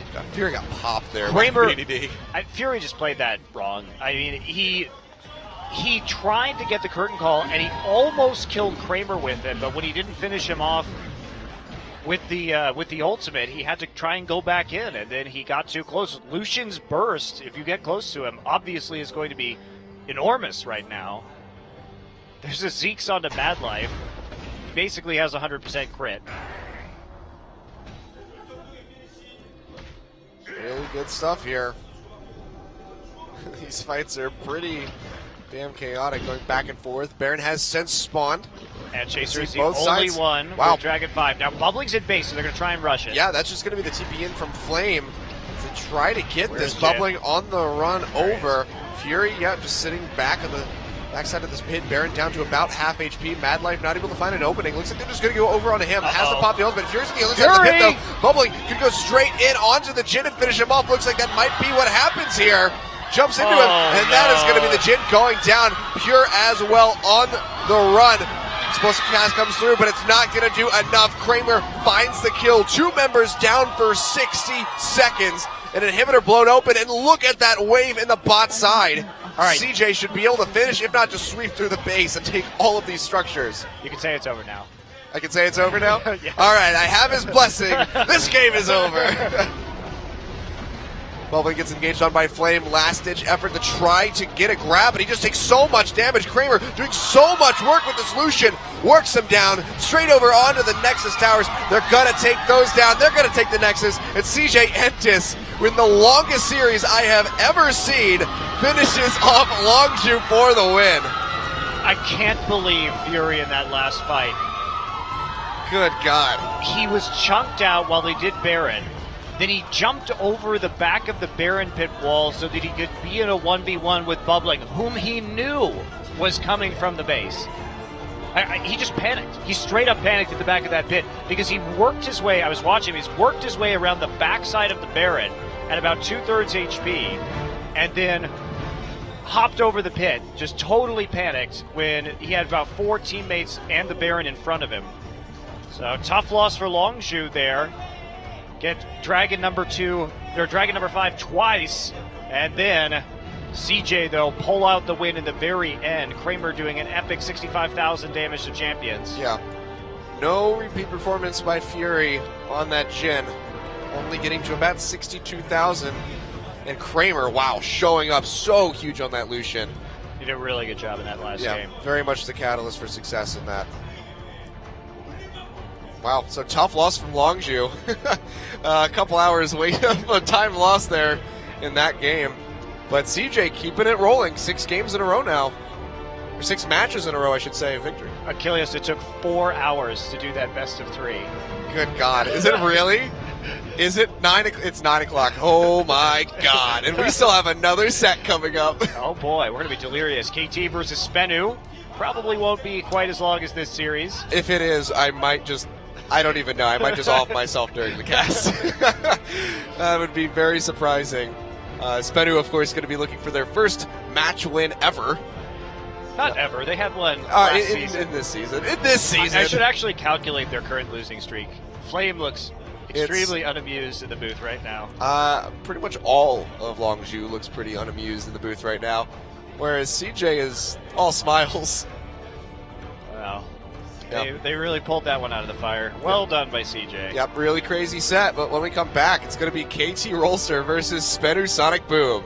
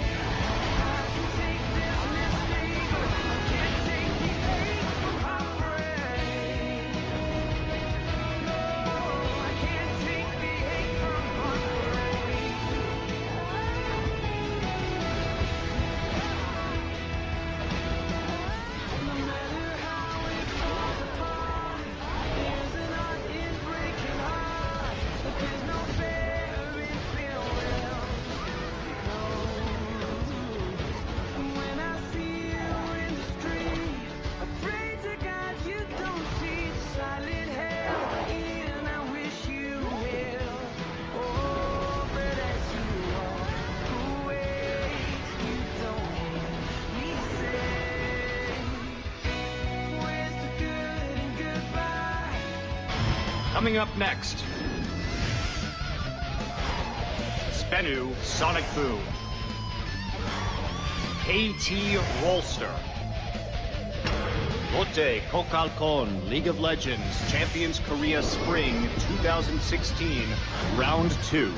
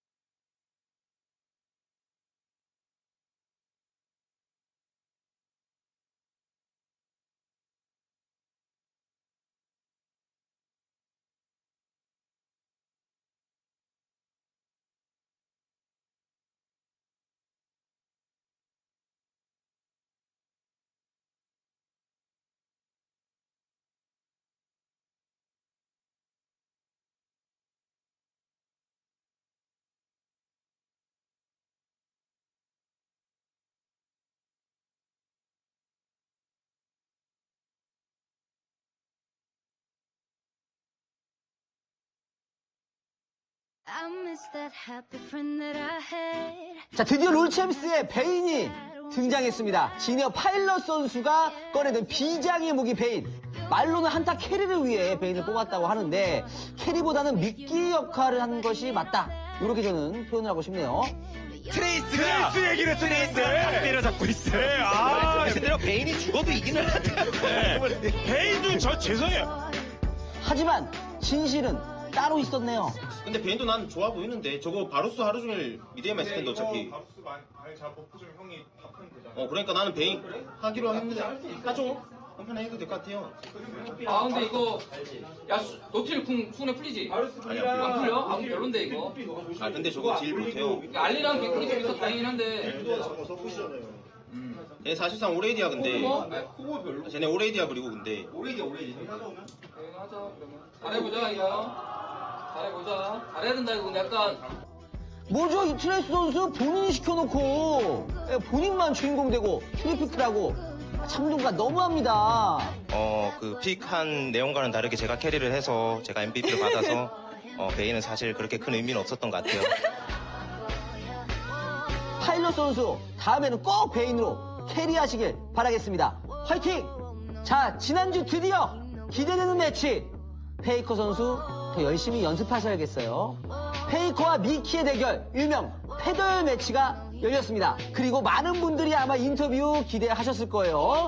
미키 선수 연습 안 하고 오셨나요? 라는 멘트를 기대하셨을 텐데 사실 그런 말 하는 것 자체는 저는 아무 느낌도 없었고 그래서 저는 언제나 열심히 하고 있기 때문에 그냥 별로 아무 느낌도 없었던 것 같아요. 신경 안 썼답니다. 너무 차가운 남자예요, 페이커. 훈훈하게 마무리가 되는 패덜 매치. 그리고 미키 선수는 본인의 SNS에 글 하나를 남겼습니다. 죄송합니다. 제가 더 열심히 하겠습니다. 그 겸손해졌네요. 미키 선수, 앞으로는 미더열 하시길 바라겠습니다. 미더열 하시길, 미더열.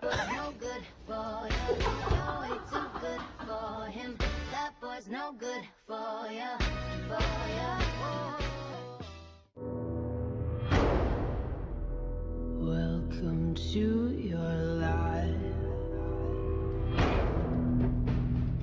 Help me to decide. Help me make the most of freedom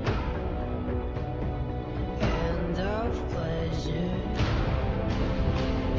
Nothing ever lasts forever.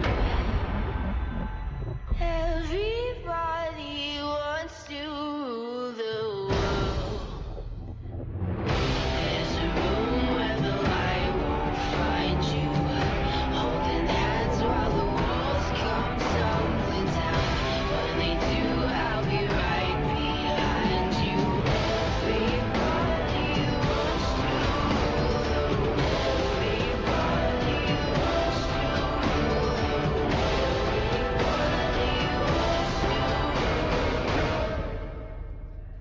the world. The world.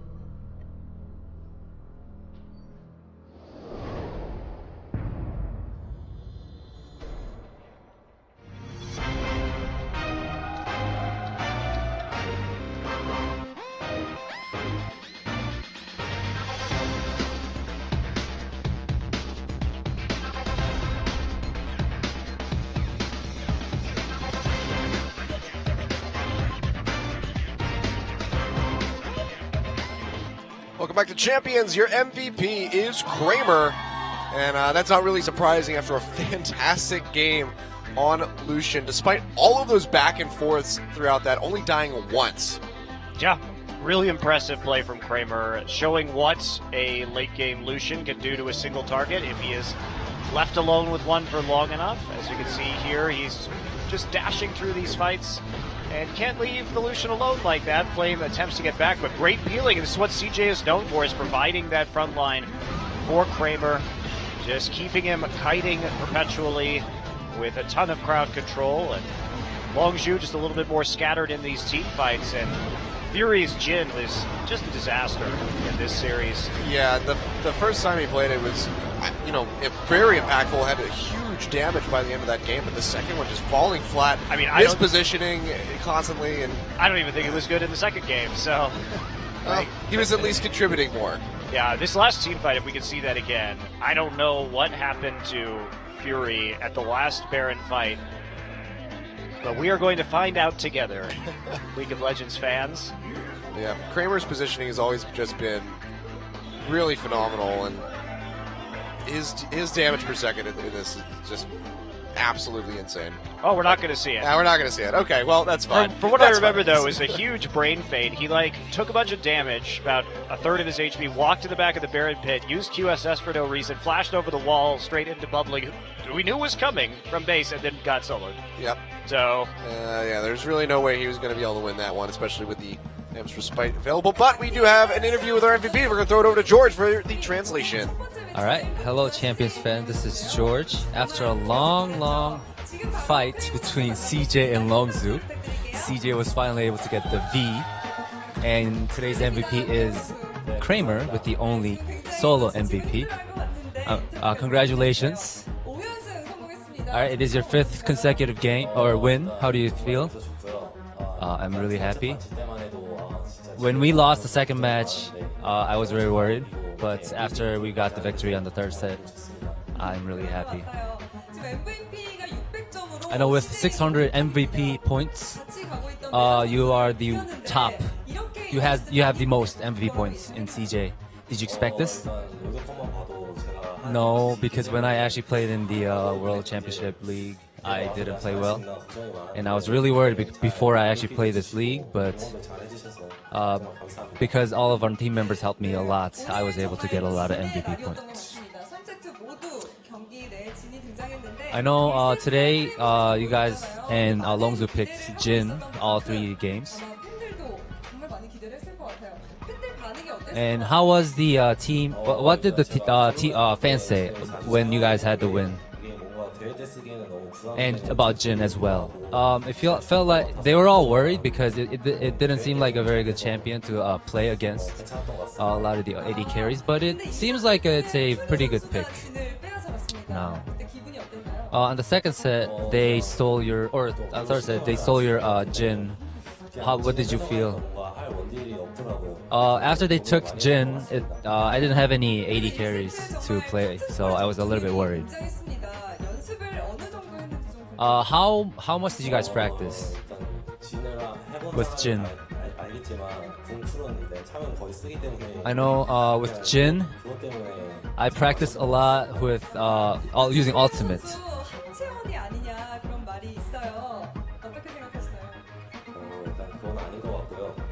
He says if you are only good with playing one champion. I actually didn't catch that. Alright, it was the longest match of the season. Did you know that? No, I didn't know. I never actually went this far. Yeah, it seems like you guys are all tired. You're all exhausted, including all of us as well. So what was your mindset on the third set when you guys played for a long time? Our head coach actually cheered us up a lot, so it was very helpful that he cheered us up, and we all kind of cheered each other up as well. And on the third set, there were so many close team fights. What was your best moment on the third set when you had the team fight? I think the last team fight when Nautilus, survived again. I was worried if I could get the kill or not, but I was able to take the kids. All right, please say something to the CJ family who cheered for you guys for a very long time today. I love them all. Thank you for cheering for me. All right, congratulations for CJ and Kramer. That is it for me. Take it away, guys. All right, thank you very much, George, for the translation. So yeah, Kramer, really good stuff coming out from him. And you have to wonder, Ghost is getting ready to turn 17, I believe. So yep. You wonder, Are they No. even going to play him? No, they will not. Yeah. I would be incredibly surprised if they decide to play him, maybe against some of the teams that are Maybe lower like in the league. Spenu, But and, at this point, the playoff race is really on, Sure. and CJ, while they're still looking good for the playoffs, especially because even after tonight, they still have not lost a best of 3 with BDD, they aren't even going to want to risk losing. You need to win those lower the games against teams like Spenu, and they've already played Kongdu Monster in the second round robin, so that's off the table too. Yeah, so we can't go back to that one. Of course, now gonna move on to our next set. It's KT Rolster versus Spenu Sonic Boom. On the blue side is Spenu.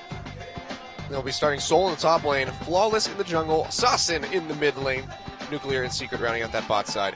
You know, Sasin, he's the guy that I feel for the most on this squad. Usually does pretty well. Sometimes Spenu as a whole does really well, but then they just don't close out games. He's also played 17 different champions this season, and in spite of playing 17 different champions, he is still number 3 in damage percentage in the entire league at over 30%. So he has been doing a lot of work on a huge number of champions. When Spenu wins, it's almost always with Flawless playing Lee Sin, though. That has been the major factor. That's true. In 3 out of their 4 game wins, he's been playing Lee Sin. Yep. So 3 for 0 on that one. Doubt if we're going to see that go through. We usually just see that respect ban, you know, for the Lee Sin, just so that he cannot get his hands on that. But, you know, yeah, Sasin has been performing quite well. But over on the red side, it's KT Rolster. With Someday in the top lane, a monster top laner. We saw him carry really hard in that last set that they were a part of. And of course, Score in the jungle, Fly in the mid lane, Arrow and Hachani rounding out the bot side as AD and support. After they lost 0-2 to Jin with their bizarre Protected Raven composition, it was like Jugger Draven. Yeah. Like 3 tanks, Lulu, and a Draven. That didn't get to cash in his stacks. No, it was terrible. KT bounced back against Longzhu. They won a really convincing game 1. They smashed Longzhu with the classic Poppy Zillion composition that they've been running all season long. They got it back. We oftentimes see the Zillion banned against Fly because as a team, KT's so good at playing around that. And interestingly, Someday is the one. Obviously, if we have to point to a star player on this roster, it would be Someday. Yeah, absolutely. And when he plays champions like Poppy, Fiora, and Gangplank, KT tends to win a lot.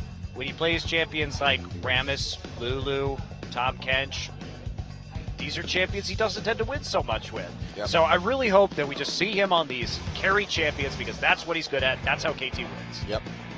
And speaking of not winning so much, we did see that score point there for Spenu Sonic Boom. KT's looking much more positive, really only dropping a set to SKT Jin Air and the Rocks Tigers.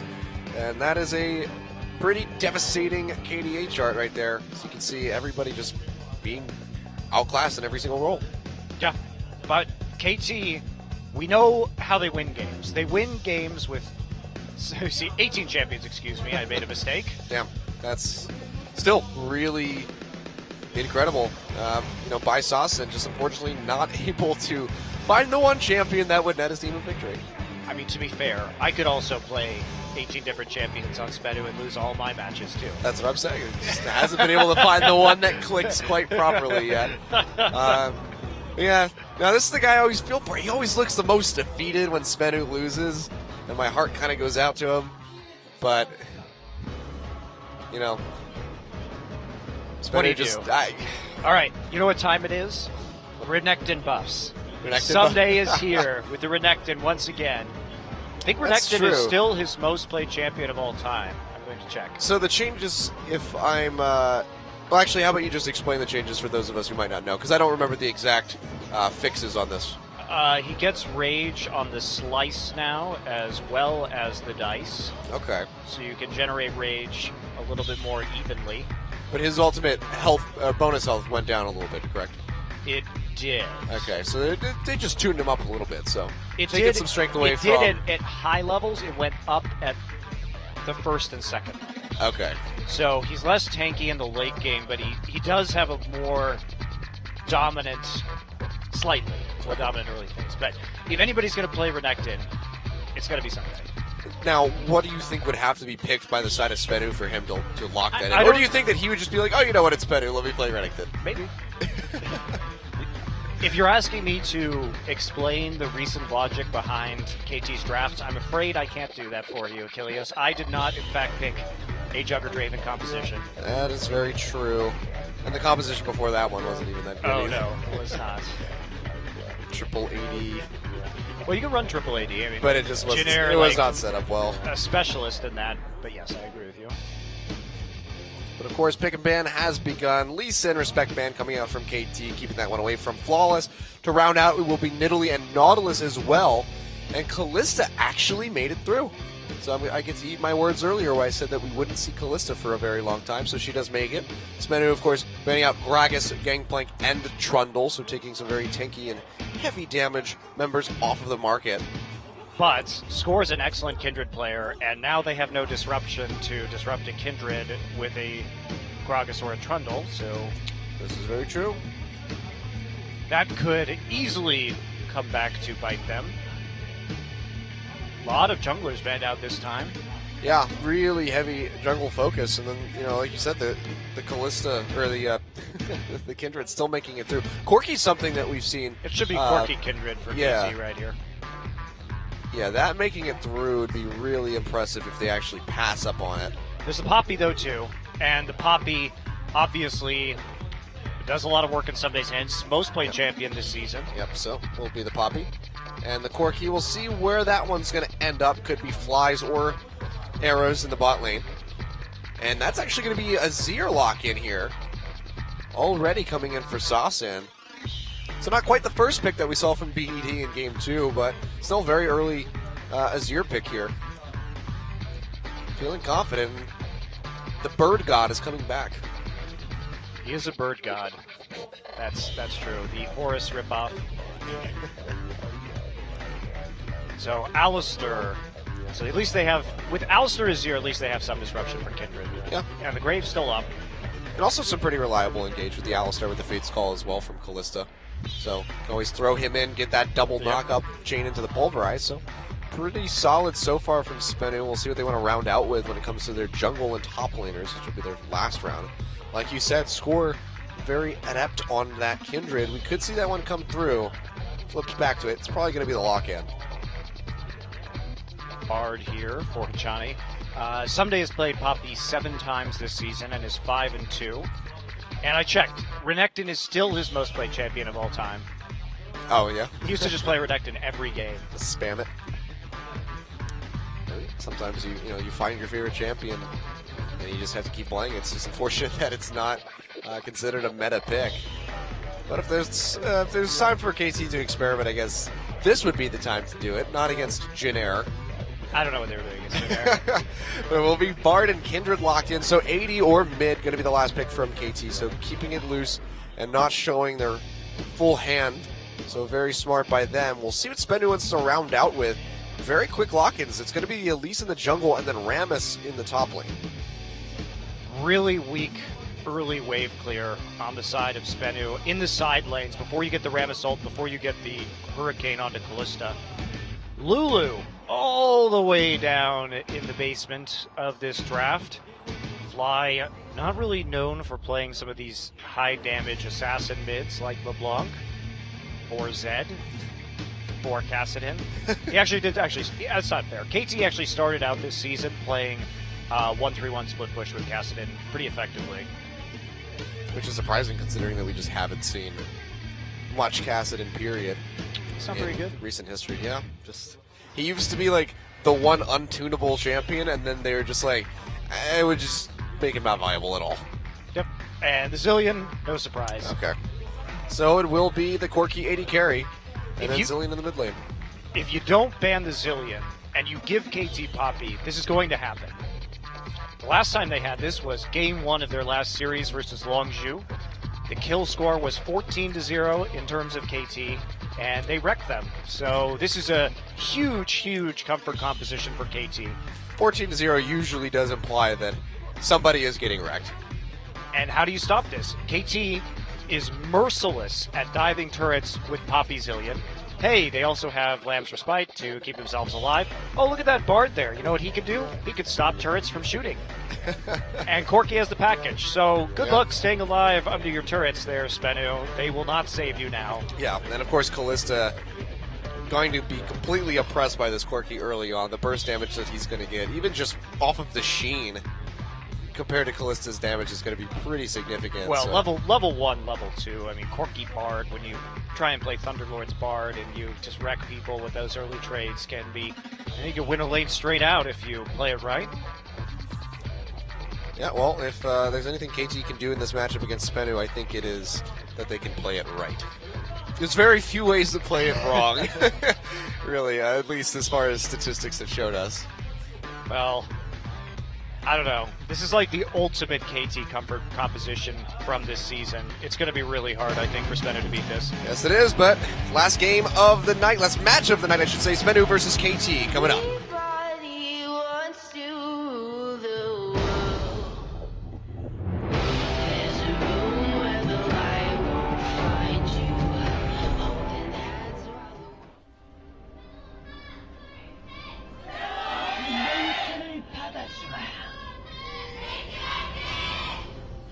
Pretty good showing for Spenu, actually. Here in the audience, giving them some good cheers. Seeing if they can give them enough encouragement to get a victory out of them. We'll have to see here. Sostin, the man on your screen, likely going to be the one doing the most work here for Sonic Boom.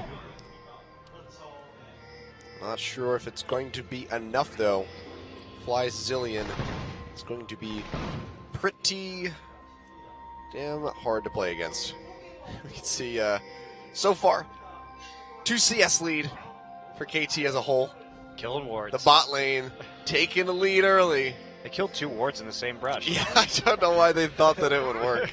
To put them, I mean, maybe if you just put them down at the same time, so that's like one of these will live. Surely they won't kill this second one. Oh, they lose both of them. So. Oh, nobody wants. Yes, we have a lane swap for the first time tonight. Yeah, so gonna be seeing that one come through, and that means that the game is officially boring. Oh, it's too bad. They ruined it. No, so I mean, we'll have to see if Arrow and Hachani want to match the swap, or if they're just going to go ahead and maintain farm in the bot side. Comes Could go either Hachani. way. Yeah, Hachani trying to roam in here. He got one. Yeah, he did take away one of the small raptors. Aha! Small Bard victories. You cannot possibly win now. Well, but that means that Spenu is not actually going to punish. They decided that they were going to take the Gromp and then walk into the top side instead, so it will be a Krug start weak side clear for KT. Secret also is going to face check a Sunday. Yep. And he takes a bit of damage from Sunday. Still kind of poking around there, but it's got to be a little careful. You can always have Score rotate up to that side, but looks like Score's just going to continue on through the jungle. Hachani just says, you know what, I'm just going to roam around, do Bart things. I don't need to be in lane. Or taking this turret particularly quickly. I need meeps. That, I don't know how to take that sentence. I think you just take it at face value. That's it just needs meeps, that's all. But no, finally goes back down here with Arrow. And we can see Soul with the room up to the top side. Going to be trying to push down this tower.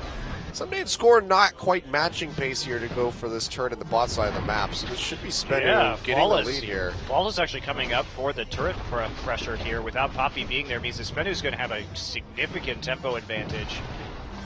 But Bubbling is going to get more jungle. Yeah. Or not Bubbling, Score. I just see Kindred and I think Bubbling now.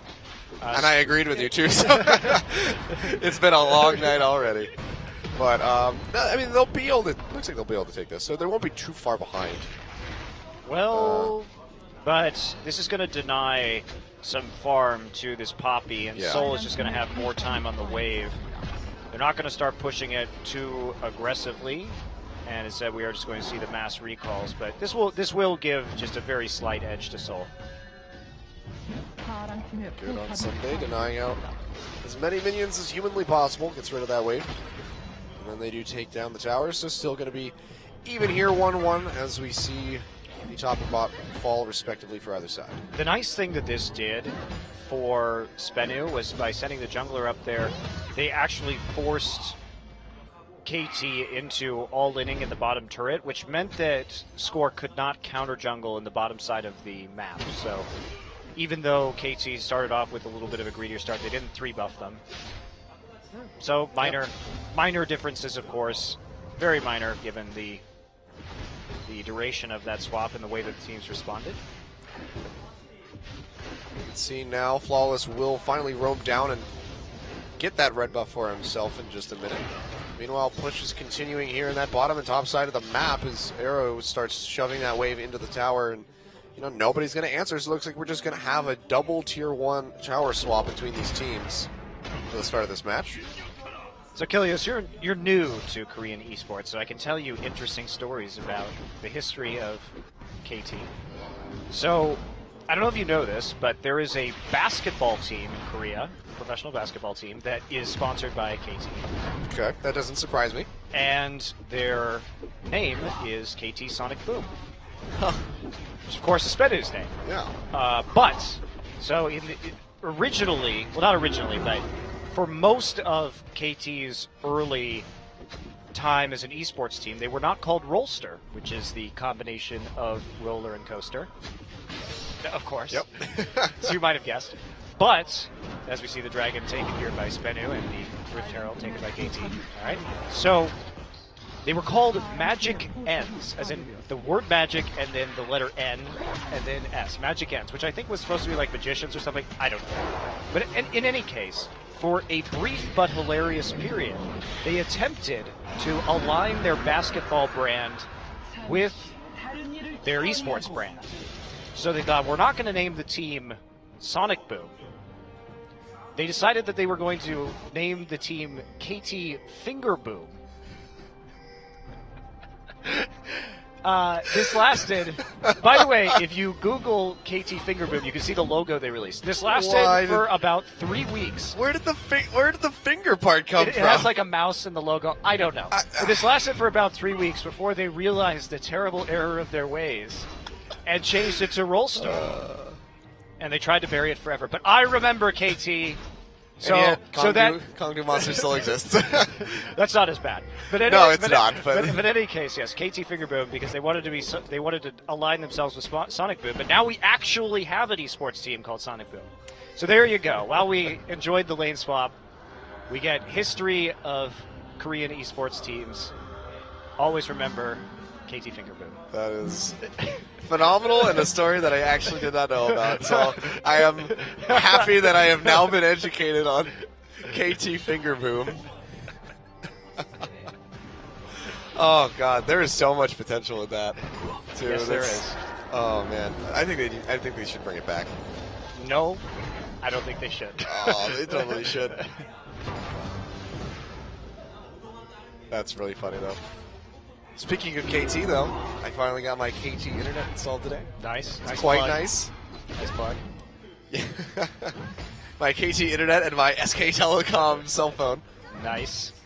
No, yeah, I mean, if KT plays this series as good as my internet services, then it'll be a stomp. Now, it really is, like, insane. Like, being in America, you're just like, man, I wish Google Fiber would just move to my neighborhood already.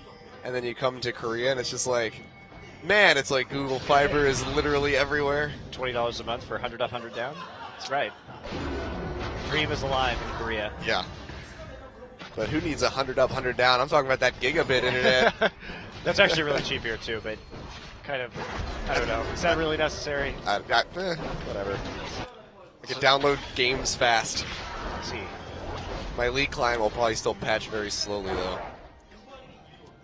At least you have like 6 ping. That's true. That's the other thing that's wonderful. All right, so looks like a little bit more pressure. We have seen Arrow come out a little bit ahead of this lane swap. Someday has been kept down just a little bit by the way that Seoul got the faster tempo. He got to lane a little bit quicker, so he does also have a 2-level advantage onto Someday so far. So they're doing a good job of keeping a player we would consider kind of the main carry of this KT roster in a bit of a pit. KT roster? The KT, the Rollster roster. But it is someday, which means that he's very good at bouncing back from these yeah, situations. he will be back. He will find especially an with inch this, and take a mile. Especially with this long lane, right? Yeah. We're going to see things even up. Nuclear getting some farm as they push it all the way back down these delightfully long lanes. Someday also just starting out with the cowls. And, uh-oh. Arrow's here. Arrow just going for the drive-by. Like, hello. And then he came by for experience. Yep. I'm just going to take this ambient experience and then just... No, he got it funneled into him. Yep. Double cull for these 80 carries. Not too surprised since we did have the swap come through. So, pretty good for both, but when Arrow gets that payout and he gets that much closer to that Trinity Force, it'll be pretty great for his purse, especially as we see them getting ready for these little skirmishes around the Dragon Pit. It doesn't spawn for another 2 minutes or just under 2 minutes or so, so get a little bit of time for these guys to accrue some CS and get some items before we see any real fighting come out. That was a riveting crab fight. That, yeah, just 10 out of 10. I've seen some crab fights in my day, but that was the best. Spedino trying to punish the double freeze by getting damage down onto the mid lane tier 1. Nothing else for them to take though, so this is a really good time for KT to slow push these waves, because if they wait long enough at the bottom side, they can develop a huge wave and then just take the dragon.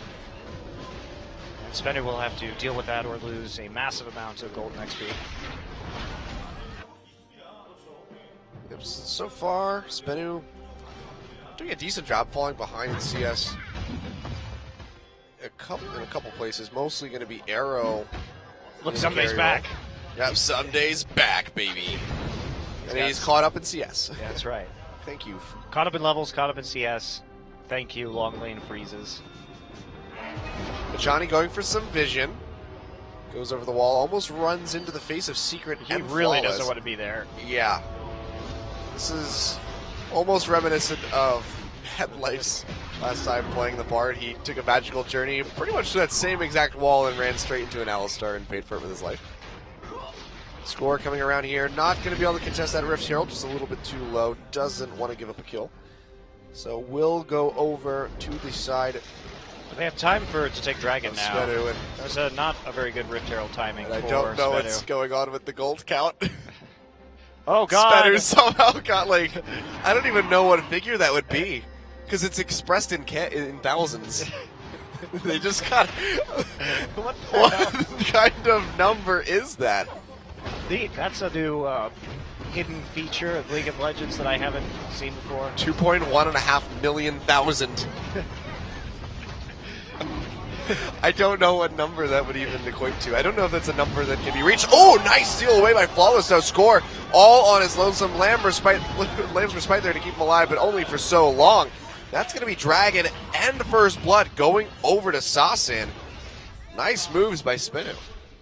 Get there right in the nick of time. Catch score by himself. Arrow is in the top side farming. They thought they had enough time after that Herald. They chased them all the way back down, but very, very close. And Spenu arrives all at the same time. I don't know what's going on. It's literally losing gold. The number is decreasing. But remember, there are no bugs, Achilleos. There are only hidden features.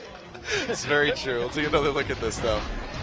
Oh, 43 HP. So close. And with everybody there, they use teleport for that. It's pretty high priority use of teleport because they do lose a bit of farm in the top side in order to secure that dragon, but it is number 2 and it's only 13 minutes into the game. Yeah. Good stuff by Spenu so far. Well, Spenu has actually been looking a lot better in their early games, I would say. Surprisingly, they did hold, they won a game off of CJ, and then in the Rox Tigers games, even though Rox closed out their advantages very quickly once they got them, Spenu actually looked pretty solid in terms of trading objectives and making shot calls for about the first 20 minutes of each of those games. Yeah, I remember that series, and it was really impressive. For a second, it was like, oh my god, Spenu might actually take a couple games off of Rox, but weren't able to do that, unfortunately, for them. But they, like you said, they have been looking significantly better. They've been on a rise as far as their team play goes. They haven't been on a rise as far as their champion selection goes. Though. Yeah, we haven't seen. Nobody's playing Rise anymore. We haven't seen him at all. They tried to buff him, and it just didn't matter. Well, after they hammered him into the ground with a Nerf bat. No chain stuns or chain roots for you. But here's 40 extra damage on your Q. Oh, yay. Huzzah. But now still a slow-paced game coming out from both of these teams, and KT especially going to be playing more methodically moving forward here, giving up that first blood and 2 dragons to Spenu. Pretty unlike themselves. Well, but once they have all their ults now, and that's where they really start turning on the Zillion turret dive mechanism, as it were. Interesting build here. Somebody looks like he's actually going to complete his Spirit Visage before he goes for the rest of the Iceborne Gauntlet. Trying to get as tanky as possible. Then get that nice, annoying slow for himself. Looks like we might have a little bit of a bunch up here in the bot side as they try to look for a gank. But well, they have a TP advantage. They have a deep ward. Here we go. Throw it out. This is just going to be the flash away by Nuclear. Cocoon immediately on to score. They jump in here. He's going to take a lot of damage as Arrow is just trying to burst him down. Here comes Fly. Bomb comes through, and Arrow will finish him off. Secret on the run. Still has the Alistar ultimate. He will be safe. I don't think they can continue this one forward, but they're going to lose the mid tower for it. Yeah, and they're not actually going to push into the tier 2 either. They're simply going to fall back right now, even though somebody still has his TP up. So they trade a kill for a turret. And Spenu's been really good at reacting to plays and making cross-map objectives. They routinely traded up against the Rocks Tigers. Tigers were doing the same thing, just playing for kills. And Spenu was picking them apart in the early game, trading those kills for towers. So Fly was the one to TP. I thought it would be Someday, but Someday just wanted to keep that freeze going and try and catch up once again when it came to CS. Yeah, wants to be as tanky as possible so that when he does TP into these fights, he doesn't just get ripped apart immediately. But yeah, I mean, mid-tower going down, that's pretty significant here. And a great little boon for Spenu moving forward. I'm just surprised they didn't go for the actual pressure onto the bottom with TP up, and the fact that they don't have wave clear. Like Sassen was in the mid lane attacking their tier 1. I think they could have easily picked up that tier 2 turret in a trade. Yeah, Secret was almost down, so they didn't have that tanky front line really. So they very easily could have at least gotten a significant amount of damage. Soul didn't have TP. Worst case scenario, Flawless and Sassen show up and you TP Poppy in. Yep. So odd choice of calls here by KT. Looks like they're going to try to make another one though. Move straight over to this Rift Herald. Will be the third of the game, second for them. Probably the last one that we will be seeing. Dragon getting ready to spawn in 1 minute and 20 seconds. It would be the third for Spenu. Just, who 18 got that? minutes. Arrow and Score were like fighting over the Herald up there. It's mine. Well, we'll see who gets it when we take a peek at these guys. But yeah, Dragon getting ready to come up. And again, third Dragon at 18 minutes is the fastest that we've seen tonight. We have really, really slow Dragon takes. The earliest being, I believe, about 10.5 minutes in that last game. Well, we had standard lanes in all those games, so that does slow down the pace of Dragons ordinarily. Quite true. We'll see if KT's going to be able to net their first one. Definitely want to stop that 5th Dragon train for Spenu, especially this early on in the match. For Spenu to get 3 Dragons would be pretty scary for KT. Teleport will be available for both of these top laners. Fly, not quite going to have his, but hovering around that mid lane, he's a Zillion. He can speed himself up as well. He should be able to collapse should any fight break out. You can see that Spenu are getting prepped for this. KT may not want to fight this right now. The cowl is done onto the Rammus, and combined with his heavy amount of armor, it may make it difficult. Someday still hasn't completed his first MR item, or his first full tank item. And now Sassen dropped that turret, and it looks like... Yep, we get to hold the wave. They're going to go for it. Rammus is simply walking down right now. Throw the Bard ultimate, but that's about it. But of course, you have to try to... Yeah, you're not going to be able to do anything. There's a Callista there, of course. Just extra confirmation on the execute. So, 3rd Dragon already here for Spenu, who are making all the right moves to stay ahead. Still only 700 gold separating these guys, but the closer they can get to that 5th Dragon, I mean, we're looking at potentially 30 minutes for it. Yep, huge actually for them. KT needs to start playing more aggressively, but usually this composition that they use for dives, you have to have something to dive, and with all of the outer turrets going down in the side lane so quickly, they haven't been able to make a play, and they haven't dared dive a tier 2 yet. Yeah.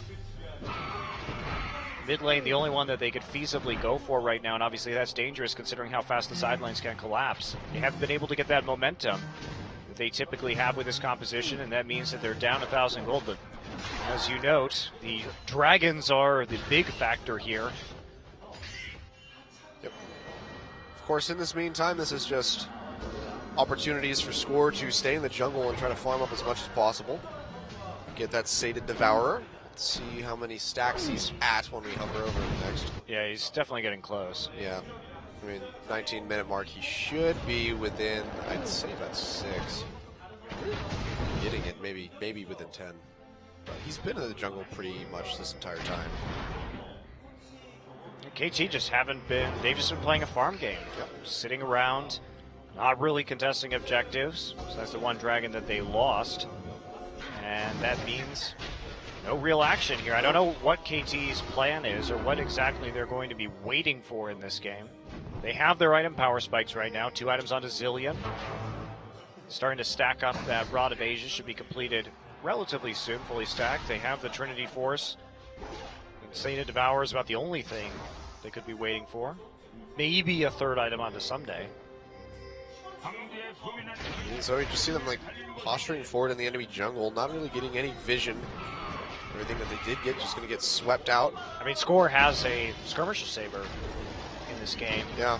So he's not going to be contributing as much as if he had had that Tracker's Knife. It means that warding in general would be a little bit lower. Yep, still waiting for the hover over so I can see how many stacks he's at, because it should be getting there now. Yep. Fly just trying to apply some pressure here. Zone off Sasson, make him go around the long way. But still not really able to get much pressure on this mid tower. You can see it's barely taken any damage, about 20% has been knocked off of it. Sasson, of course, those Sand Soldiers going to be pretty good clearing out the waves. Arrow's been really far forward down here trying to pressure this bot side too. Well, they really want to start evening out some of these objectives.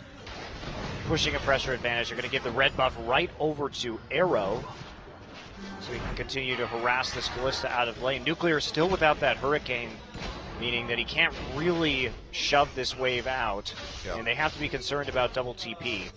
But they're not going to. They're just going to take the red buff and leave. I suppose, at the end, nothing will happen. Yep.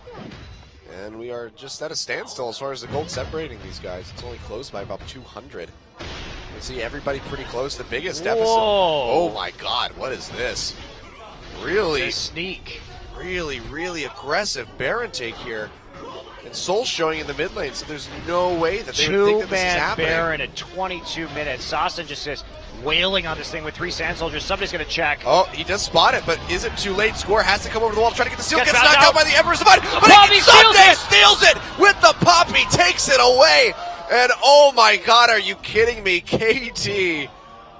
Someday is a god. Someday is just so damn good. That was amazing. Stolen it with the charge. Wow. Okay. Well, I guess that's how this game ends. I know, yeah. And it was going so well for Spedu. I feel so bad for Spedu. That was actually a really good idea. I didn't even know you could do that with just an Elise and an Azir in 22 minutes. Yeah, but they were making it work.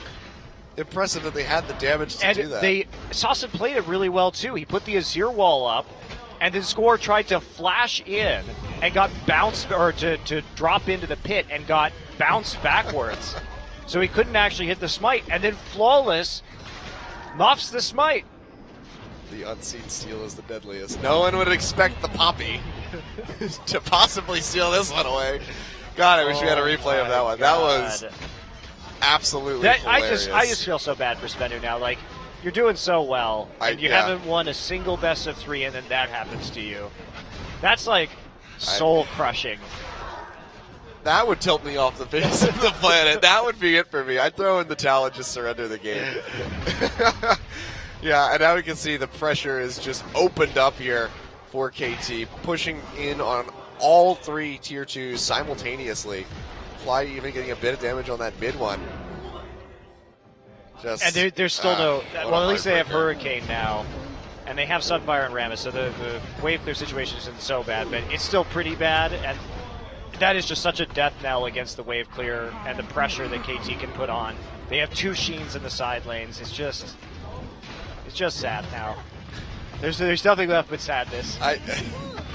Yeah, I don't know what to think there for Spenu. That's really rough stuff. No. Oh, and Flawless! Not much more to say. Can't even flash away. The burst is just too huge. Off the catch there, and he goes down, and this is the downward spiral as KT just start running away with the game. And after first dragon off the backside of that pick on Flawless, all hopes of the 5th dragon really just kind of crumble around Spenu. This is so sad. They were so close. On the plus side, at least they look like they're getting better. That's true, but it's only so, like, playoffs are getting ready to happen.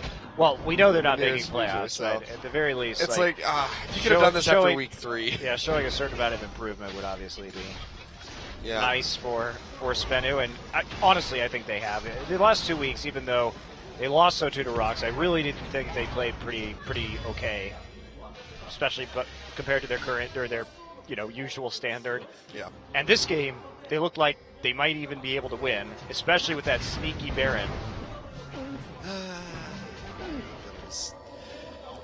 I was going to say it slips through their fingers, but it was snatched out of their hands is Well, much more. Flawless. He just missed the smite and then walked into a brush and died and gave up the dragon too. So, not his finest hour. Oh, Fly takes a bit of damage, but of course it is a Zillion who can stay alive for all of eternity.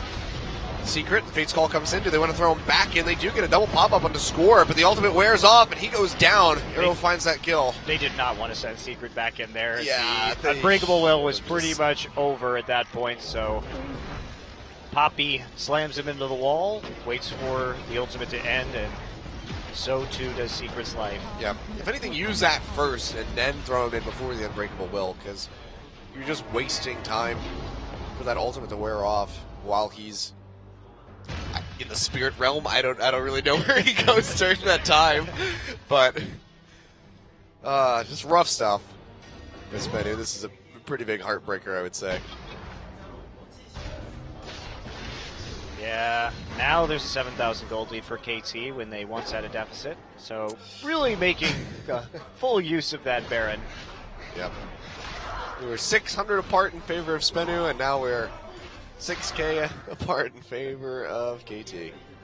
So, just taking that lead and multiplying it significantly. Life is hard for a Sonic Boom. Apparently it is. Apparently it's the most difficult life that you could possibly have in Champions Korea. So we'll see. They may be able to beat Kongdu now.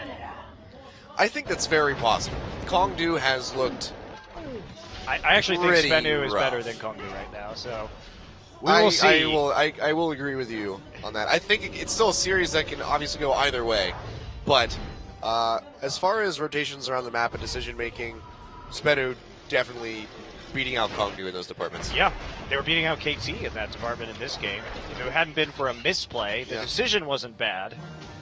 That would have been, oh god, that would have been such a good play if they were just able to lock it in. I could only just imagine the faces on KT's members, like when they realized, oh crap. They two-man Baron in 22 minutes? They just took Baron with Azir Elise. It's like, no, they can't be doing Baron. The Rammus is in the mid lane.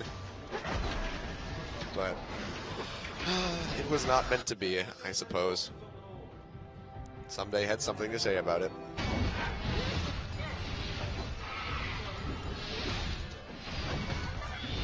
And this is a very exciting fight in the bot side.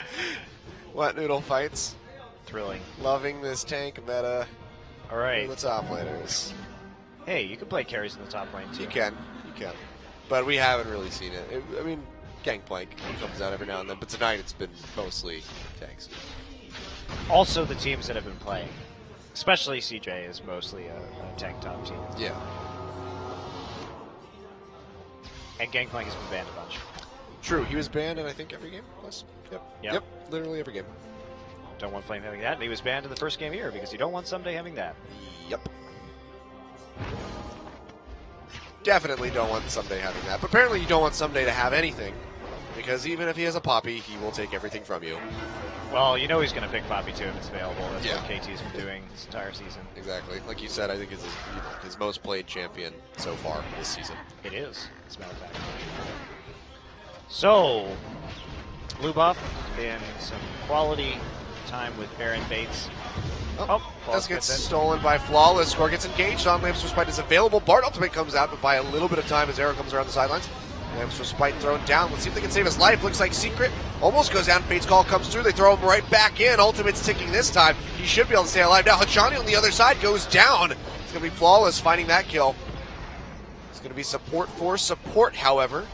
AD carry of KT does pick up that kill. Still, the even trade is about all Spenu could hope for. They tried to kill Score, but it was Bard Ultimate into Lamb's Respite into Zillion Resurrection. Yep. Good luck killing anybody on KT. Other than Hachani, who is just not with anybody else. Score's back. The revenge of Score. Yep, Nuclear takes a bit of damage. Score with that Sated Devourer. I didn't even look at his items for a while. He's already got a Maul of Malmortius and a Rapid Fire Cannon. So yeah, fire cannon's a little weird, but just trying to. He's got to get that. I don't know. That range. Yeah, stretch his range as far as possible so he can get the fat Sated Devourer damage in. Dragon getting ready to spawn though in 5 seconds. It would be the 5th of the game, 4th for Spenu if they can net that, which would be pretty damn good for them. And I'm sure they want to get their hands on it, but KT not going to let it go without a fight. It's hard to take this one away though, because Nuclear will be here and can confirm this, the takeaway with the Rend. Arrow's the package too. This is really dangerous for Spenu. Yeah.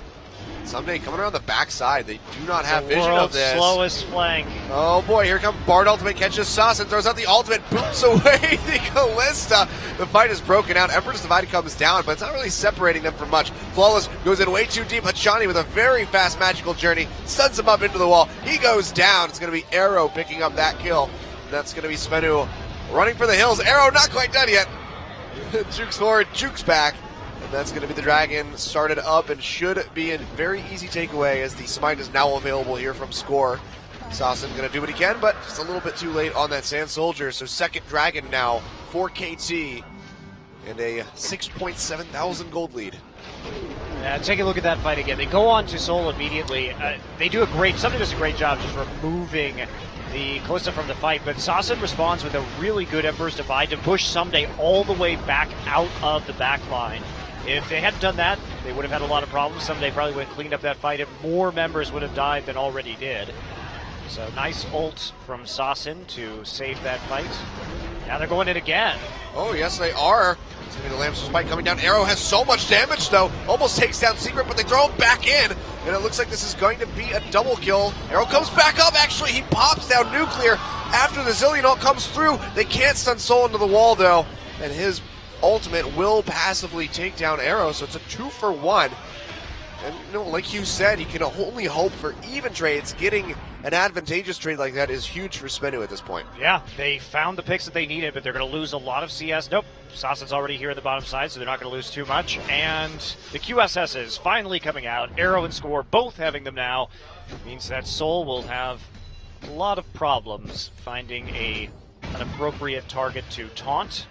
Arrow actually managed to kill somebody after reviving, killed Nuclear after coming back to life.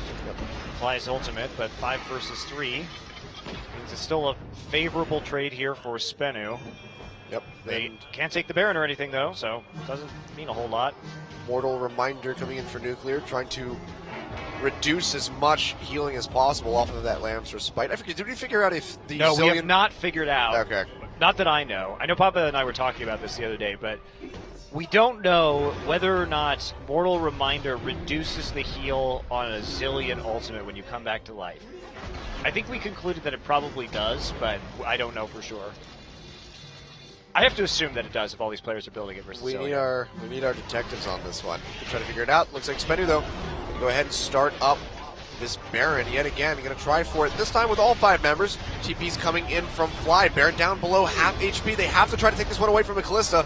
Bard ultimate to buy a little bit of time. Nuclear gets stunned up, and they take him out. And just like that, all confirmation for the Baron goes out the window. And that is going to be the second Baron pickup for KT here at 34 minutes. Secret on the wrong side of the map, trying to run out of here, but I think Kachani is going to find himself a very delayed solo kill. Kachani is chasing the cow. Oh, he still has ult. Yeah, he used his ultimate. It's okay, Ignite will tick through it. Goodbye. Yep. Face Goodbye. the power of true damage, Alistair. Have fun with that one, and just like that, it's going to be the inhibitor line broken, and maybe even the Nexus Towers. 20 seconds until Nuclear or Flawless come back up. And it looks like KT are just going to go ahead and push in and finish off this game. They are taking out these turrets really quickly. A couple Sheens doing quick work. Lamb's Respite to keep Arrow alive. Here comes Sauce and pushes them all out. Arrow has the juke to the side, still has a Zillion ultimate, but it does fade. Someday comes in trying to lock down the Azir as best as possible. Nexus down below half HP. Score just juking around. They will be able to finish it off. Arrow dies in the end, but to no avail. KT with a very convincing win over Spenu Sonic Boom. Well, after they got the Baron. After they got a very insane... Some shaky play at first, I think, from KT. Looked really indecisive, but as soon as they catch Spenu in a mistake, they capitalize, turn that Baron into a huge gold lead, and are able to easily clean out the rest of Spenu and win the game off of that second Baron buff. Rough day for Spenu Sonic Boom fans. That is such a hard... I feel so bad for Spenu. That was really rough. Like I said, my heart already goes out to Sasson so much when he loses games. That was one that they should have. They very much had the advantage in. Really upsetting to see it go south because of a steal by a Poppy charge. Rough. Rough indeed. Yep. So KT comes back with their Zillion Poppy combination, the KT Classic this season. Will they let them have Zillion again? Sasa doesn't even look bad this time. Yeah, he actually doesn't. He looks like, well... I don't think you can be mad about this game. You had advantages, and it was like a freak accident that caused you to lose that Baron. It was a good call. Sasa, in fact, did the most damage of anybody in that game. Yeah. Yeah, he was almost 4,000 ahead of Arrow on his Corki. So a very good performance by him, but unfortunately not enough. We'll see what happens when we come back for Game 2. It's coming up in just a few minutes.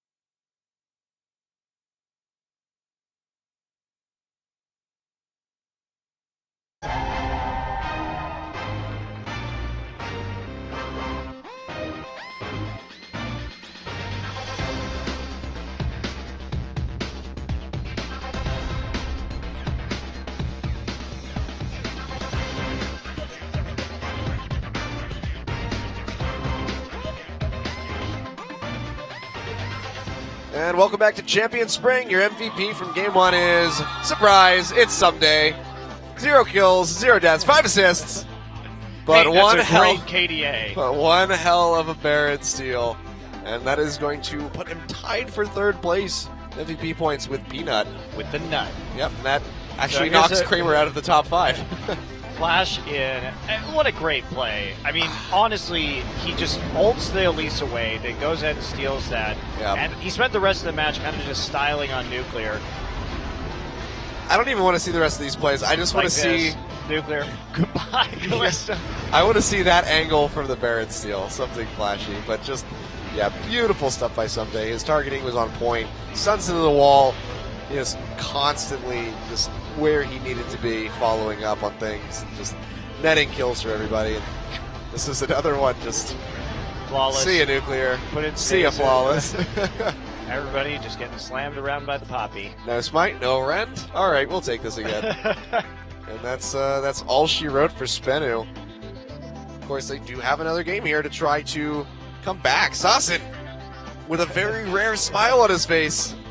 Seeing Sasin smile is like finding a unicorn. Talking about Bard in the chat right now. There's a nice Bard ult at the end to secure the 2nd Baron. And of course, Someday coming back with that Poppy. Great play on that Baron. Good reaction, too, because you had no idea they were doing it. And it Yeah, had he like just- 3,000 HP by the time he showed up. Just having the ward over the wall, and it's just like, oh, okay. I'll take this then. Just nail this Elise. And yeah, mistake there. Flawless could have dodged that ability and probably secured that one, but ended up with a Poppy steal. Yeah. What you going to do? That's true. Well, that is the big question as we enter into pick and ban here for the 2nd match. What is Spenu going to do? They are not going to play Lee Sin. That is true. I think we already knew that one coming into it. And Azir is going to be bad. I think that's smart. Saucin actually played really well on Azir that game. He did highest damage out of everybody's champions. Just the way he was using his ultimate, also the fact that he seems to know the champion's limits in terms of when exactly they can do Baron, that was pretty impressive. That, yeah, was very surprising. They were able to do that. Don't want to give the Callista over to Arrow, however, so they go ahead and ban that one away, so we won't see that one coming back out. Corki could be banned out. Arrow had a really good game on that as well, so that could be the final ban from the side of Spenu. GP Otherwise, could be picked up. Yeah, GP as well could make it. That would be a very big first pick for Someday. Spenu has banned none of the champions they banned in Game 1. Gragas, Gangplank, or Trundle. Last ban is going to be the Gragas. So GP does make it through. The question is, does Someday just go ahead and pick it up here? Do they go for the Corki? It's going to be the Corki. I don't think GP is first pick worthy anymore, but No, Corki certainly is. Now, whether looks like Soul's just going to lock in the Gangplank right away with the Thresh too, taking that, trying to provide some nice big zones with the box and the powder kegs. I think that they must have had a plan to take it if they weren't going to ban it. Yeah, more than likely, just trying to get it for themselves. But, of course, you know, that does just leave open the Corki, and we saw Arrow have one hell of a game. Fly could always flex that into the mid lane as well. So it's still a very solid first pickup here. Now, flipping back and forth here, they might not go for the Gangplank. They might just let this go through. Lulu Poppy, obviously high priority picks. Probably higher priority than the Gangplank, but you do run that big risk of giving it away. Yeah, and giving it away to Someday, who has had some phenomenal performances on that champion. We can see it's going to be Poppy Trundle coming in. So Poppy for the top lane, Trundle in the support role for Secret. I don't really understand the priority on Trundle here because KT has not been a Nautilus team. Yeah. They have played Nautilus, I think, once. They're also just not showing any tanky members yet. I think you could have just held off on this. They played top Nautilus once. Someday did win with it. Yeah, I think maybe instead of picking up the Trundle, maybe just go for the jungle pick here, but opting into the Trundle anyway. Or maybe just go for a different support, like the Alistar. Yeah. Score might just go back to the Elise and they could try for more of a pick style of composition. And take it away from Flawless too. Yep. He's going to have one fewer jungler to play with this game. Score did not have his best game on. the Kindred, and they have the disruption, of course, with the Alistar already there, so they can pump people out of the ultimate if necessary. So what is Flawless going to play? I guess he will go for Kindred. 3 jungle bans and the early Elise pickup does leave the pool rather thin. Yep. We've seen Kindred just have probably the biggest resurgence out of any jungler right now in the last couple weeks. There's a 6.3 hit. So not too shocking to see this one come through for Flawless if they do decide to lock it in. And they do. And it's also going to be the Lucian for Nuclear. So solid pickup for him. Oh, the Blitzcrank cover. Please. Johnny always does this. I hate to break your heart, Achilles. I know, but I can hope. A guy can dream, can't he, Monty? No, because when we dream and KT gets wind of it, they start playing crazy Draven comps. Draven comps. Triple AD and not executing well on it. Jhin might just go for the lane dominance. That would be, would be good. It would be our...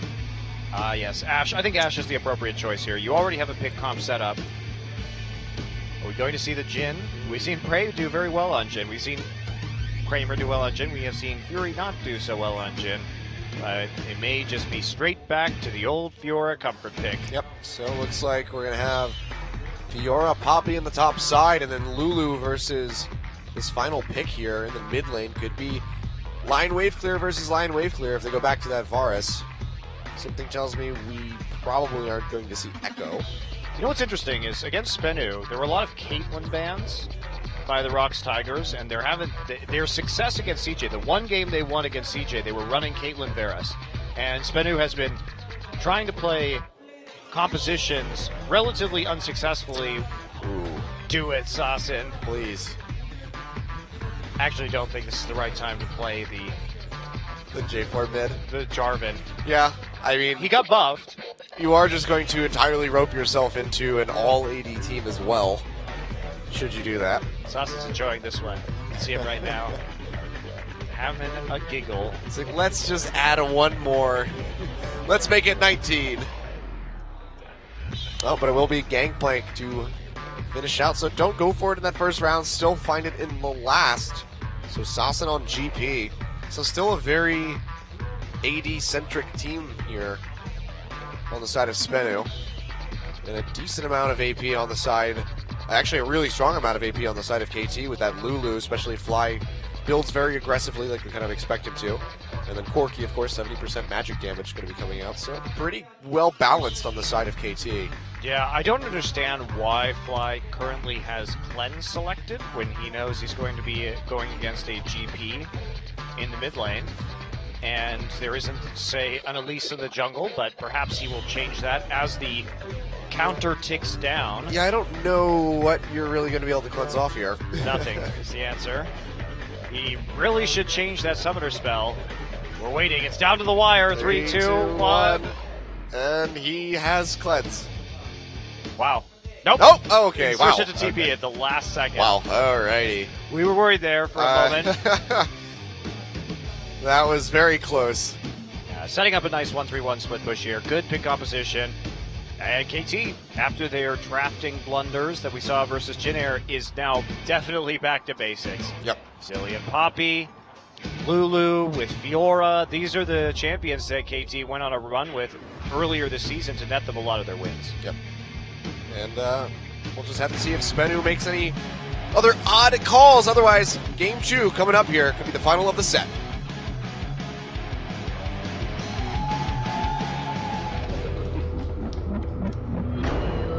Find you acting on your best behavior. Turn your back on my...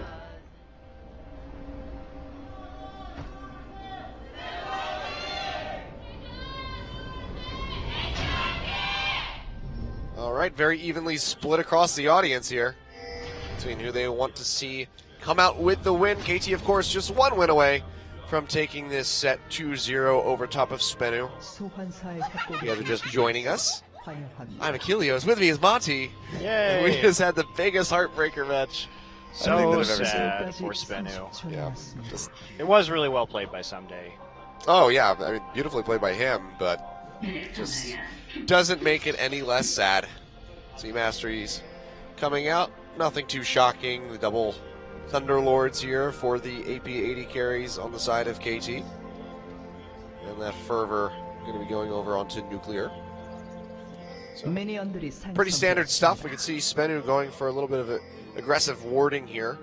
I actually am surprised not to see Warlord's Bloodlust on Dilution. That has been, I think, the more popular mastery, at least in most regions as of late, just because it allows you to trade in lane and then get yourself right back up there when it comes to HP. Yeah.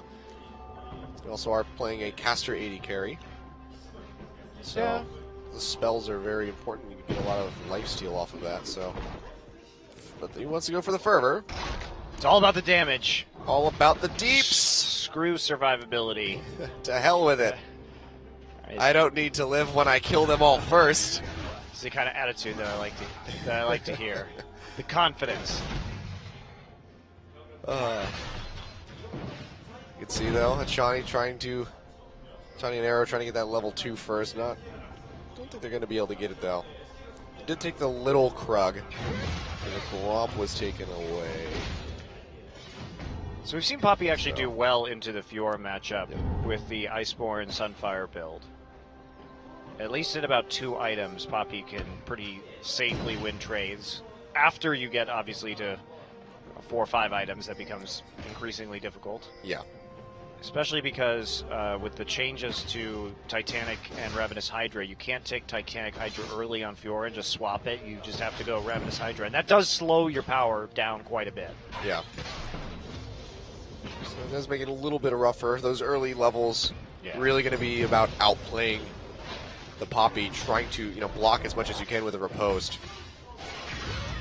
and just keep hitting those weak points. Vitals. The vitals. We can see Sunday though taking a bit of harass from Soul, as expected. So he's just going to be chugging up on that potion, trying to sustain up as much as he possibly can. He's not down by too much. Goes in. We'll be able to get these minions and clean up the waves. So he's not too bad of a spot, but certainly going to be wanting some attention from Score in the nearish future. If they can shut down Soul, there goes the tanky front line for Spenu, because Secret and support on this Trundle is not going to get tanky for quite some time. Yeah, Score also is going to be focusing primarily on these side lanes, trying to kill a GP with an Elise Lulu gank. Not the easiest thing in the world to do. Yeah, especially because he can just cleanse off your cocoon, so there goes your big potential.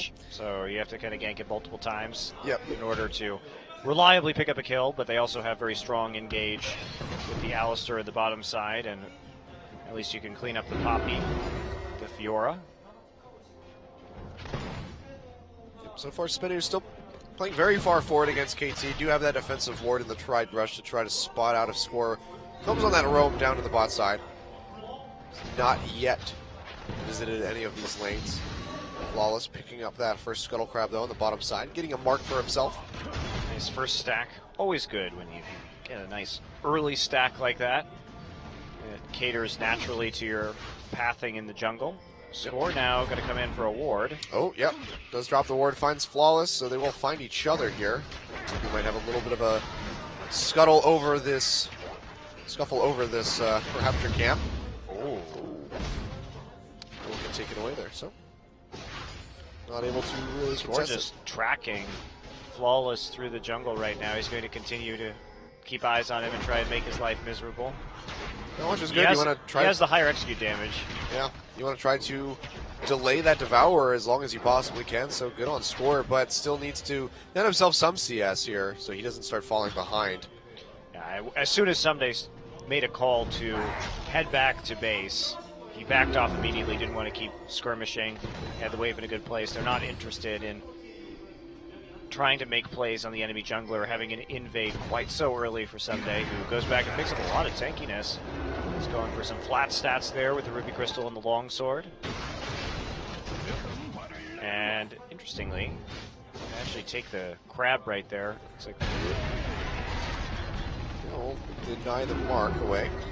Johnny looks like he's trying to find an opening here against Nuclear, but he's just taking a ton of poke damage here, back and forth. Secret doing really well to just constantly chomp him out as he walks forward.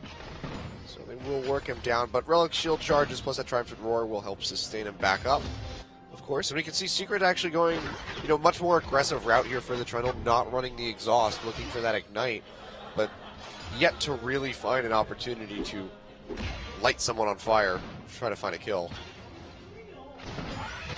Well, KT is not interested in finding kills. I hate to tell you, Achilles. They're interested in someday becoming a split push monster and then just winning the game that way.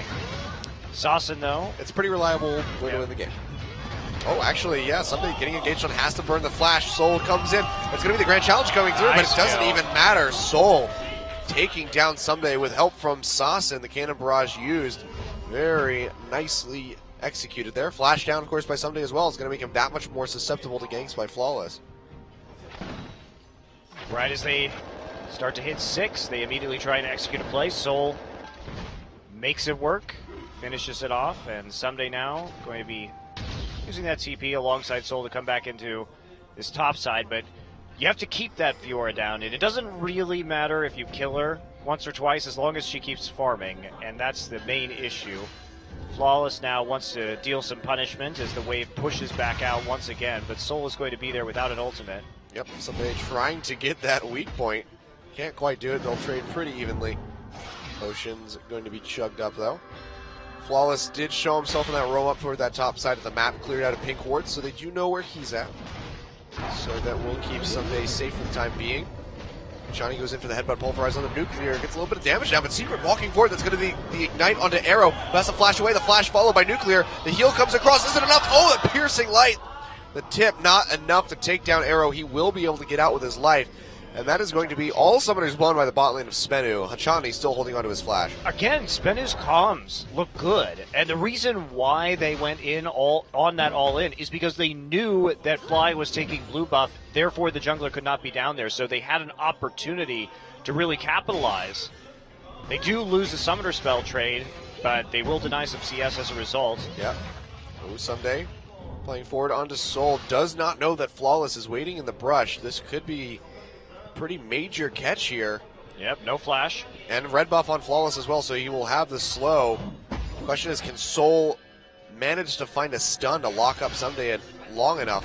So he's walking forward trying to find it, but Someday's playing as if he were the wiser in this situation. They're not seeing Flawless anywhere in the bottom side of the jungle, so chances are Someday's going to continue to play very cautiously like this. Yeah, I think this is smart. They just went into the enemy jungle, too, to get some wards down. Yep, there it is. They show. GP ult is up. Yep, grand challenge comes down. Somebody gets popped up in the air, takes a lot of damage, but he goes in on the Soul. Should be able to finish him up. No, he can't quite find it. And now the Lambs Respite comes through, but here comes Fly. That is going to be the Wild Growth coming through. Soul goes down. Somebody finds a kill. Can he make it a double? I think he can. Almost out of mana. Wild Growth runs off, but it doesn't even matter. There it is. 2 kills picked up for the Fiora at the top side of the map. And that is going to be quite devastating for Spenu moving forward. That cannon barrage could have been there just a little bit earlier, and that may have actually sealed the kill. I'm not sure why Sasa didn't use it. We were just praising Spenu's ability to read these cross-map plays and communicate effectively, but that time it looked like I'm pretty sure the cannon barrage was up right there. I checked it. Yeah, it just got cast. Yeah, so they cast it at the tail end of that fight after the Grand Challenge had already been popped and was healing. That had been there initially. I think they may have been able to secure that kill. Really good roam by Fly, though, zipping into that top side to save Someday. And for Spenu, that dive, really questionable. I think they were counting on the cannon barrage being there so they could clean it up quickly, but sometimes you just have to walk away from those ganks, even if you've invested so much time in that top side as a jungler, just inching closer and closer through the lane brush. Yep. Someday didn't take the bait. And that's one of those examples of the sunk cost fallacy. You feel like you have to do something because you've spent so much time or energy or money doing it already. So it must continue no matter what. Yep. And now we can see that's going to be a pretty substantial lead over to Someday, who has the Tiamat completed. Yeah, that was pretty much a worst case scenario. Yeah. Someday gets 2 kills off of that. Yeah, he's the one that you have to be worried about now. Score with that ward over the wall, spots out that the Krugs are being taken, but they walk right past the ward that has been thrown down by Spenu. Sassen's going to roam up here, maybe try to pinch in. Risky. This could be really bad, actually, for KT. That was really risky because Lulu was fading into the bottom side of the river to get a pink ward. Yep. And they had two members trying to push up. Definitely not the safest play. KT could have really been punished for that one. Yeah, I was really expecting Spenu to actually completely collapse in on them, but he's going to let it go, and that's going to be KT actually now taking the Rift Herald for themselves. So, making the first objective play of the game here at 11.5 minutes. Dragon has not come into play quite just yet. We saw a very early take in that first game, 6 minutes for it to be taken away by Spenu. Not going to be revisited quite just yet, though I might have to eat my words as Flawless does roam down here. And there we go. Look at you eating those words. How does crow taste, Achilleos? It's very not pleasant. So, Dragon getting taken, but scores on the roam down. Smite available by both junglers, could have that fight. Meanwhile, speaking of fight, Canterbarrage comes down, Soul trying to stay into that, but actually dashes out, now has to flash away from Someday, who goes in, finishes off the grand challenge. Turret shots come through, he will stay alive, and the Dragon actually goes over to KT, who out-pressured Flawless. Well, they had pushed him up in the mid lane. Sassen was concentrating on casting his ultimate, so Fly drops down, is able to help Score take that objective. Yep. And Someday doesn't commit to using his flash, so he gets the ult out of mid lane, gets the ult out of Soul, gets the flash out of Soul, and now he is sitting pretty with a summoner advantage and no more threat on the map from Sassen without that TP or the cannon barrage. Let's take a look at what happened down here as Score and Flawless stare each other down, and Flawless just has to leave. Wow, exciting. Yep, this forces him out with a cocoon. Very nicely played, and a pretty staggering stat line there. 93.3% chance that KT win this game, and a 0% chance that Spenu win it since they did not get the first dragon. I think the stat is something like if Spenu gets first dragon, they still win like 30% of games. It should be less than that. Maybe 20-something percent, maybe like 23. KT, I believe, has lost one game where they didn't get first dragon. KT, as a team, has defined themselves by their dragon control this season. They have certainly been able to stack up to fifth dragon an inordinate amount of times. And that's really how they won at the start of the season. Uh-oh, Soul maybe in a bad spot. Whoops. Nice Whoops, shield will stop that, Hachani. actually. Okay. It's a little bit of a botch from Hachani, keeping Soul alive. Loses his flash for that. That was terrible. That was pretty bad. Because he missed the pole, too. Yeah. He was not in range of the pole. So it just blows everything with no effect. All Soul had to do was press W and walk back towards his turret. Look at Someday, still just playing so far forward, even though Flawless is showing in that lane. He is completely and utterly fearless right now. Has the Titanic Hydra completed for himself. Interesting that he went that build. The other Fioras we've seen since they changed the Ravenous Hydra, Titanic Hydra swap, have all gone Ravenous Hydra. So a bit more conservative with this build. I guess it's just entirely dependent on who you are playing against. I suppose. He'll still build the Black Cleaver, so it's not like he's not going to get any more damage. Yeah.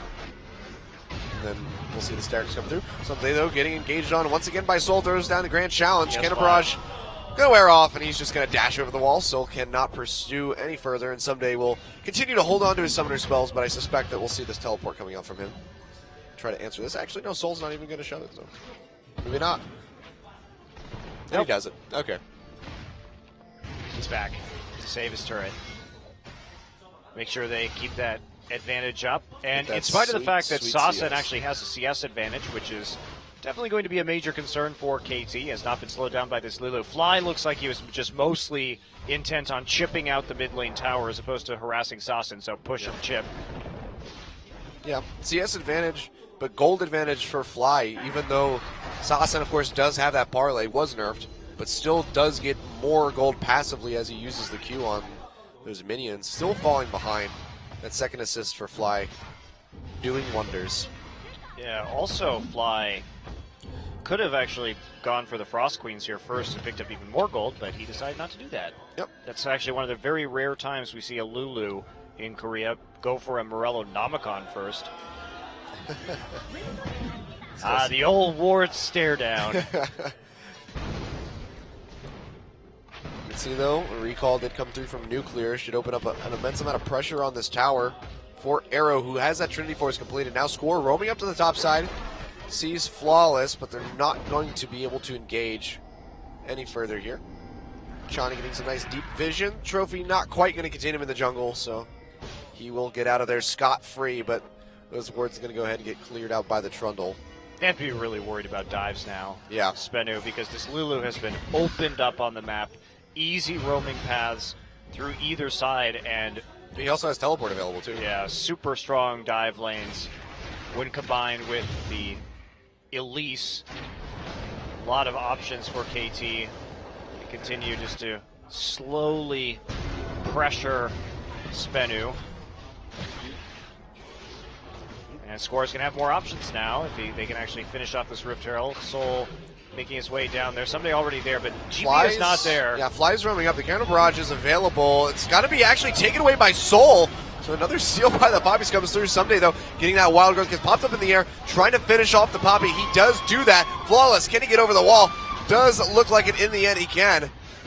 Score not going to be able to chase with the Repel in time, so it's just going to be a 1-for-0, but Rift Herald does go over to the side of Spenu.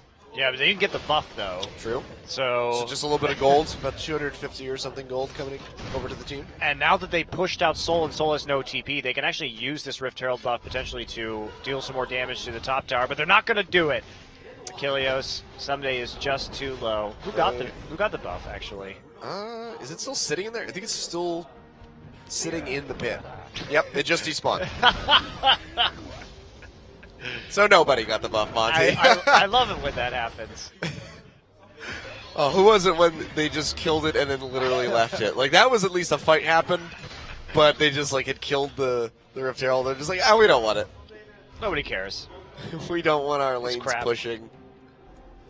Crap buff. It's going to be the second dragon of the game spawning here at the 18-minute mark. Would be the second dragon for KT. First for Spenu. And would be a nice little pickup for them objectively if they could get it. Not sure if they're really in any position, however, to do so. Score coming around the sidelines with Hachani and Fly in tow, trying to pressure out Flawless. They will be able to get him off this red buff and take it away for themselves. So Score finds that one. Sawson arriving too late. And that just seems to be the story of this game, is Sawson's just not there. Well, Sawson can't be there. He never has the right angle. He is now without a turret in the mid lane. There's really nothing he can do. Well, he didn't even arrive without a Rift Herald. Well, he did eventually. But now he was shooting some parlays at barrels over the walls while Flawless was trying to get out with the Lamb's Respite and had to use Flash. But yes, it wasn't very much, but he was cut off from that objective to a certain degree, and his job is to keep farming, just like some days.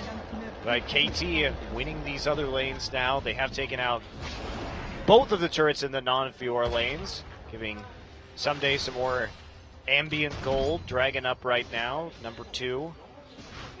Could be for KT if they want to stick around for it. Yep, we saw that Scuttle Crab go down. So there's another mark denied, another stack denied from Flawless, both for his Devourer and his passive stacks. And really good Score, being able to at least have that one assist, still keeping pace and farm with Flawless. I'd like to see how many stacks he has at this point. I haven't quite been able to catch it. It'll happen soon. He's still got to be a couple minutes off, I feel. Yeah. So, Someday coming right back into this top side. Just going to flex up against Soul. Meanwhile, Dragon's going to go ahead and be taken away by Score, Arrow, and Hachani. Why not? So second for them. Just makes knocking down these turrets even easier. It's time to play around the package. More deep warding. More jungle taken. So just going to be taking away as much as possible. Every camp that you take away from Flawless hurts him pretty significantly because it's just that many, fewer places that he can go for these stacks. Yeah, just really denying him time more than anything. Someday still just chilling out. I'm content with the wave and where it is. I don't want this tower. Oh, he'll get the tower eventually. Yeah, eventually. He's not in a rush. He should get a good amount of push off of this one. Soul likely not going to be able to really stop it from going down. There it is. And someday starting to stretch. The biggest CS lead that we're seeing in the game right now is up about 20 CS. Now over that. Mission, scale Fiora, and feed her with all the kills is working smoothly for KT Rolster. And who would have thought that a double kill would have helped a Fiora scale above a Poppy? Also, taking out and winning your other lanes so that you just win turrets in straight head-to-head matchups. That too. Shove some gold in the pockets of Fiora. Now 2 items done, and starting to get rather scary. Yep. Shove golds in the pockets of the Fiora so she can shove her rapier somewhere else. Into small Yordles. Somewhere where the light won't find you. That's right, using the theme song. Baron has since spawned. No sneaky play is going to be coming in this time. No, from the dream is dead. Yep, the dream is indeed dead. And even if they tried to rekindle it, I'm sure that someday would just as easily stomp it right back out. Farmfest 2000 still continuing in that mid lane though. Gangplank becoming a bit powerful, has that Hex Drinker for a little bit more sustain and mitigation in the lanes.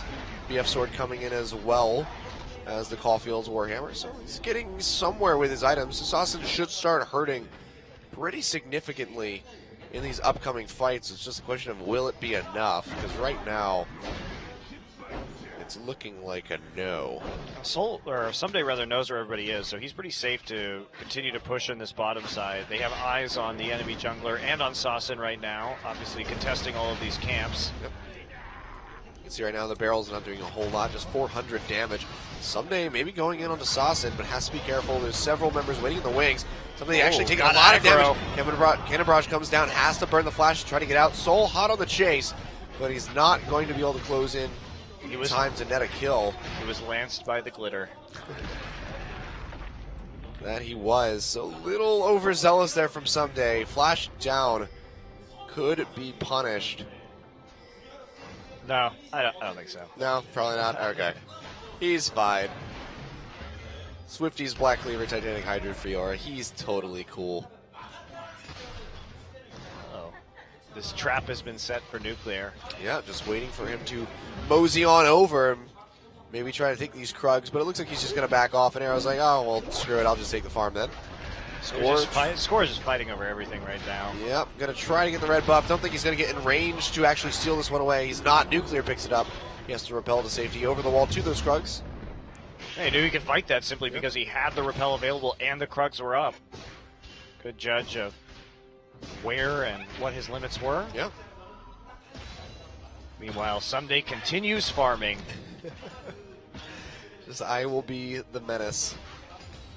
Sassin's going to have to do something this game at some point with, at the very least, with what Spenu has going for them is a hyper-farmed Gangplank, 300 CS in 24 minutes. Yeah, that's really great. And that's, I mean, mostly been a part of those cannon barrages that he's thrown around the map a couple times to try to net himself those assists, but doing really well in the lanes is, you know, of course, to get all of these waves as they crash in. You can see he is now surpassed Fly, but still only by about 200 separating those two. Big difference, though, is, of course, going to be Someday, who is 1,700 gold over top of Soul. Wow, how did that cocoon us? I don't know. That was really bizarre. Hidden features. Oh, nobody wants the crab now. Yeah. Decided it wasn't worth it. If it can't be hit by a spider cocoon, you don't want it. I mean, it might be a ghost crab at that point. Nobody wants ghost crabs. Spiders typically have to cocoon their prey in order to feast on them, so Score decides that he doesn't want it anymore. Elise could turn into a human, so I guess that's not really necessary. Is she really a human, though? She's got legs coming out of her back. Hey. It's like a half, like, Animorph thing going on. If I had legs coming out of my back, would I not be human? That's That's pretty ethical quandary right there. Yeah. Are you some sort of mutant hater? Leg Achilleos? back people are people too. I don't know. That's right. I don't even know what you would call Well, them. apparently not to you. Yeah. Nope. You have an open mind. I will try to pursue that. An open mind in that. Moving forward in my life. Equal treatment for those who have legs on their back. I had them removed when I was very young, but some people still have them. They choose to keep them. Oh, what, were you ashamed of your back legs, Monty? I was. I'm voting for Bernie Sanders because he stands for equal rights and treatment for people with legs on their back. Is he the candidate for me? Yep. I think he's the candidate for everybody. Johnny going in, though, gets a nice pulverize, but taking a lot of damage. The Cannon Barrage really locking him in here. Ultimate about to run out, has to flash away to safety. He will get out alive, but Summoner Spell down, but that is, of course, going to be the third Dragon going over for KT. So that win condition is very, very possible for them. Could be rolling around at about the 38, 39 minute mark. And this is how KT plays. Yep. They play around Dragon. Yep. They get 5th Dragon a whole hell of a lot of the time. They will just sit there and wait for you to make a mistake and scale with Fiora, so they keep multiple win conditions open. And if you don't fight them, then they take all the dragons. And if you do try and fight them, then Fiora kills all your turrets. So they are really good at 4-1 splitting and making sure that they can win in a reasonable time frame with the dragon buff. That's why they have a 93% first dragon win rate, even though they have nowhere near that win rate overall. Yep. You know something mildly depressing? Flawless is still not stated. Oh. And it's 27.5 minutes in. Well, they've been contesting so many of his camps. Yep. And it hits that really crappy point of the night for him where the enemy jungle camps start getting marked for his passives, and he's just in no position whatsoever to go and contest those. Kidder doesn't need stacks. Well, you just kill the champions then, right? Yeah, there you go. Look, because that's been working out so well with his 0-1-0 score line. You got to keep it positive. Well, he's certainly not doing that. He's keeping his KDA negative. Johnny going in for some vision. We'll find Secret. Looks like they're just gonna kind of walk around each other for a little bit. Trundle eating wards. I don't know if there's anything that Trundle won't eat. Just like Tom Kench. Yeah, that's very true. Why does everybody want to eat everything in League of Legends? I don't know. Shogath, Kog'Maw, as we Lulu, talk, like, tastes like purple. I don't know what she's eating. Yeah, I'll take some of that though. It's some kind of really crazy hallucinogenic, that's for sure. I'll have what Lulu's having. Maybe she just thinks she's imagining all of this around her. This giant battle arena that she's stuck in, fighting to the death. Maybe she thinks it's just a bad trip. That's probably like the new lore from Riot. It's really the only way they could actually explain League of Legends at this stage. The summoners are the only things that exist, and the summoners are just... It's just 10 people in a circle tripping on acid. There you go. Nailed it. We figured it out. Wow. Look at that. Rocket in an auto attack, and Secret is down to half HP. That's what happens when you have a Trundle on support. Does not get very tanky very quickly, and just like that, KT forces themselves in, takes down the Tier 2 tower in the mid lane. Is it exciting Baron time? It's definitely deny Kindred more stacks time. I think it should be exciting Baron time. Spenu thinks that it is because they're throwing that scrying orb in the in the pit, trying to spot out KT and make sure that they're not taking it. Looks like they're just going to go for this exciting Tier 2 top time. And I don't think KT is going to have much of an issue looking this one down. We can already see Secret again just hasn't really been able to heal. Getting chunked further out. Flawless taking so much damage. Cannon Barrage coming through just to clear out the wave. And it's only going to hold for so long. Arrow, of course, can walk up with these Lulu shields and start chunking out just like that. So getting the turret down to half HP. Taking a few too many shots. Right. Get a little ahead of yourself there. Sunday's job is just wave clear dude. He's not actually going to be able to dive the Poppy with this level of tankiness. just has to make them wander around the map until they can actually crack another one of these tier 2s. It's a slow process. Yep. Get a barrage down, though. The only thing they really have to worry about is Lamb's respite at this point for a dive. But looks like they're just going to go ahead, be happy with the chip damage that they got, and just back off and spend all this hard-earned money that they've netted themselves. Fly looking really aggressive. Morello, Namacon, Luden's Echo, and the Rabbitin's Death Cap completed. Now Blasting Wand, probably going to be the Void Staff. Yeah, he's going for a really AP-heavy build. Usually most of the mid Lulus we see are more split push, like we were talking about earlier with Faker's build, or utility-oriented with the Frost Queen's Claim into a Lich Bane, and then Deathcap after that. This is just straight-up CDR, constantly spamming spells, pushing the wave. Guess Fly really not too concerned with slowing down the advance of Spenu. But given Spenu's... Or living. Yeah, or living. Spenu's lack of engage, though, not really too surprising. Yeah. Look at that. Complete blackout on that bottom side of the map. The great Spenu power outage. There are 1, 2, 3... There's like 5 wards total for Spenu. 2 are pink wards in the blue side of their own jungle. And then 2 are up near their base wall in the red side. They just have no vision at all. They are going to have to face check this in 10 seconds. Yep, Arrow moving forward, trying to get some damage on the Flawless. Oh my god, look at that coming through. Lamb's Respite coming out already. Good lord, Arrow. Calm yourself. Gorky's pretty strong. And Flawless is still not sated. Oh my, that is just a total disaster. 32 minutes into this game. That is pretty abysmal for a Devourer Kindred. And especially because he built Blade of the Ruined King, he was hoping that he'd be able to get those extra Blade procs out once the Sated comes through. So that build not doing much of anything without the Sated actually completed.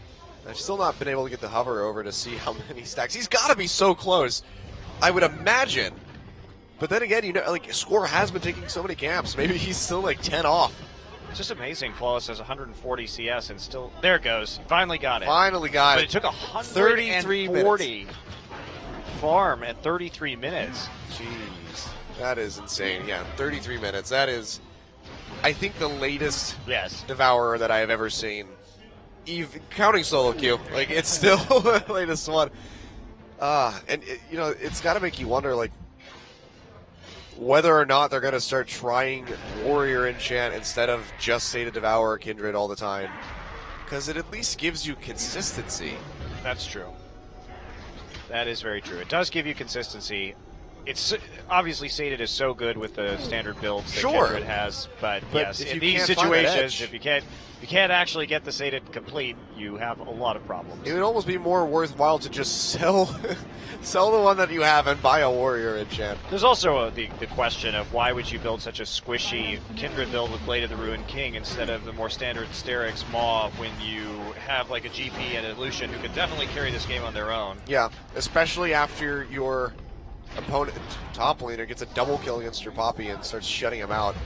And you have a Trundle support that's not going to get tanky. So really just interesting build paths here from Flawless.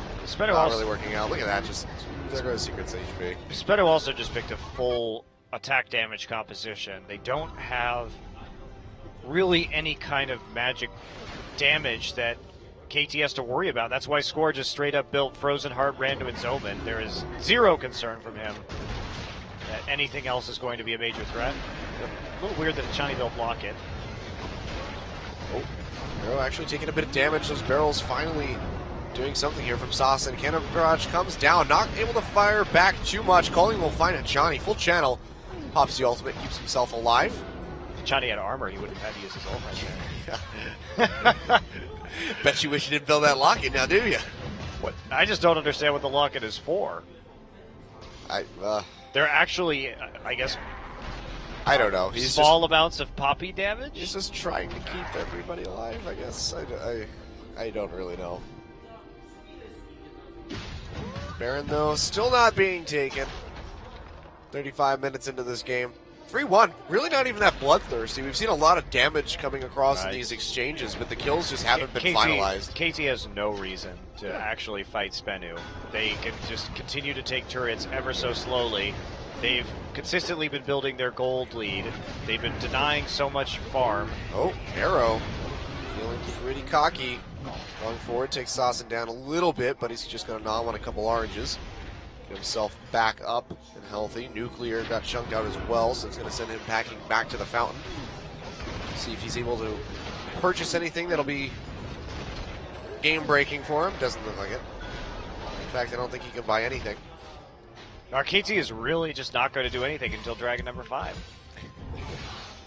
It's spawning in a couple minutes. Hovering around that Baron, clearing out the vision as well. And, you know, that's really just going to force the hand of Spenu.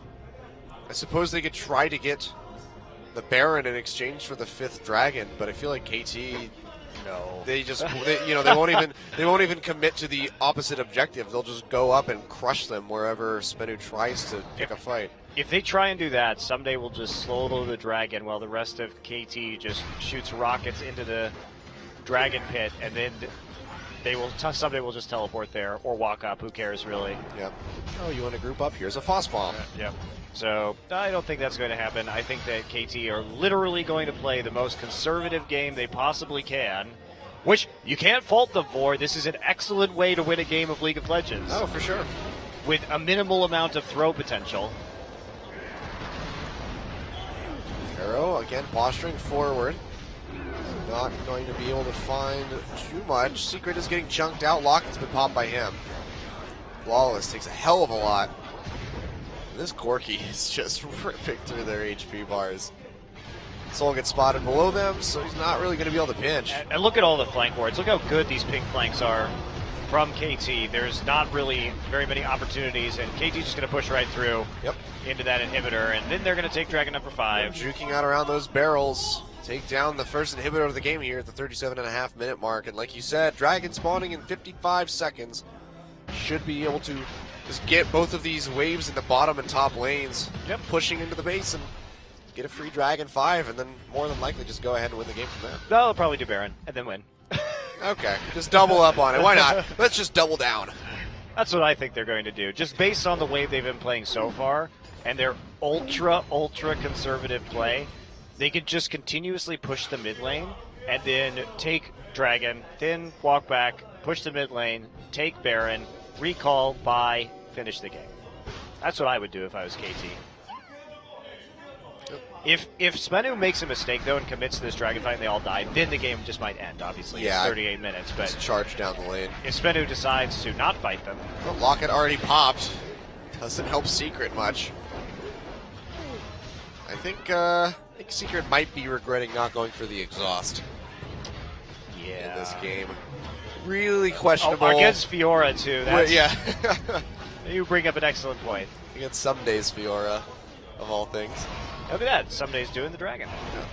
With the help of Score. TP's coming in on the sidelines. Sasson coming in, going to try to chain out some barrels. Arrow not even going to get caught by that one, but he does get pinned into the wall. Wild Growth comes up. He might actually fall, and he does. It's going to be Secret finds that kill. Someday. It's already going to be 2 people falling, though. And now we're going to have Someday coming in hot, taking down Secret. What more can he get? Chases onto Soul, flashes for the kill. Should be able to finish this off with the grand challenge. There it is. Pops him down. It's just going to be Sasson. He falls as well, and just like that, I think KT Rolster are going to find their win. A 2-0 over top of Spenu. Yes, they get the 2-0, it looks like. Get the 5th Dragon. And we do see Spenu try and engage Sasson with a teleport flank. Not sure why Soul was not the one doing that. Really weird. But as soon as they finish that Dragon, Someday simply TPs in, clears out the back of the fight with the 5th Dragon buff, and that is going to be the end of the game. KT play a very clean game of League of Legends. Extremely clean. A pretty clean series as well. Spenu was looking so good in that first series, but after getting that Baron completely denied out from them, looks like it just hit him a little too hard mentally and couldn't perform the same way in that second match. Yeah. So rough stuff by them. Again, still like a promising looking team, just not able to find these wins. But I think, like you said, Kong Du Monster really could be that first win for them. Yeah, in the meantime, KT continue to keep their playoff hopes alive. with another 2-0 victory. Back-to-back, 2-0 against Longju, 2-0 now against Spenu. Pretty. That was just such a textbook game. Yeah. It was just so clean. They did exactly all the right things, dotted their I's, crossed their T's, made Sassen have a sad face. Poor Sassen. And the cameramen know. They're like, oh, I gotta get that slow push. Well, someday we'll just stare into space. It's like, did I leave and the no, stove on? Space is not actually here right now. He's not standing outside the booth. Yeah. I meant it metaphorically. But, you know, rough stuff from Spenu. Not sure who the next matchup is, but hopefully it's one a little bit easier for them. Because if they play like they did in that first game and don't let a Poppy steal the Baron, they could walk away with a win. But, of course, your MVP from Game 2, it's going to be Sunday yet again. 5-1-0, 62% kill participation, and one hell of a game on that Fiora. A little bit surprised Score didn't get it. I think Score played very well. Score's pressure game. It's not like that he did anything amazing, but he constantly pressured the enemy jungle and was setting up so many of these vision plays and tower pushes. But Someday played, of course, this. Where was the GP ultimate? There it is. Yep. Way too late. I think they could have made that play. Maybe they were getting greedy and didn't think they actually needed it to finish it off. You should always just do that anyway, though, because the worst case scenario is it's another assist going on to somebody else in your team. So, more gold overall for your team. And this TP, too. Arrow goes way too far forward. Still draws out a surprisingly large number of abilities. This becomes super tanky after the wild growth, but Someday here, there's just nothing you can do with this Fiora into your back line. Yep. With 5 dragon buffs this late in the game, so flash follow there with the grand challenge, and Someday will end the game. The double kill. Yeah, I mean, he already does so much true damage. You take that 5th dragon buff, and it just becomes gross. So disgusting. But we do have an interview with our MVP, so we'll throw it over to George for the translation. All right. Hello, Champions fans again. After today's match, KT was able to beat Spenu 2-0, and today's only MVP is Someday. All right, let's meet our MVP. All right, you are finally second rank. How do you feel? I just finished playing, so I know it's been a while since I got the only solo MVP, so I feel very happy. And yep, you are second rank with the 800 point MVP points. I actually didn't expect that, but I guess I was gradually getting MVP points, so hopefully I get the MVP. What I was wondering is that KT or Spen was able to get the first blood and the first of both sets. So how was the booth environment? We didn't actually think too much about the first blood, so we were actually focusing on how to play the game. With the Baron still I had, we kind of overturned their game as well, so I was very happy with that too. I know you guys very high probability of winning when you get the first dragon. Is there a reason, do you think? It is a secret, but we were trying to let them have the dragon, and we were trying to get a win on the other side, but we couldn't do it. And that was our strategy, but we couldn't get it quite well. I know Spenu, you guys' comp was very good, but Spenu was also very good. How did you overcome that? I think one of the biggest moment was when we had the Baron steal. We had our confidence up. I guess that's one of the reasons as well. I think one of the moments you were able to get the first MVP was when you stole Baron. What did you think about? I didn't know. I didn't know I was gonna get the Baron steal, so I just went in, I guess, and I was able to get the Baron steal. On the second set, you got with your Fiora.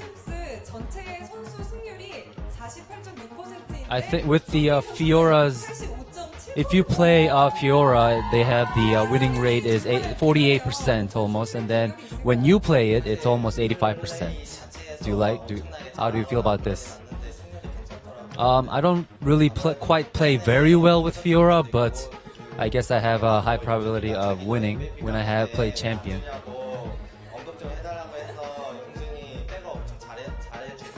I was actually, my teammates actually telling me to mention them how well they play as well. So I just want to thank them as well. It is very nice of you to mention that as well. Can you tell us how to actually play Fiora well? You have to use passive very well. So it is a very good champion to play with. So you guys should actually enjoy playing with her. Next match is against Africa. How are we going to be preparing? I know on the first set, Africa lost against us, so I know they're preparing. They're going to be well prepared for the next match. So that's what I heard as well. But and also I want to beat Iksu as well. All right, please say something to how you're going to play the rest of the season. I know we are second ranked with today's victory, and hopefully I will play better as the season goes on.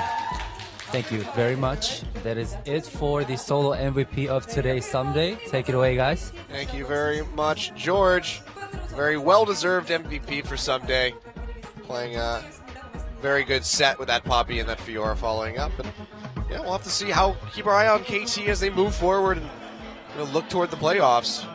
So just to recap, of course, we had Longzhu versus CJ earlier on in the night. Longest set of my life, 4 hours for 3 games. I think that was actually the longest best of 3 I've ever cast. It was 49 minutes, over 50 minutes, and 70 minutes for those games. Considering how many games you've cast in your career, that might make it the longest best of 3 without pauses ever in League of Legends competitive history. But not so long. Spenu Sonic Boom versus KT Rolster. They did hold out a little bit longer than I expected, but that was mostly in part of KT playing very safely in that second game. And as we can see, a little bit of a shake-up in the rankings. CJ just moving up to 4th place, KT moving up to 2nd. They do have the better game differential at +10 as opposed to +9. Yep. But they have lost both matches to Jin Air. So the head-to-head tiebreaker, should they tie in points, would go over to Jin Air. Theoretically, at least, yeah. But we did see Jin Air also get destroyed by SKT, who have been on a bit of a rise. So maybe Jin Air kind of faltering a little bit. But, oh man, next matchups. This is going to be one exciting day tomorrow. SK Telecom versus Rox Tigers. We talked about this earlier. The last time these teams faced wasn't the best conclusion. SKT kind of backing out of they raised the white match. flag. Yeah. It wasn't. The first 2 games were excellent. And then the last game, they substituted Blank before he was at the same level and Scout in. Yep. Then, of course, on Saturday, Spenu versus Kongdu. It's Spenu's time! Can you feel it, Achilleos? Yeah. And then, I can't wait to cast that set. Can you wait to cast CJ versus Jin Air, the teams with the 2 average longest game times in the league? Because if there is one set that is going to go longer than CJ Longzhu, that is it, baby. Suddenly I regret taking this job. No, I'm just kidding. I'm completely kidding. I'm down and I'm up for the challenge. It should be a good set. It should be exciting. And Jin Air, when they're on, they look really on. Obviously, they dispatch KT rather rapidly. And CJ, that should be a really, really interesting matchup because both these teams are going to be clawing for that number 2 spot. If CJ wins, they're going to move even further up the rankings. So, exciting times. Yep, really exciting times to be a CJ fan. Exciting times for tomorrow. Rox Tigers versus SKT. We'll see you then.